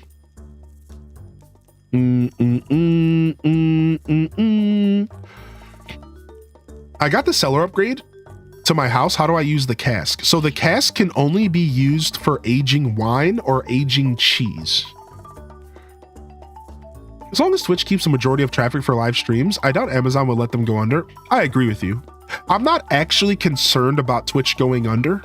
I agree with you, Tanner. I actually don't play around with that doomer kind of mindset with Twitch. You see a lot of that around Twitch. You see a lot of that in the space, that doomer kind of, oh, Twitch is going down. No, it ain't. Twitch ain't going anywhere. I'm right there with you. Twitch ain't going anywhere. But I still do support them making decisions to become profitable because I think that is better for the future of the platform. Even if it affects things in a way that I am not completely comfortable with, right? So yeah, it has to be wine or cheese, correct. You can age wine, you can age cheese. I agree with you, passerby. They use it a little bit. So passerby, can we talk about this for just a second? Listen to this, passerby. One day, somebody shows up in my stream and goes, "Yo, you're on the front page of Amazon." And I'm like, "What?" Turns out my stream was randomly put on the front page of the Animal Crossing New Horizons sales page for the physical copy of the game or the digital copy of the game on Amazon. Because I was the first person in the category, because I was the highest viewer count in the category, they were advertising my stream as a way for people to see the game before they bought it. They didn't tell me or anything. I didn't opt into this or nothing. I might have opted into it. I did opt into some kind of beta program with Amazon for merchandise, but I think that's separate. Either way, I don't think I opted into this. And I was just like randomly there, just like helping them sell product. So funny that you say that. I think there is some intertwining, but you still bring up a good point. Like, why don't they do that kind of stuff more? Yeah, I agree with you. Like, I think they're working on it. They just recently started saying that they're starting to do like more sponsorship stuff, but with Amazon. Like, they're gonna start asking streamers to start reading ads. Like, they're gonna start offering sponsorships called like red ads, where like streamers are gonna be able to take a sponsorship from, like, let's say Amazon, where I sit here for 3 minutes and I read an ad to you and then clip it and then move on. Yeah, real stuff like that. So I don't know. I think they're working on it, is what I'm saying. Minute, mo. Mo, minute, mo. When I'm all met, mo, me, mo. Ma, me, not meet, minute, mo.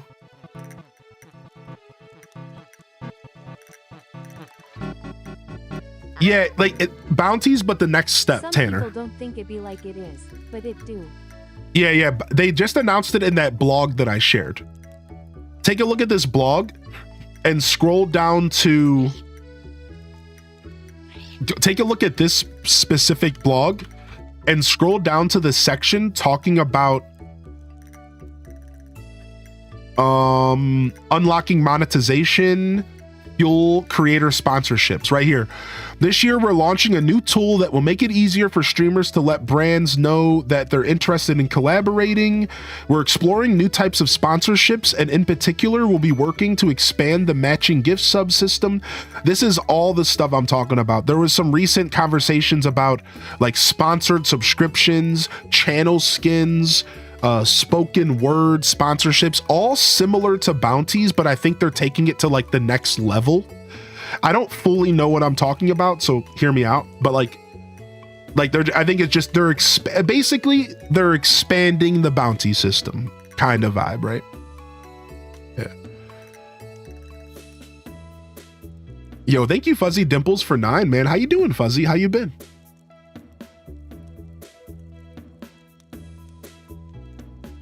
I know. Isn't that crazy, passerby? Dude, we were all shocked and in awe. And you want to know the funniest part about it, dude? Hear me out. One of the times that I was on the front page of Amazon selling Animal Crossing, I was playing Animal Crossing GameCube. So I was in the Animal Crossing's New Horizons category, and I was the top viewer, but I was playing Animal Crossing GameCube. And they put me in there anyways, and I was showcasing the game from 2002, but I was still in their page while they were selling the Animal Crossing New Horizons, which I just found that to be such a funny little conflict of interest. Like, they didn't really think about that happening since they weren't coordinating this. And that's like a good example of what you're talking about. It was pretty funny, dude. Yeah, it was like, yep, here's Animal Crossing.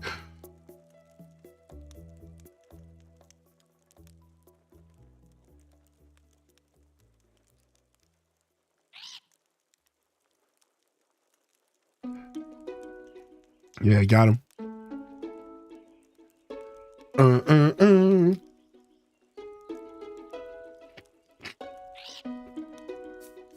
Yo, thank you, Fuzzy Dimples. What's up, man? How you doing today, dude? I'm just streaming for the love of the game. Yeah, there you go, baby. All right, I'm just catching up on chat real quick. I got a pop-up survey for Twitch, and one of the questions were, how do you feel about ads on Twitch compared to other platforms? Thought it was interesting that they're taking feedback on ads. Oh, that's really cool. Thank you, Hydrate. That's really cool. I actually like that they're asking those questions as well, because I think they're a little excessive on the platform. I think they're just a little excessive. So I do agree with that. Thanks for your patience, everybody. Dealing with this cold, but still trying to have a good time.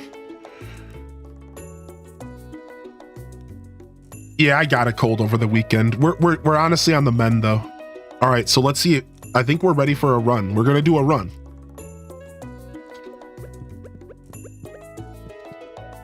Pop our triple shot espresso. Out the door we go. Bombs can't damage you. We got, what is that buff? What is the water droplet buff? I don't think that helps us at all. Unfortunate. Let's bring a lucky lunch and a spicy eel with us.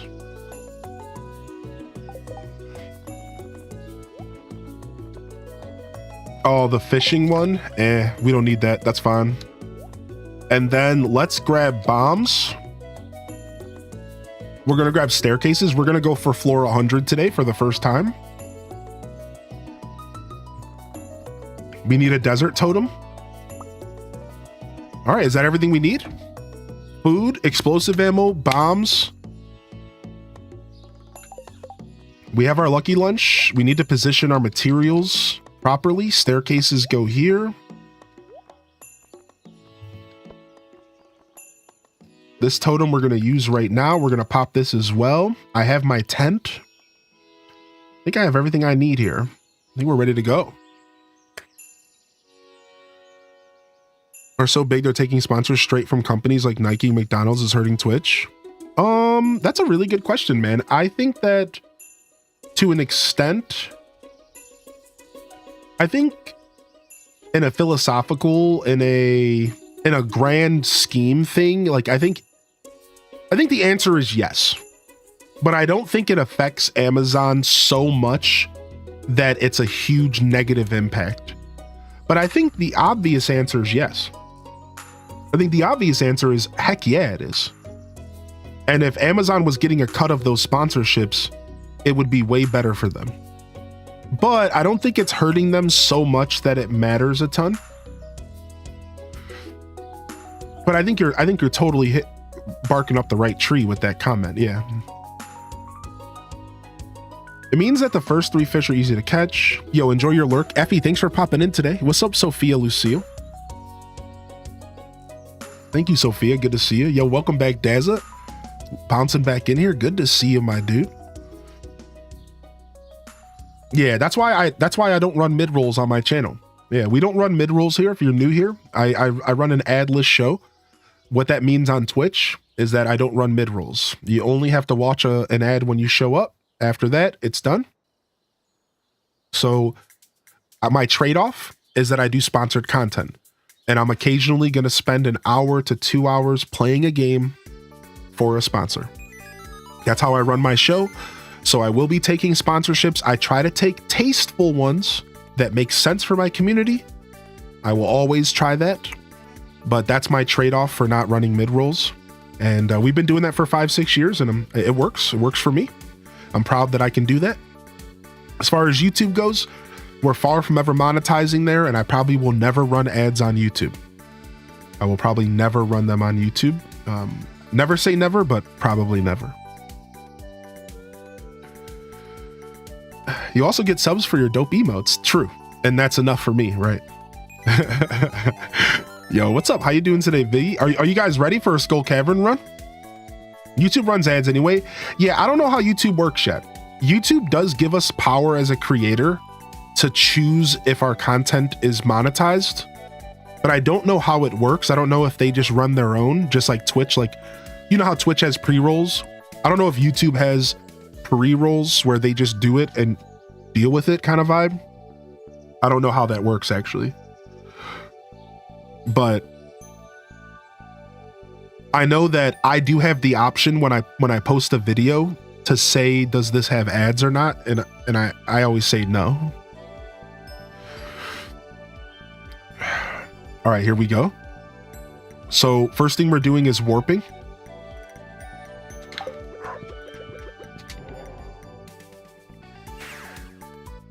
Yeah, we were Dazza, we were just yapping about it. Welcome to the show. I just wrapped up my yap about it. Yeah, we were covering what Zach Bussy covered. We pretty much covered what Zach covered, and we talked about it for a second. Yeah, that's exactly what we're talking about, dude. Good to see you. How's your day been, man? All right, here we go. All right, to do this proper, we need some mine music though, don't we? We need some mine music, baby. Let's go.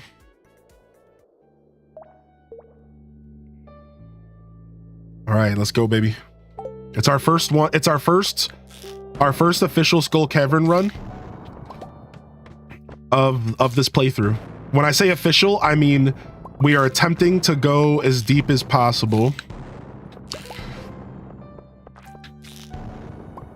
I don't have my lucky ring combined with an iridium ring yet, and I'm just now realizing that sucks because I want that extra magnet. So we're gonna do that. I have the cinder shards. We're gonna do that after this run. That does suck a little bit because we want that extra magnet, so I'm gonna have to waste a little bit of time collecting materials, but otherwise I think we're good. I know I'm just warming up. My fingers aren't moving as fast as they could be because it's been a while.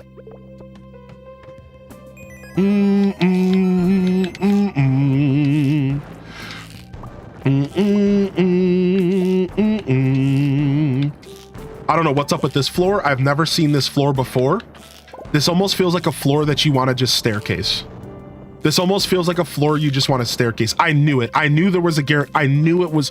Okay, so it has a guaranteed staircase. I don't know if we're going to 100% this save file. I haven't decided what, because we just 100%ed not too long ago, and it might be nice to not do it again. But for now, we're just having fun with this save file. This is a room that we should have just dropped the bomb. See, it's important to identify when you should just be dropping bombs, because you can only shoot explosive ammo at an enemy or at a wall. So if the bombs, so like if the rocks are all spaced out in a way that they're not next to a wall, then you're better off dropping a bomb. So that's the difference. That's how you use the tools. You use a bomb when there's a ton of space between you and the rocks, and the rocks and the walls rather, and then you use the explosive ammo for everything else. I'm not used to sashimi as my main food, so I'm gonna have to adjust. I usually use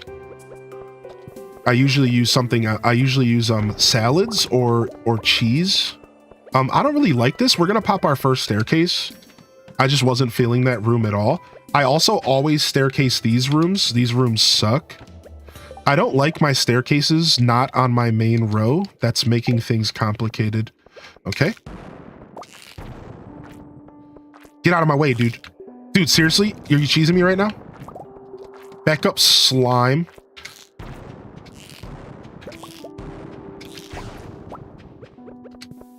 I never wait for bombs to explode. I try to just keep moving. If I put down a bomb, I try to keep moving anyways. Even if I have to walk back a little bit to go back to the staircase, because a lot of times the staircase won't appear. All right, so we found a dinosaur floor. I'm just out of here. You can use enemies to your advantage. If you shoot an enemy with explosive ammo, it'll blow up around them. So a lot of times you want to use enemies to your advantage and shoot them. It takes precision, but it's honestly such a good play.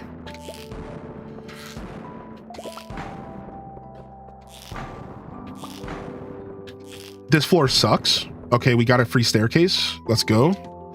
So we're playing a little bit rusty, but we're making this work. Yeah, I did get my dinosaur stuff going here.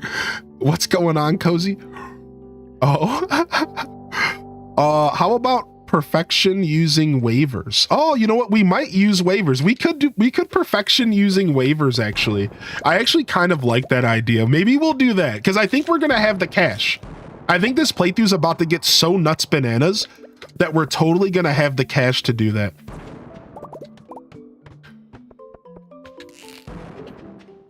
I think you're on the money there.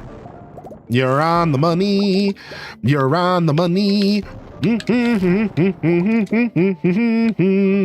I know I'm missing some chat. Just know I see ya. I'm just trying to make my way through the caves.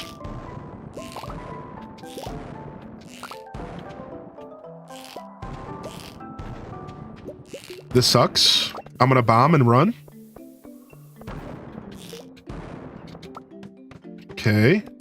I hate these floors. I'm just skipping past it. I don't mess around with any spiral floors. Spiral floors are absolutely the worst. That is an Animal Crossing villager. You got it, homie. That's my favorite villager, Tangy. She's a little cutie pie. I don't mess around with spiral floors. Spiral floors are just complete dookie. Don't mess around with spiral floors. They're Duke Nation. This floor sucks too. This floor honestly is Mega Duke as well.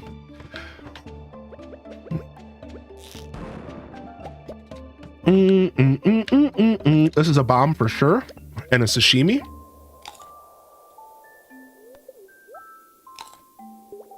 Would someone be able to look back and see the time I sent my last message? Oh, yeah, I got you. So your last message was sent at 12:30. Wait, 12:23. 12:23 for your lunch at work. 12:23 p.m. Eastern Standard. 23 is the minute if you need the minute count. Thanks, dude. Yeah, no problem, homie. Since this is our first run and we're not trying to do anything too serious, I can still chat with y'all while I do this. If somebody could type !skull, you'll see that I actually take the Skull Caverns as one of the more fun and challenging parts of this game. And the way that I do that is I give myself challenges. One of my most successful runs, I only let myself use 10 staircases. I only let myself bring 10 staircases. Every other staircase in the run had to be earned by picking up stone. And this is a challenge because you have to be picky about when you use your staircases, right? You can't just like use them wherever. You have to be careful. And I managed to get to floor 214, only bringing 10 staircases with me at the beginning. Again, I was allowed to craft staircases using the stone that I collected during the run. But if you think about it, it's 100 stone per staircase. That's a lot, right? So it's not that easy. So these types of challenges are stuff that I really enjoy doing. And I call those like the super serious runs. Those are my serious runs when I'm really trying to game the system and like and experiment with game breaking. You know, this is more of just a casual, I want to get to floor 100 for the first time. We haven't done it yet in this playthrough. And it's only 12:20 in game and we're already on floor 68. So I'd argue we're doing relatively well. Now that we made it past floor 50, we are in Iridium neighborhood. If you guys don't know how this works, in this game, once you get to floor 50 in the Skull Caverns, there is a higher chance that Iridium will spawn. So if you are trying to successfully find Iridium, what you want to do is you want to get to floor 50 first. Honestly, what we recommend is you just staircase your way to floor 50 and then you from there start actually like playing the game. Just staircase your way to floor 50 and then start playing the game, because otherwise you're not going to farm up as much iridium as you're looking for. This is why we need to upgrade our pickaxe, because that was just brutal to watch. So now that we're at floor 50, we can slow down a little bit so that we can bring a little bit more iridium home, since this isn't meant to be like a floor 200 run. It could turn into that if we get lucky enough with shafts. But now it's like I can slow down a little bit and I can actually give myself some grace here, collect some iridium, because this is our first official run. We don't have a ton of iridium at home. So like this is actually really healthy for us so that we can get further into the iridium age here. By the time we get out of here, we're going to be pretty far into the iridium age. This is super healthy for us. So I'm not going to try to go terribly fast. We made it to floor 81 here. Boom. Again, my strategy is explosive ammo in the slingshot. You'll see I'm just slinging these shots out. I'm just throwing them out there. And between hitting enemies and between hitting the walls, you almost always get a guaranteed staircase. And this is why I believe Lucky Lunch is superior, because Lucky Lunch increases your chance for staircases to spawn. And this, it combined with the amount of explosions that are happening here, in my opinion, is the more clean way to play the Skull Caverns. Whereas a lot of people like the speed. A lot of people like that speed demon experience, which is Spicy Eel, which again is a totally valid and reputable way to play the Skull Caverns. I just prefer Lucky Lunch because my idea and philosophy is quantity over everything. Because I'm destroying so many rocks at once so frequently, with Lucky Lunch, I'm bound to get a staircase faster than just movement speed being less relevant, right? Like, logically. Now, it doesn't necessarily... Ooh, I just passed up a rare stone like an idiot. Again, this isn't a foolproof plan. As you guys are witnessing, sometimes I'll blow up a whole sector and I won't get a staircase. Well, it is RNG. What can you do about it? Right? It is RNG. What can you do about it? So you can't fight RNG completely, but at the end of the day, the goal here for me and my style is high luck, high octane explosions constantly whipping. On PC, this is a little bit easier to do because you can use the mouse, but as you can tell, I've gotten pretty good about slanging this thing with a controller and still moving. Now, here's another tip. When you get to this room, always destroy the rocks. Shout out to Dazabound. We found out that these rocks in restrooms have a chance to spawn shafts. So what you want to do is when you reach a restroom like this, you want to destroy some rocks before you hit the staircase. Don't waste too much time, but there's a high chance for shafts to spawn in there. So it's really, really important that you pay attention to that, because shafts are the key to super long runs. Shafts are the key to super deep runs, right? It's all about getting shafts. You want to be riding that shaft the whole way down. I'm talking nothing but pure shaft sanity. You want to really give it your all. You want to work that thing. You know what I'm saying? Sure you do. Sure you do.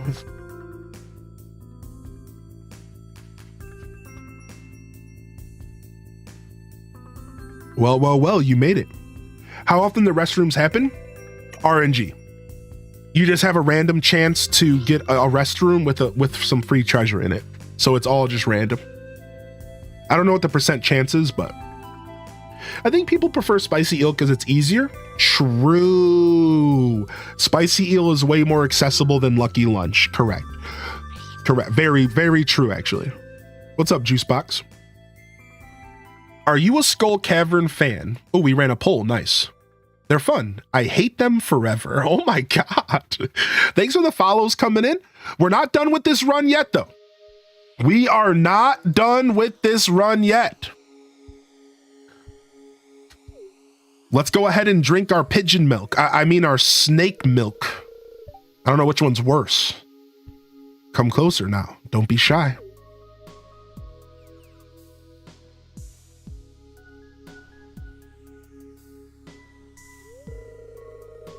I heard you were attempting a deep dive into these caverns today. I had to see for myself. What won the poll? They're fun. 69% said they enjoy the Skull Caverns. Impressive, very impressive. Making it all the way here is quite a feat. Although you did skip a bunch of levels by crafting staircases. Clever, sure, but not very honorable. I literally skipped like 5 floors with staircases. Shut your dirty trap, Q. This is Concerned Ape directly talking to me. And if you weren't so cute, Concerned Ape, I'd be pissed right now.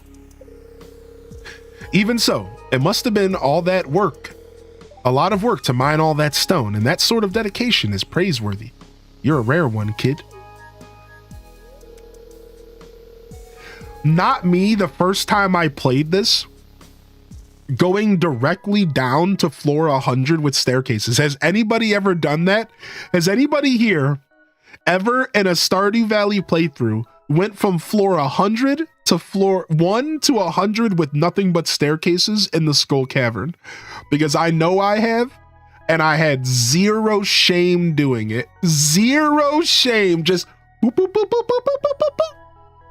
Honestly, you know the best way to do it? The best reason is the queue room, because the queue room will give you a quest. And the quest is that you can't eat while you're in here. You guys know what I'm talking about? There's a quest later. There's an end game quest where you cannot eat while you go through the Skull Caverns.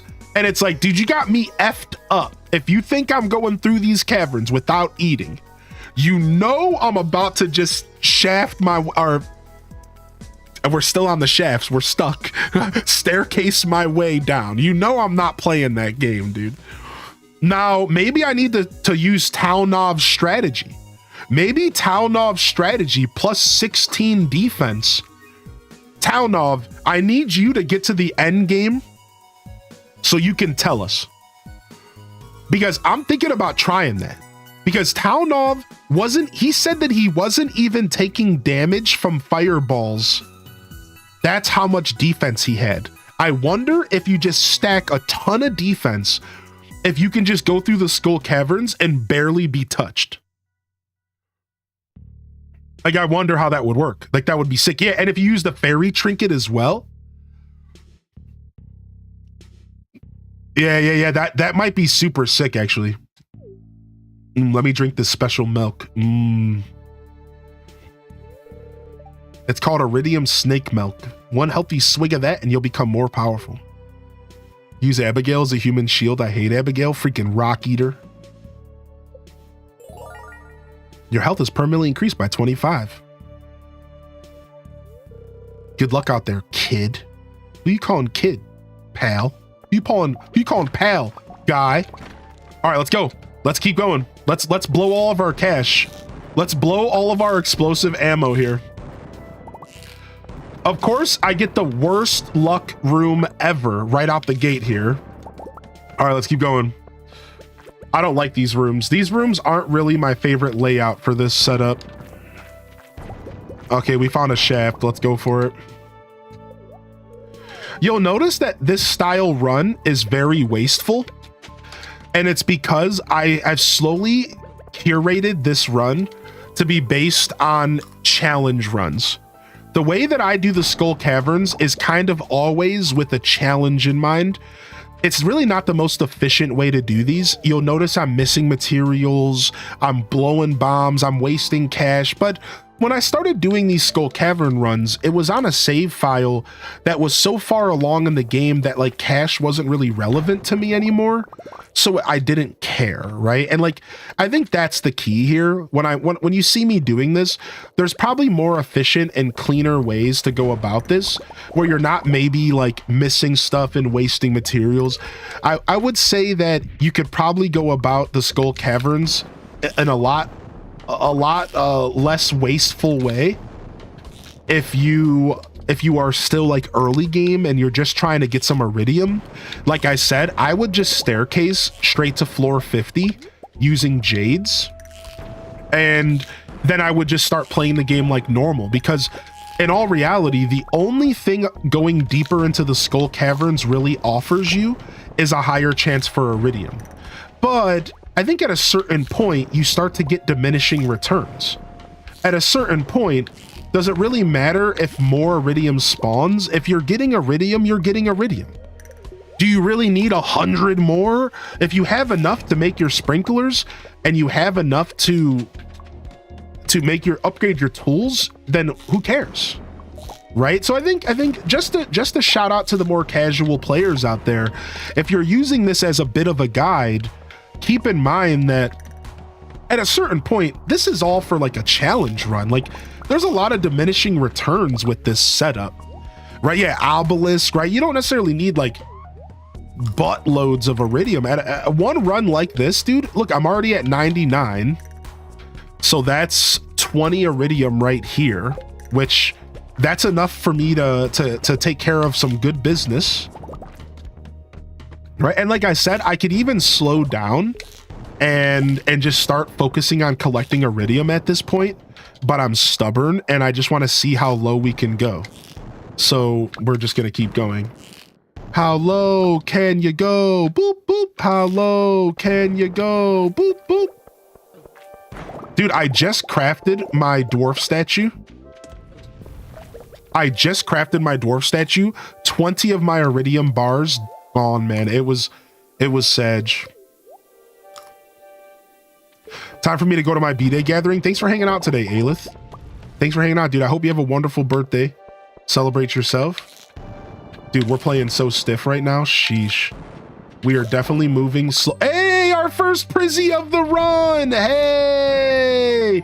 So that is another reason to get lower in the Skull Caverns, because prismatic shards have a chance to drop from iridium nodes, and more iridium nodes means more chances for prizzies.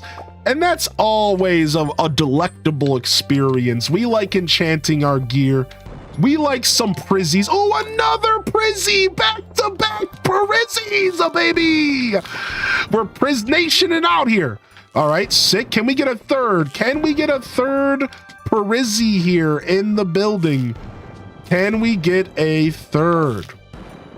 Do do do do do do do do do do do do. All right, floor 132, not too bad. 7:40 p.m. We're hanging in there. We're hanging in there. Do do do do do do do do do do do do do do. Okay, this floor sucks. I already hate this, but I'm not gonna staircase too much more because we just don't need to. We've kind of already hit our goal. Back up, iridium scum. Back up, bat. Back up. What did I say? I will stop and I will hammer you if you don't get out of my face. You fake crowbat looking mother. Okay, this room sucks. Let's bomb here. Shoot up against the wall. Nice, a lot of gold. Can't this either start with Fields of Mystery or Stardew Valley? So have you not played either? Is that the question here, Trey? Are you new to both? Because that's actually a really cool experience. That's actually a really cool situation to be in. That's actually really cool. I mean, I think I would recommend Stardew because I feel like Stardew was some of the inspiration to Fields of Mystria. but I will tell you that Fields of Mystria is a wonderful game. However, I have one little tidbit. I believe that Fields of Mystria is going to be updated later this March. And so maybe it's worth just waiting, because there is an update coming anyways, and you might be better off playing the full game. The thing about Fields of Mystria is the game is not completed. I got 2 Prizzies in one room. Prizzies, Prizzies, Prizzies, Prizzies. Yeah, you might want to wait because Fields is still early access and Stardew is a completed game, and it might be nice to go to Fields once it's a full release. So I'm not sure if you're looking for advice, so I apologize if this is unsolicited, but regardless, I think it might be smart to wait on Fields because I've played Fields and I think it's a wonderful game, and I think it's only going to be better when it's fully released. So that might actually be the tipping point for you, depending on the kind of gamer you are. Whereas when you load up Stardew, you know the whole game's there. You know you're getting everything besides for maybe bonus content later. You're fine, you're new to these farming games? Yeah, no problem, dude.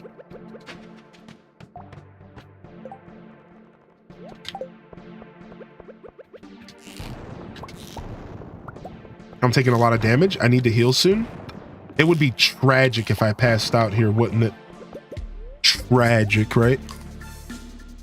10:20 p.m. We're at floor 168. Floor 168. Drop a bomb, dude. What the heck, man? I keep clicking the bomb drop button and it's not dropping. I think it's because I'm taking a hit at the exact same time as I go to drop it or something like that. Some kind of weird juju happening. It's like my character goes into some form of hit stun. Oh, dude, we just got mastery. We just got mastery level 4. Beautiful. I can't get through here. I'm not used to my button set up yet. I love this song. Yeah, we are going to. We're gonna go until like we're gonna go until we can't go anymore here. Come on, give me some good luck. If we can make it to floor 200, I would be very pleased with this run. If I can get to floor 200, I would be very pleased with this run.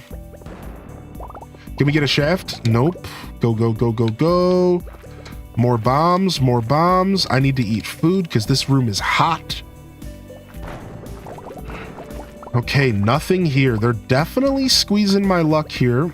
I did stop eating Lucky Lunch. I switched over to Spicy Eel for the second half of the run here.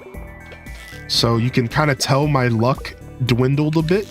You can kind of tell I have to be a little bit more efficient. I have to work a little bit harder for these. Boom, down the shaft we go. 8 floors. That was delightful. 190. Ooh. Yeah, but I just want to be clear. Fields of Mystria and Stardew are both really good games. And no matter which one you start with, you're going to have fun, I think. Fields of Mystria, even though it's an early access, still has a solid 20-30 hours of content to be loved and enjoyed. The developers did a really good job releasing a somewhat, palatable and enjoyable product, despite it being an early access. It's not like it's just a demo or something. So if you do end up choosing Fields, you're in for a treat regardless. It's a beautiful game. I wonder what eel meat is like. I've never had eel myself. I'm kind of intimidated. I feel like it would be slimy or something. All right, we're going to hammer these nerds. These guys were all up on my butt, man. Okay, this sucks. Come on, you're seriously going to do this to me at 193? You can't just let me get to 400? That's it. We're staircasing. We're cheating. Ooh. Energy tonics. Boom. Do do do do do do do do do do. I don't like this room. I'm staircasing. 1240. I'm staircasing. We already got a free staircase. 197. God, I'm pressing the wrong buttons. I'm freaking out. I'm gonna pass out.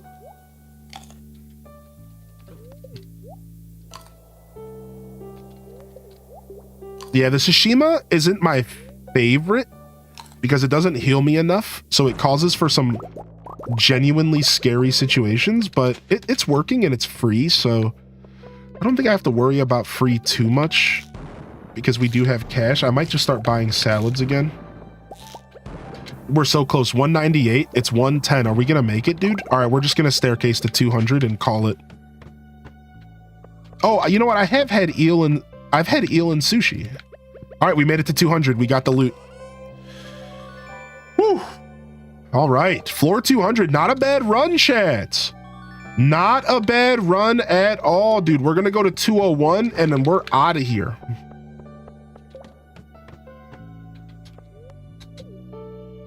Not a bad run at all. Peace out.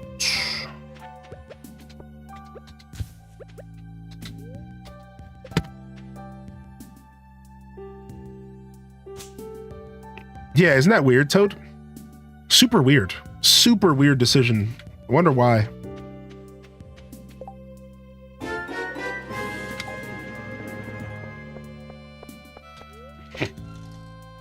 By the 6 Caroline Rave, by the 6 Nice, Cheryl Dadza. Rave, by the 6 Caroline Love, by the 6 Cheryl Love. Now, I'm not trying to one-up you, but I do have to say that I got it on the first pack this morning. I'm not saying anything. I'm just saying that that's what happened in my world. All right.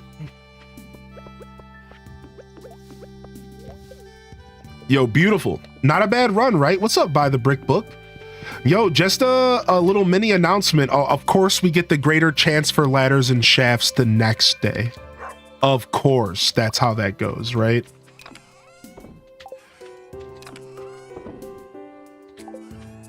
Oh, no, no, no, no, no.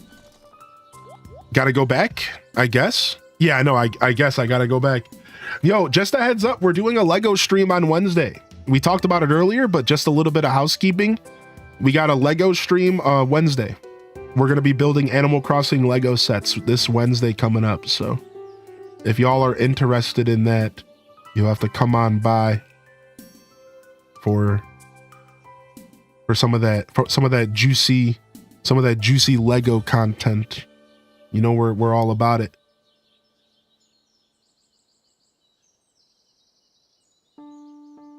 We're all about it. You know, we're all about that life.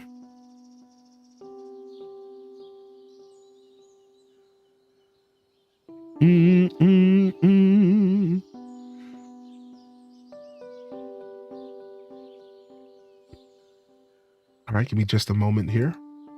Then we can get back into our flow here. Just made me open up my TCG and I got a 2 gold star Arceus EX. So wait, was it the full art? I imagine. Did it have a rainbow board? No, I don't think there was a rainbow for that. It's gotta be the full art for sure. Congratulations, dude. Congratulations. Like when you win in Mario Kart 64. Congratulations. All right, give me just a moment here. Just blowing my nose.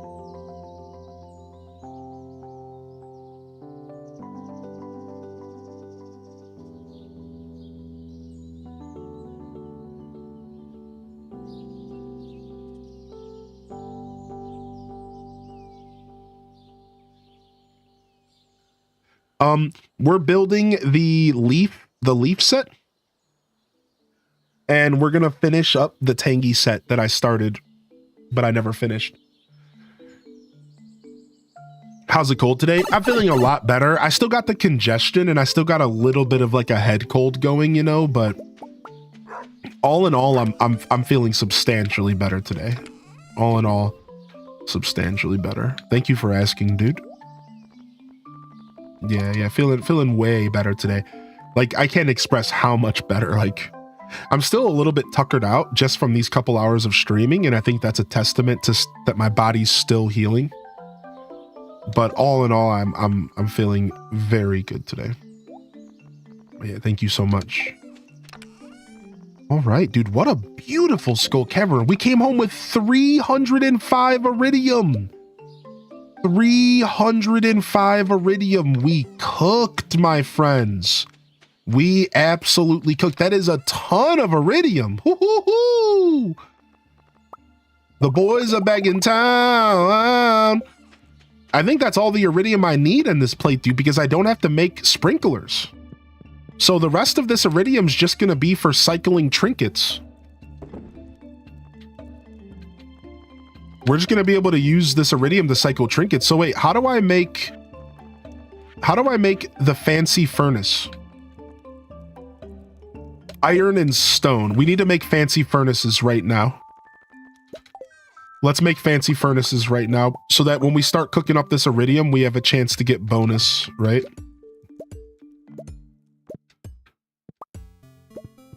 How's your weather? It's been cold. Today's a nice little break from a couple days of bitter. It was warm and then it went down to 10 degrees. Then it's going back up to 40. In all reality, Ohio just doesn't know what's happening. And weather-wise, Ohio just doesn't know what's going on, man. It's like 10 degrees, then 40, then 10, then 40. It's like, dude, please. Can we, all I ask for is a little consistency. That's all I ask for, just a little consistency. That's all, you know, I'm not asking for much, am I?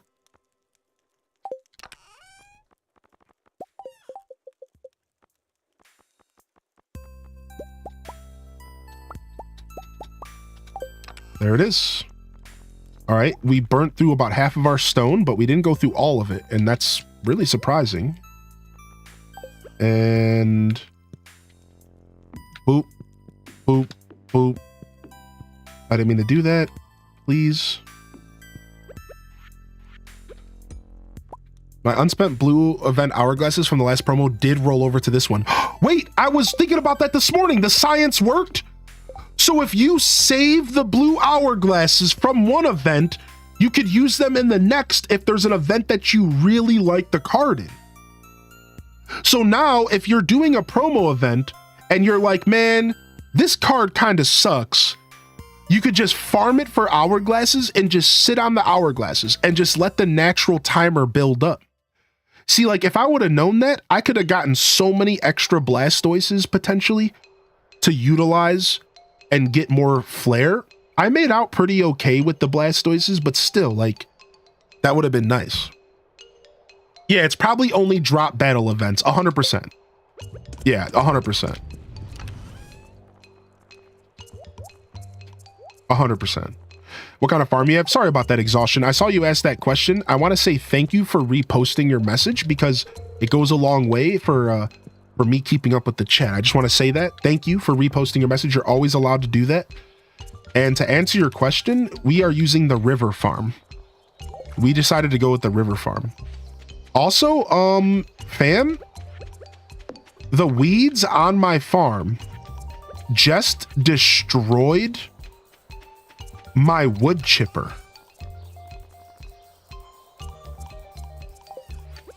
That can happen? I lost a whole wood chipper to weed spread damage.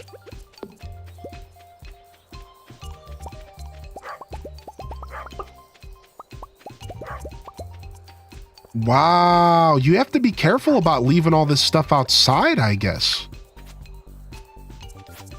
I never even thought that would matter. The weeds destroy it all. Wow. Well, we just got ripped off. We got to go and buy some more wood. We're going to go buy a wood chop. We got to buy a couple more wood chippers anyways. Let's just go buy them right now. We got to buy a couple more anyways. I was going to invest in 5 more. I just got played. I guess I'm investing in 6. Is there a reason you don't upgrade your house? The only reason my house isn't upgraded is because wood is such an important thing for my playthrough. So because we're doing this fishing only playthrough, wood is more important than it's ever been in any playthrough I've ever done. Now, that's a little bit facetious to say because let's all be real. you probably need a bunch of preserve jars and kegs in every playthrough. But in this playthrough, I'm turning my wood into coal. A lot. A lot of my wood has gone into coal in this playthrough. So because wood feels like such a commodity to me in this playthrough, it feels like such an important thing for me to focus on. I haven't had the option to upgrade my house yet because all of my wood has been going into coal and into preserve jars. So it just came down to not having a ton of wood, to answer your question. Yeah, every time I have like 1,000 wood, I instantly blow it all on like my resources and stuff. So as we get further into the playthrough, we'll totally have the freedom to upgrade our stuff. We just haven't yet. So.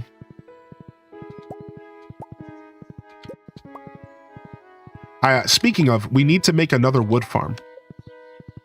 Speaking of, we actually need another wood farm.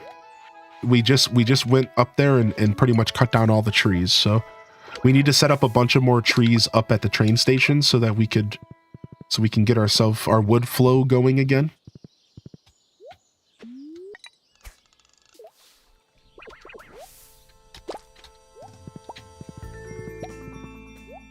Okay. Grab all these, make sure that they're repopulating. And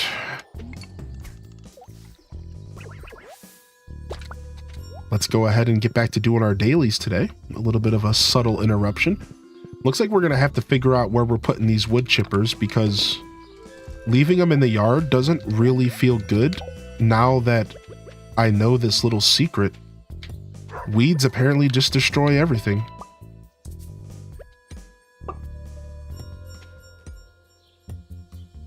That could be an excuse to upgrade my house because we could dedicate one of the rooms to wood chippers and stuff.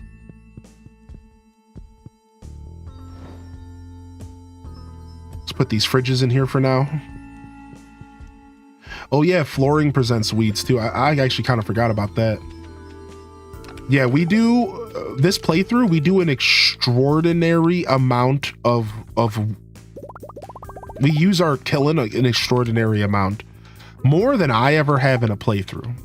Now that just might be my little isolated experience, you know, my anecdotal experience from playing the game, but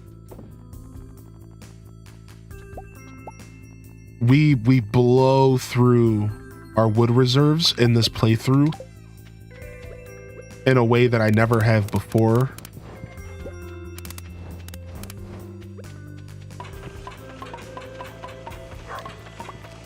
Which is why you see me here with 10 wood chippers and 10 killings, right? Because we're going in on this stuff. We do have enough stuff to upgrade our house now, though. You do bring up a good point. We probably could afford to upgrade our house at this point. I also could just make a ton more preserve jars. That's always the thing, right? Because we're not quite full here. Let me get myself some speed. The chipper got chipped.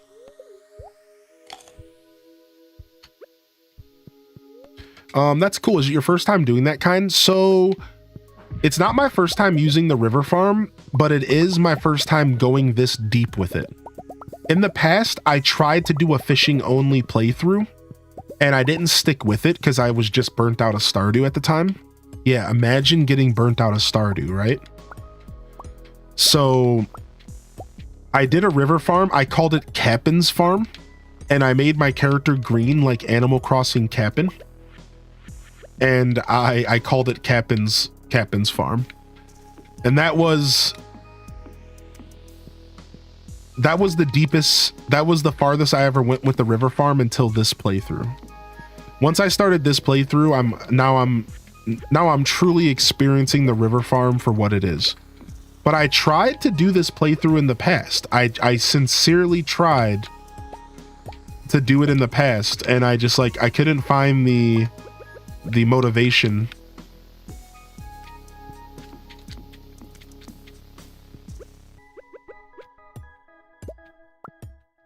Salutes the Capin Farm. I love Capin. He's so cute. Yeah, he's a legend, dude.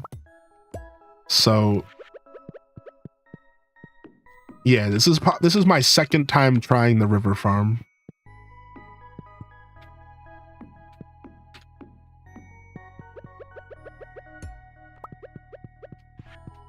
All right, I know this is a mess, but we're killing it.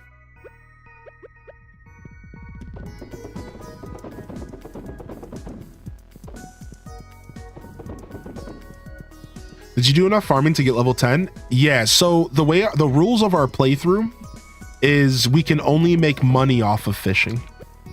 So it's only fishing, but in the sense of making money. So I set up my challenge this way specifically because I wanted to still be able to make content the way that I enjoy, which I really enjoy the whole game juice box. You know, like I want to do all the things in the game. So instead of creating a very restrictive challenge, which would be like literally only fishing, we decided to make it to where we could only make money off of fishing. So I've only ever shipped fish and fish products. I've never shipped anything that would ever make me $1 outside of the fishing universe. From there, we created some side rules. For example, that raised the question. Well, what about something that comes out of a treasure chest? Doesn't that count as fishing? Well, we decided yes. So if I were to fish up a diamond, I could sell said diamond because I got that out of a fishing chest. Right? So then we said, well, what about crab pots? Well, crab pots is a form of fishing, therefore crab pots are game. And this is the playthrough. So we farmed enough for the community center. We farmed a bunch for you know, quests and helping out characters. I wasn't too worried about making the very tiny bits of cash that you get from like giving Pam a beer, you know, whatever, right? Who cares about 100 gold? So I'm still letting myself play the game, but the rule is we can only make money off of fishing. I let quests still exist, again, just to reiterate, because the money you make from quest is really irrelevant and negligible anyways. So at that point, who cares? So outside of like a couple bucks we made off of doing like some of the, and we're talking main quest only.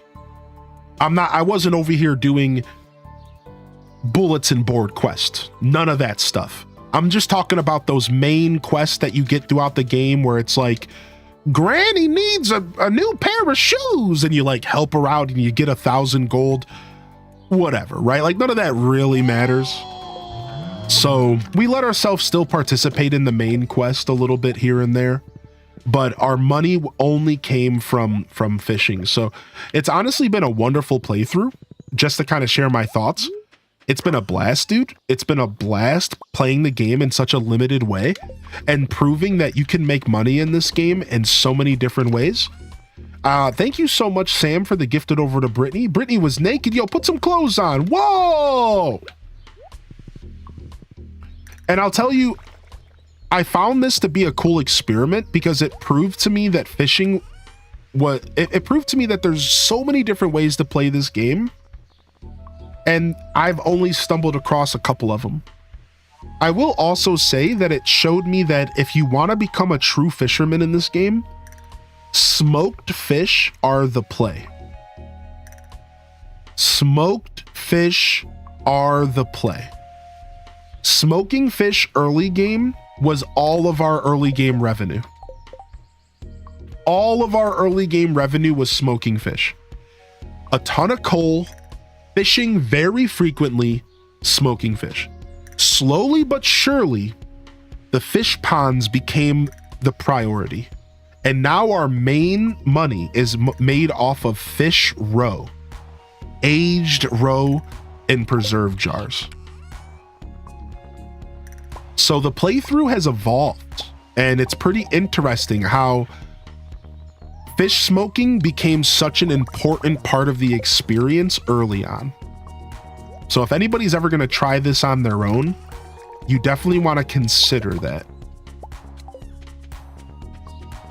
All right, nice. We're at the point to where we have enough preserve jars that we don't have enough roe to fill them. This is beautiful.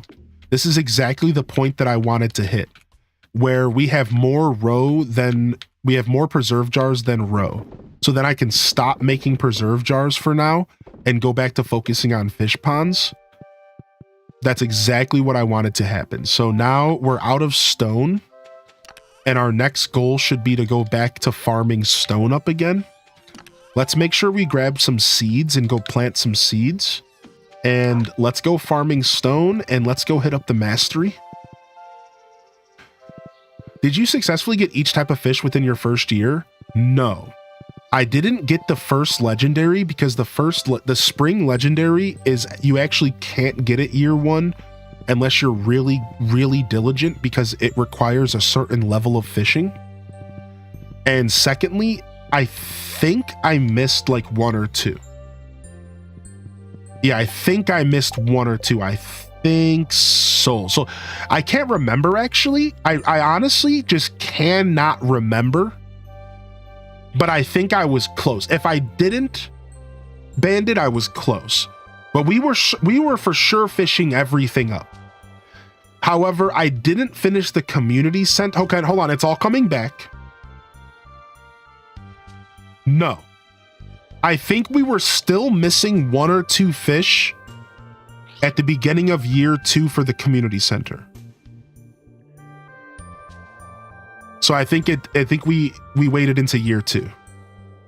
It was mostly some obscure stuff like river fish, stuff that I wasn't fishing because I'm a pretty big ocean fisher.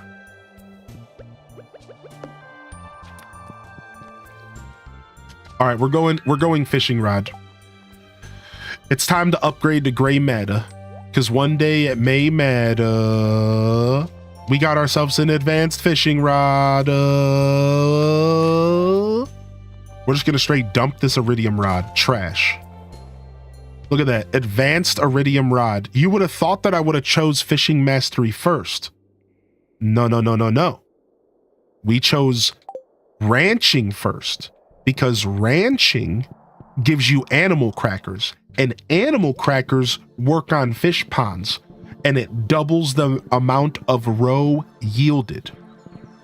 So the first mastery we took was actually animal crackers and ranching or farming. I think it's farming. Then we went to combat because I really wanted to start getting trinkets, and I'm so glad that I did because since I got combat mastery, I've only gotten one trinket to drop. So I'm glad that sometimes these trinkets take forever to drop.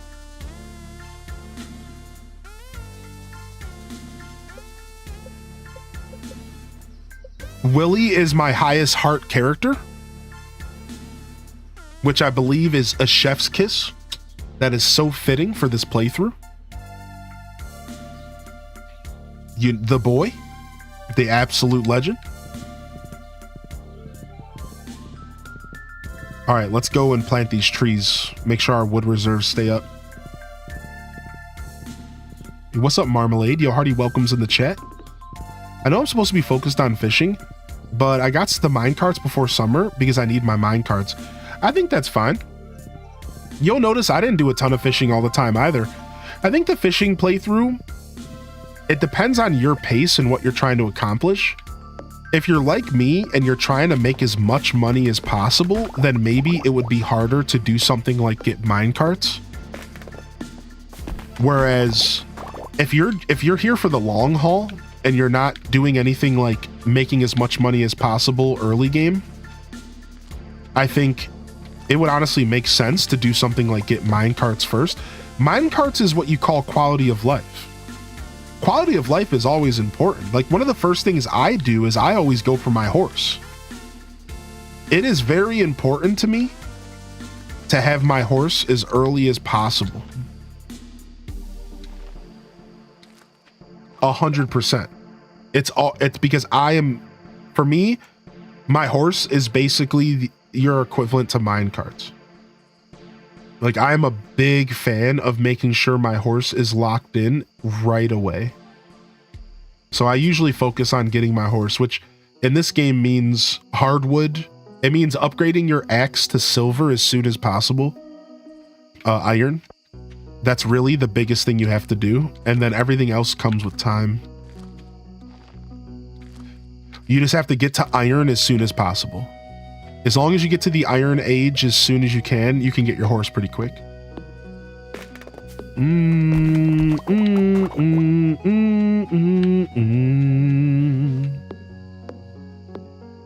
How you doing today, Marmalade? Hearty welcomes, hearty welcomes. Good to see you here. If you got a free hand, don't be shy to drop a welcome in the chat. You know, we haven't sounded off today. Are we down for a sound off? Are we down for a sound off, you bunch of cuties?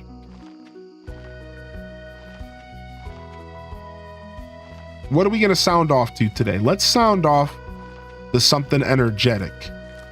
Let's sound off to feeling the heat today. Let's sound off to feeling the heat. Are we feeling the heat today?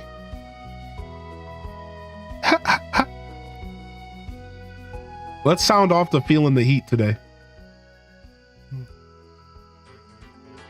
All right, chat, if this is your first time tuning in for a sound off every day on stream, we like to do a little sound off here in the Twitch chat, give you an opportunity to say good morning, good afternoon, happy time zone.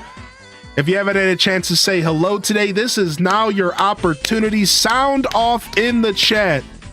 Drop an emote that best represents your mood, baby. Even if you want to get a little bit of funky here. If you want to get a little bit of funky here, whatever you want to do, baby.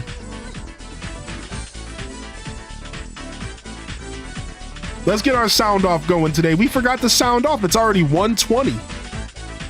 We usually sound off a lot earlier. Yeah.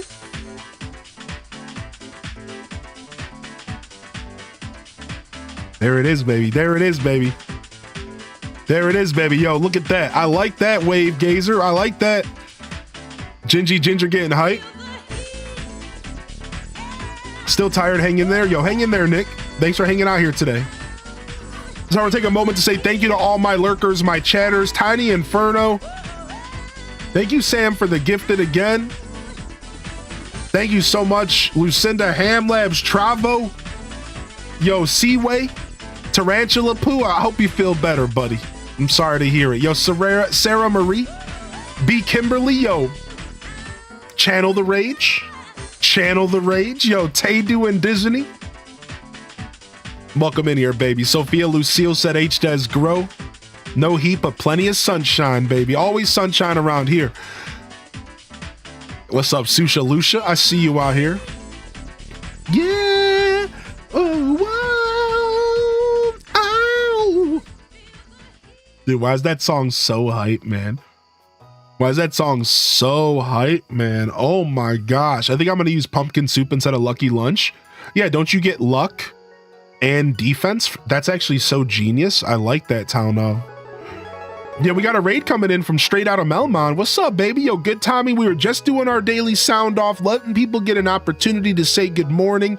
If you haven't had a chance to do so, Ostrich Breath, welcome in here. Courtney, Ellie Rose, Dragon Martinez again, Kit Kat Calzone, Ginger King, Gemini Puppy, good to see you today.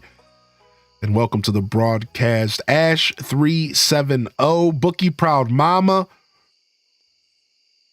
Good to see you today, baby. Thanks for hanging out. What's up, Raiders? How we doing, Melmon? Woof. I definitely have been putting a lot of energy in today's show. I hit a wall. I literally just hit a wall here. I might be overexerting myself a little bit. I'm not gonna lie. We might need to chill out. What would you recommend for early players? I'm on day 1 of summer and I can't seem to get over 1,400 coins. So the truth is that you're actually playing the game correct. Because year 1, Stardew Valley, you should be broke or you're not even playing the game right. Yep. Welcome to the beginning of Stardew. It's actually the most unique experience. I don't want to say unique. It's one of the most unique experiences within Stardew. The beginning game grind. If you all play Stardew, feel free to chime in on this. Welcome to Stardew Valley. This is the hardest hill for people to climb over. the beginning game grind is brutal. Dude, welcome. It's brutal. You have no energy to do anything. You're broke as a joke. Welcome to the early game Stardew. If you want to make extra cash, try fishing. Otherwise, if you have money on you at all, you're actually doing it wrong, because all of your money should be going back into seeds, and you should be farming, and you should be broke. The only purchase that you should make is your bag. Get your first bag, get that second row of inventory. I think it costs 3,000 gold. And then you're broke, dude. The only thing you should be purchasing early game is the first bag upgrade. Get it as soon as possible. You're broke, you're out. Every single dollar should be on your farm in the form of crops.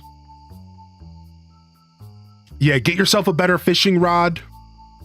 Other purchases to consider: an upgraded fishing rod, upgrading your watering can to level 1, upgrading your axe to get access to the secret woods early. These are all very logical upgrades early, but you should be broke. So if I want to give you advice, if you want some tips on what to deal with that early game stress, truthfully, I can't recommend enough pushing through it and finding other things in the game to do around it. Focus on learning the valley, talking to the villagers, building relationships.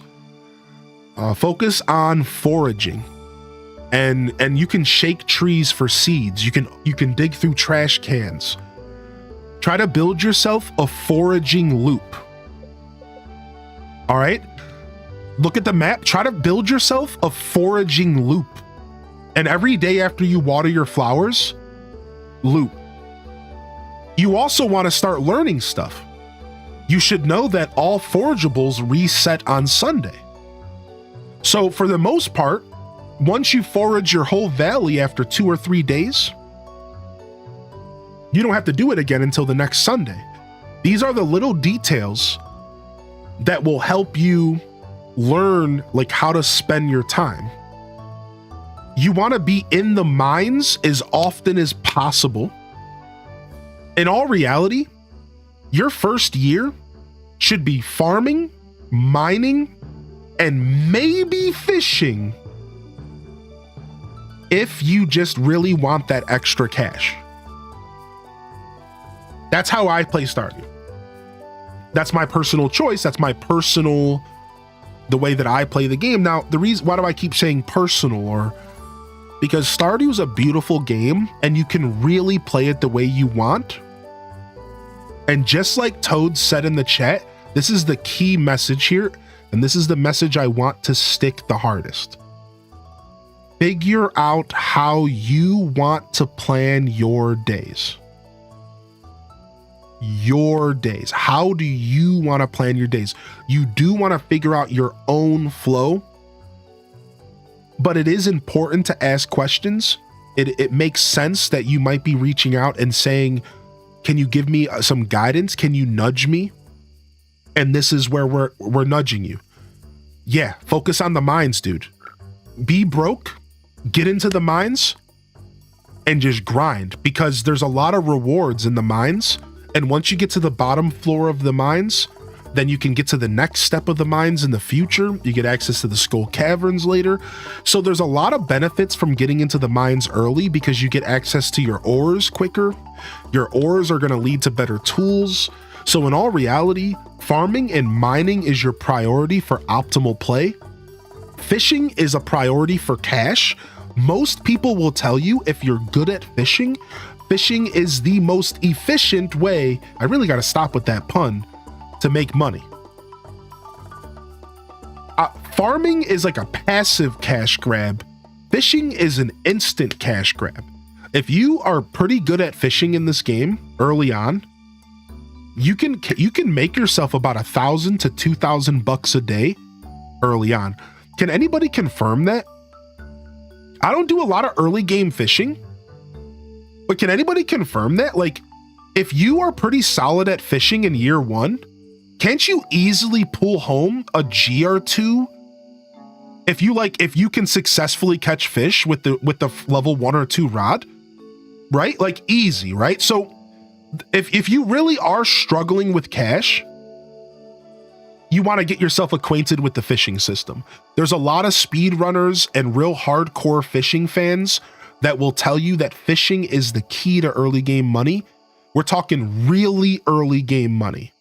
Farming is going to pass it up. Farming, I feel like, it's always going to be the better choice for passive long-term gains.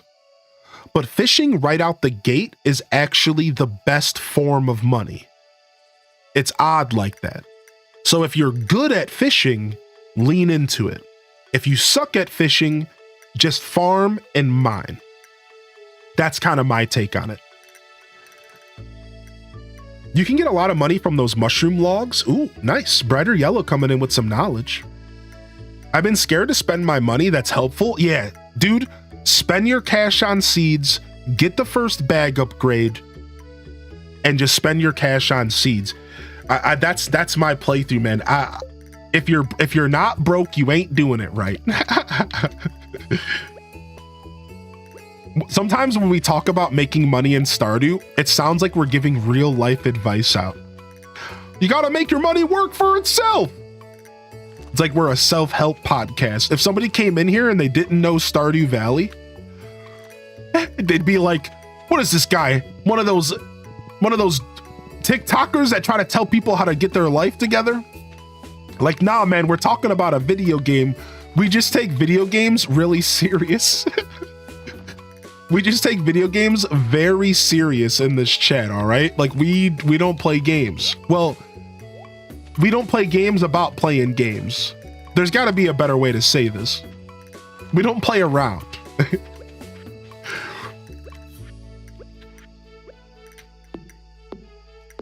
You'll start making money in year 2, correct. The money will start rolling in. The truth is that I'll go back to my original point. Welcome to early game Stardew. No matter what, unless you are a very efficient player, Stardew grind early game is going to be brutal, period.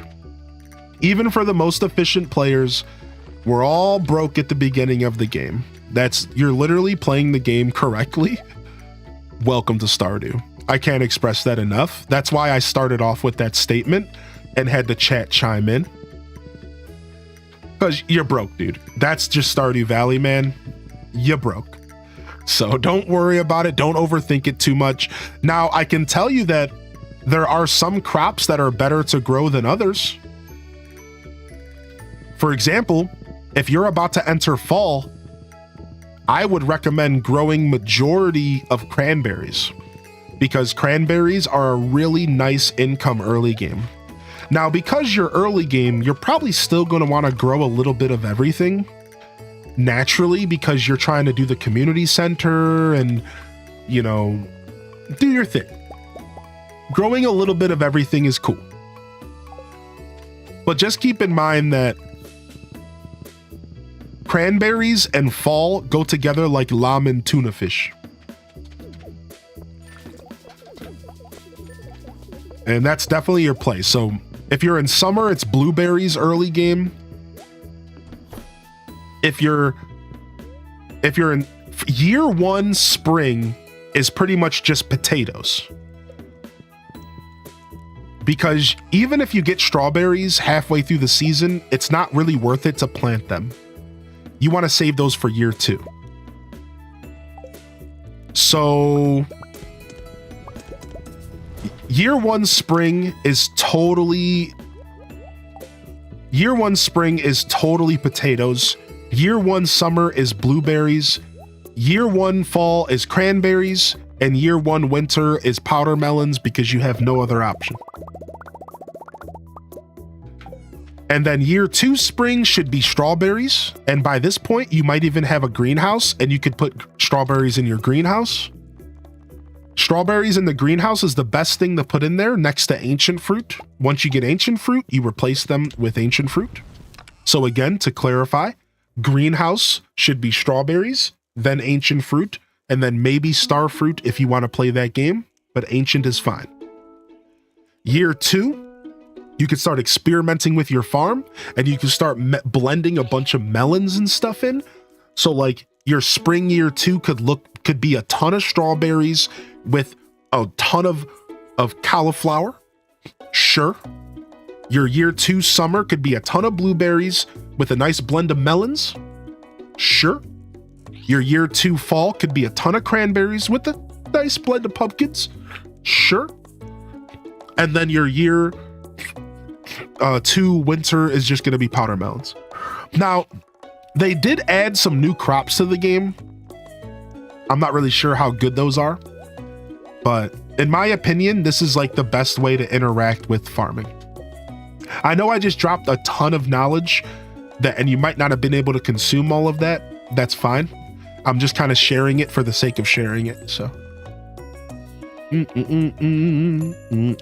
oh, that sucks. Sorry to hear that, Exhaustion. Yep, dude's exhaustion, man. That is just the name of the game, dude. Oh, that's brutal. That's actually brutal. Yeah, man. Welcome to Farming Sims. Show of hands in the chat if you have messed up in a farming sim and let crops die because the season transition period. And I'm talking multiple farming sims. Harvest Moon, A Wonderful Life, Harvest Moon, Friends of Mineral Town, Stardew Valley, Fields of Mystria. Yep.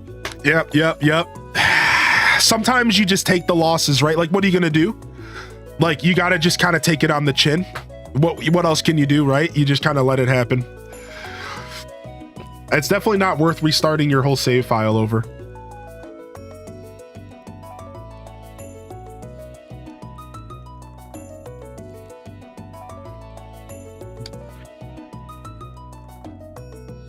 Nice, not bad. Not bad, cashier. What's up, Ace? I see you, baby. I've been stalling for 3 hours. I gotta leave. Yo, we'll see you later, Brittany.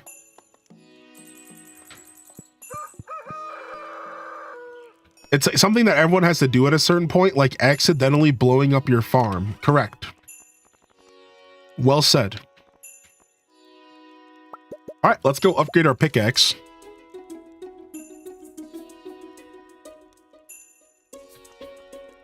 Wait, doesn't Clint not work on Fridays?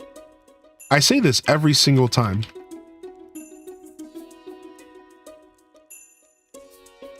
I literally ask this question every stream.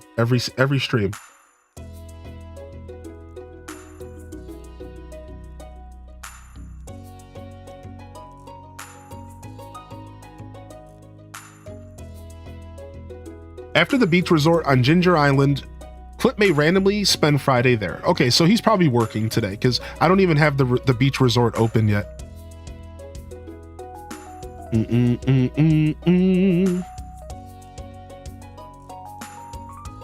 He goes to the community center on Fridays? Oh, okay. We'll just wait till tomorrow. I'm not gonna waste my time with Clint. Oh, who's Clint? You think he's allowed to have his own little schedule? Oh, I'm the town blacksmith, but I don't want to work on Fridays. Who do you think you are, dude? I keep you in business, you son of a...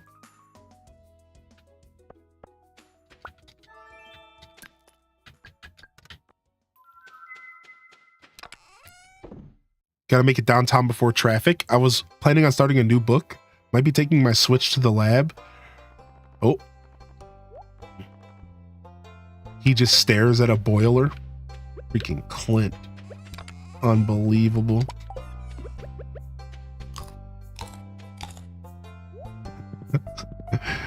Oh my gosh. Do-doom, do-doom, do-doom, doom, doom, doom, doom. Do-doop, do-doop, doom. Nice. We got fishing mastery. So we can now craft challenge bait. And I think challenge bait might actually be a super cool thing for us to utilize. So when we actually go fishing, we can bring home potentially triple the fish if we don't suck.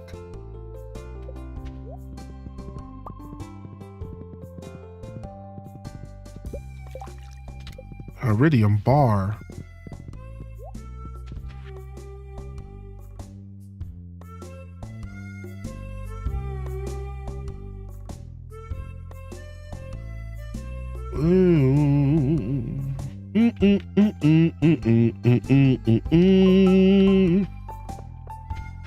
The Egg Festival.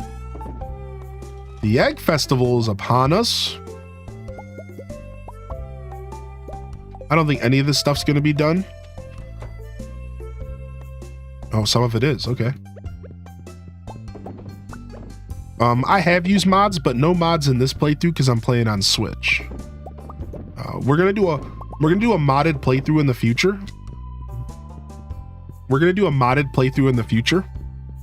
We're gonna check out Expanded 1.6 once it gets updated a little bit more. Mostly like the game itself. I just want to wait till the game's at a more stable point, and then we're gonna go back to the modded scene and do a PC playthrough. It probably won't happen until later this year or like next year. We'll see. It really just depends on how long this playthrough takes. At the current rate, we could hit our goals in this playthrough as soon as... like...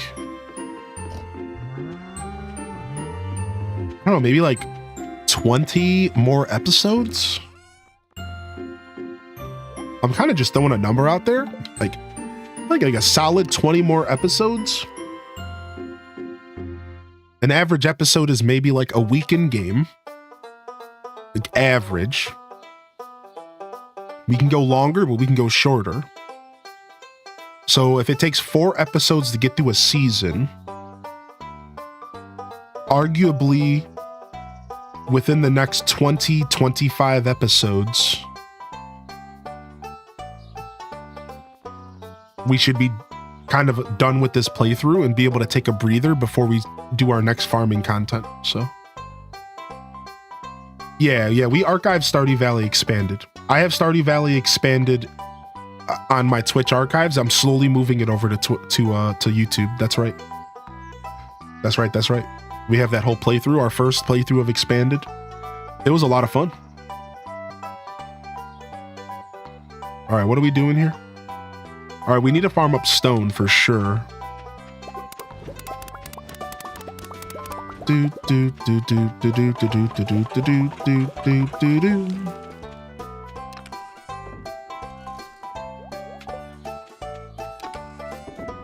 And I need to go grab an iridium bar and a dwarf scroll.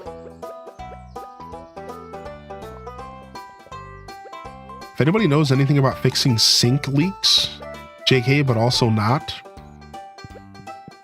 I wish I had any kind of contracting skills in my life. Those are pretty good skills to have. Those are definitely pretty good skills to have.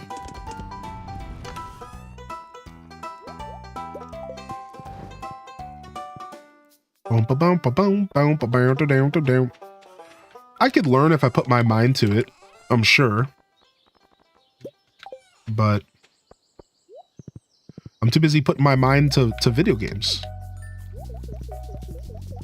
You know, I gotta learn what the best deck is in Pokemon TCG Pocket for the current meta. You think I got time to learn carpentry skills? Ho ho ho ho ho ho. What do you think this is? Ho ho ho ho ho.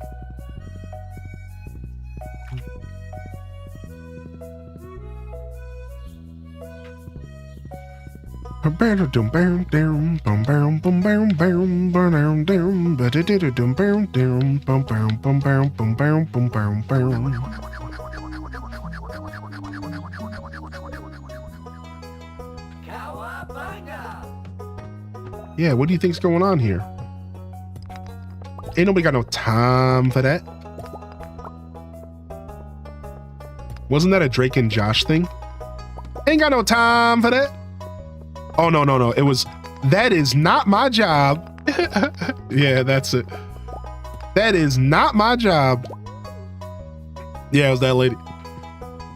You can put tappers on trees that aren't your farm. Correct, Nat Lab, which is huge. because it allows you to put tappers around the valley and you don't have to waste space on your farm. Correct.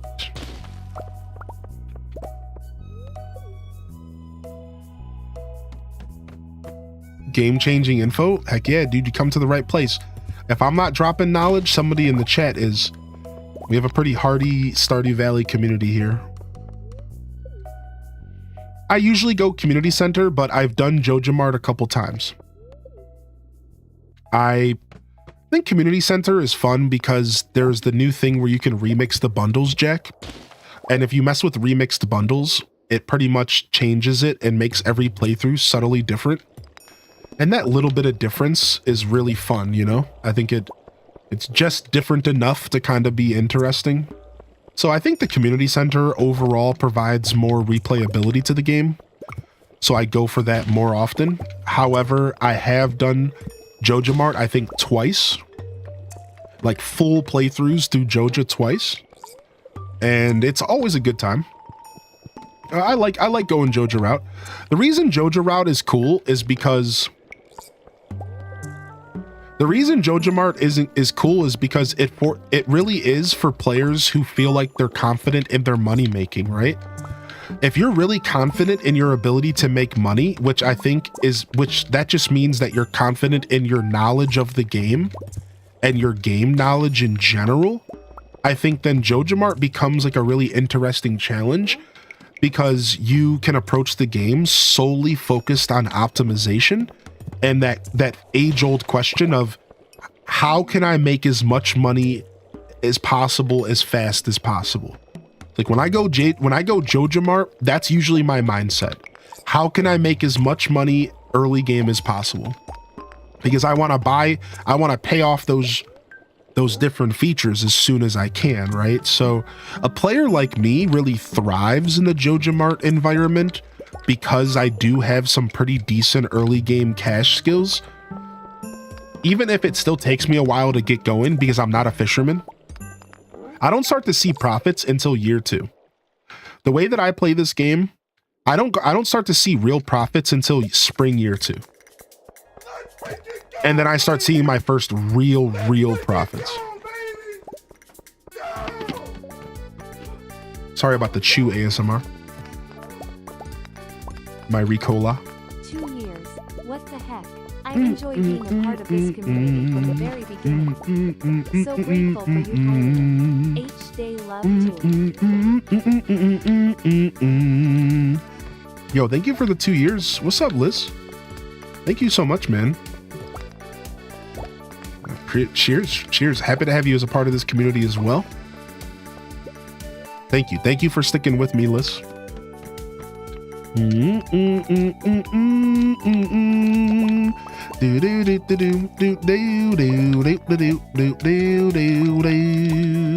We're just farming up some stone right now. It might not be the most efficient way to farm stone, but we've already gotten 300 and it's only 2:40 p.m. in the game, so pop a couple speed potions or whatever. Just farm stone. Oh, Brittany. We all have those days, homie. I'm glad to have you yapping in my chat, though. The honor is mine. Do, do, do.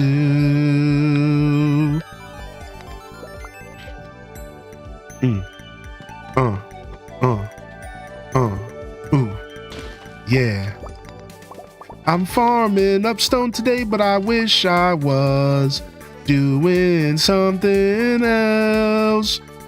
Anything is better than standing here and farming stone. I wish I wasn't alone. Why did this song turn into a sad experience? I'm singing in such a happy tune. So I guess we should put a smile on our face and stop acting like such a goofy loon. Hit it.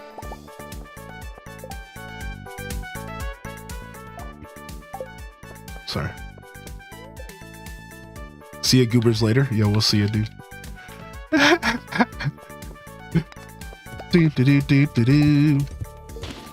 I loved it. Thank you. Pizza boy, pizza punk inspired me. Yo, good to see you, Lunacy. Thanks for checking in this morning, Stardew, as well. I know I've been missing my check-ins today. Thank you to the check-in squad. We'll take a quick moment and say thank you to the YouTube squad as well. If you didn't know, we now offer a lurker zone over on YouTube. It's a place where you can enjoy the content, and it's all just a really smooth experience with YouTube's video encoding.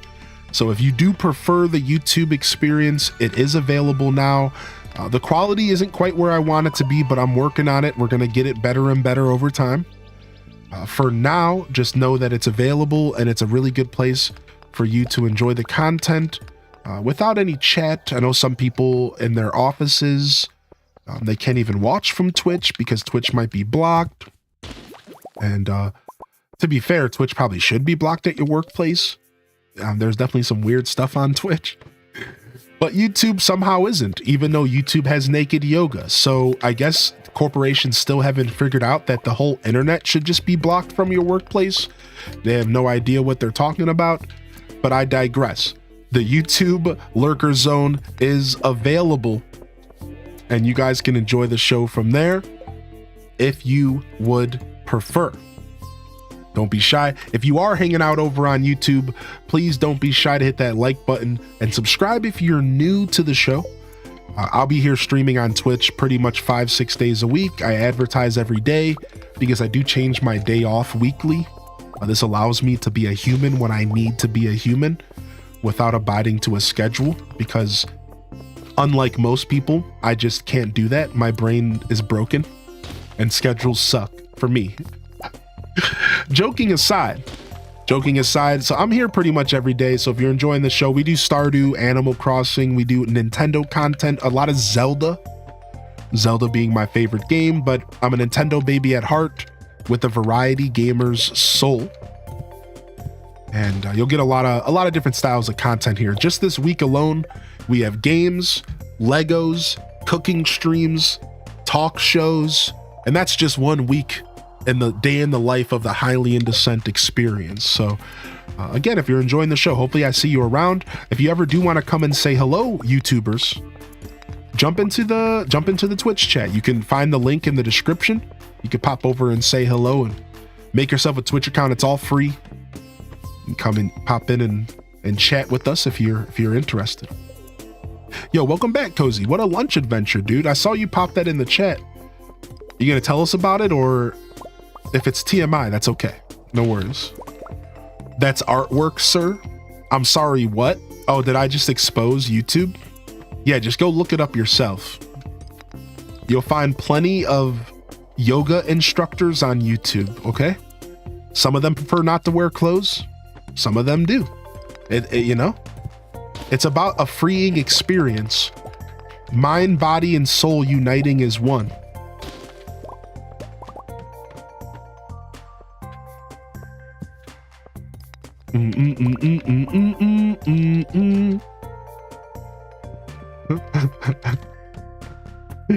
Yo, Lunacy. Oh, you've been listening to C418,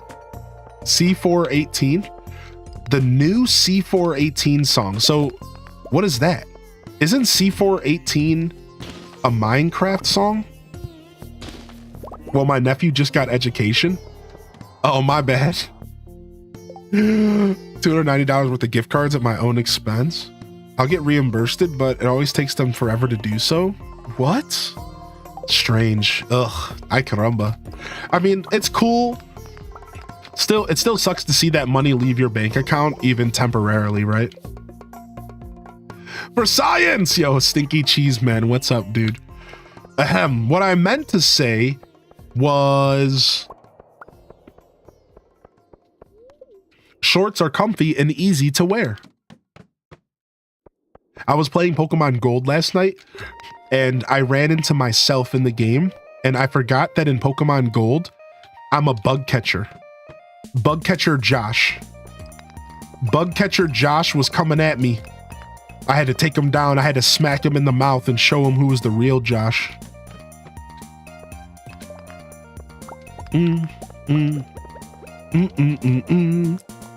Oh, cool, Big Jack. Thank you for clarifying. I didn't realize that that was an artist. I thought that was a song, and I didn't realize they did music outside of Minecraft. Cool.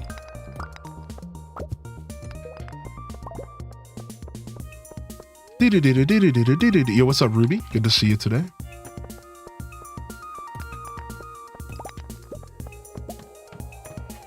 Yo, welcome back, Flower Child. Yo, thank you again, Liz. Thank you for checking in, Sofer and Dear Diary. Decade Morg and Jess, welcome to the show today. Yeah, we're chilling. We're having a good time here on Twitch today. Having a good time here on YouTube as well. Doing some Stardew. Still a little bit under the weather. Doing my best to keep myself moving here. But despite a little bit of a cold, I'd say we did a pretty good job putting on one heck of a show. We had a nice little Twitch talk earlier. I might even go ahead and timestamp the Twitch talk later. So if you're looking to go back through the Twitch VOD or the YouTube VOD respectively, I've been timestamping all of the VODs. I'll go back and I'll timestamp the intro so you can skip straight to the gameplay. And I think today I'll probably timestamp. We had like a pretty lengthy Twitch talk where I just answered some questions and went through some very detailed answers about the Twitch experience and gave out some advice and stuff to smaller creators. So I'll make sure I timestamp that out here after the show so you guys can go back and check that out if you're interested. Otherwise, we were chatting about all sorts of shenanigans today. A little bit more of a gameplay focused Monday morning show. At least that's what I thought I was getting into. But we still ended up spending the first 2.5 hours of stream just yapping. So I woke up this morning like, I don't want to talk too much. We should probably just play the game. I'm a little tired. And I ended up just yapping anyways. So, you know, that's just me. That's just what I do. I'm just a yapper. I don't know why I'm leaving this way, but we're already here. We're committing. What's up, Ruby?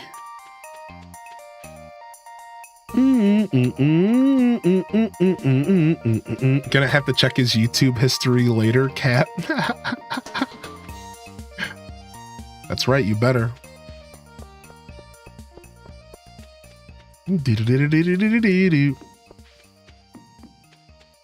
All right, dude. Boom. Drop this stuff off. Nice. How much stone do we bring home, actually? For science. 786. 786 stone made it home. I'm feeling all right today, man. Thanks for asking. I'm also tired. 780. Not bad. We just got 800 stone from farming in that method. I think that method's a pretty good stone farming method, dude. We just actually killed it.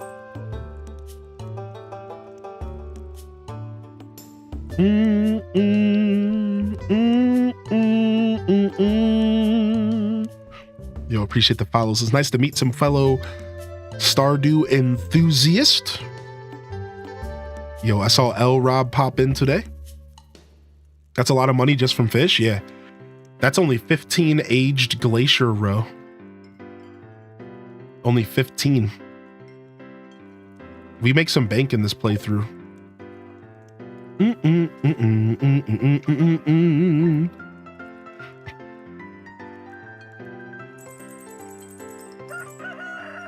Ooh, we made it to 1.5 million.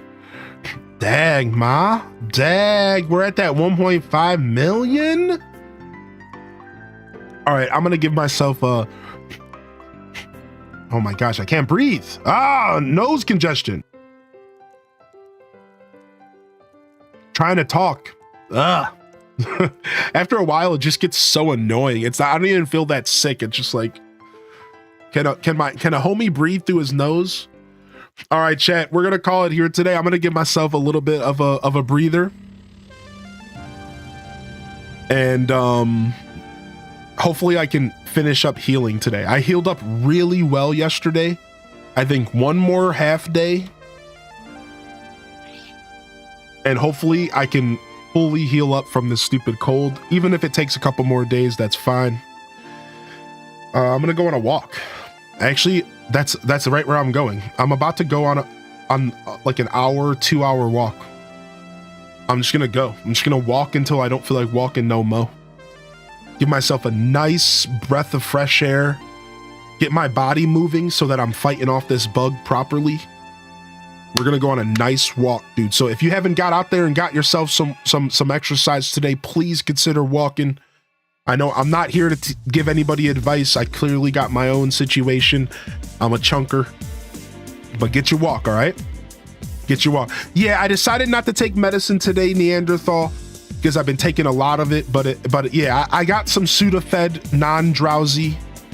I got some stuff to kind of make it to where I can stream and not have to deal with this. But I want to give my body a chance to recover. I didn't want to just pop a bunch of medicine and like fake it. You know what I mean by that? Does that make sense? So I didn't take any medicine today, and I feel like I did pretty good for myself. So I'm gonna rest up today, and depending on how we're feeling tomorrow, if I gotta, I'll take some Sudafed. I'll do what I gotta do to be here. Either way, we're back tomorrow. I don't know what we're doing this week. The schedule is up. I might do a third day of Stardew Valley because I'm just really having fun with Stardew. I also would really like to get back to Majora's Mask. All I can say are those two options right now. I think it's gonna be one or the other, or maybe both. Beautiful Monday show. Beautiful Monday show today. Hopefully I see y'all back here tomorrow. Hopefully I see y'all back here tomorrow. We're gonna be jamming on Twitch. We'll be doing it again. We're here live every day, 8 a.m. Eastern Standard Time. That's 2 p.m. Central European for the overseas family. I'm highly in descent, and you have been tuned in to the Monday morning show. Fresh week, fresh opportunities.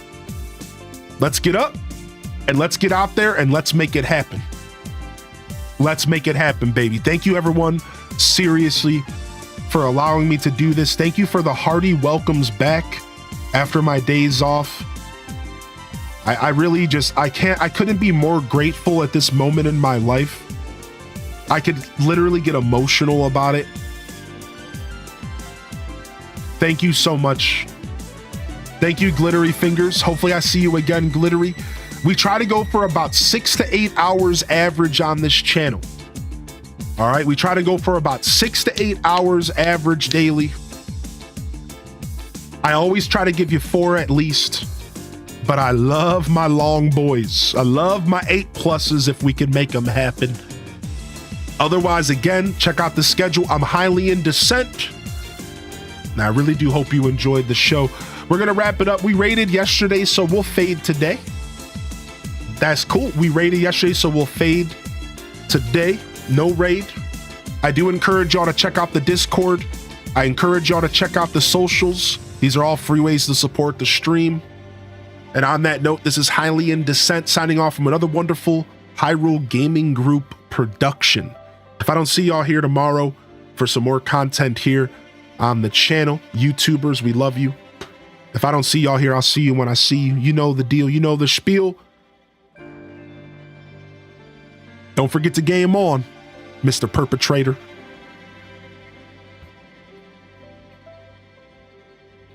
Wrap it up and on to the next episode. Peace. Peace.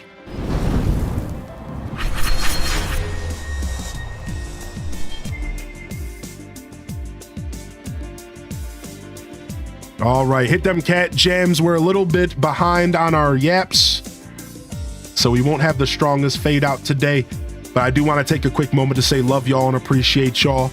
Honored to be a part of your daily routines. Certainly honored to have you as a part of mine.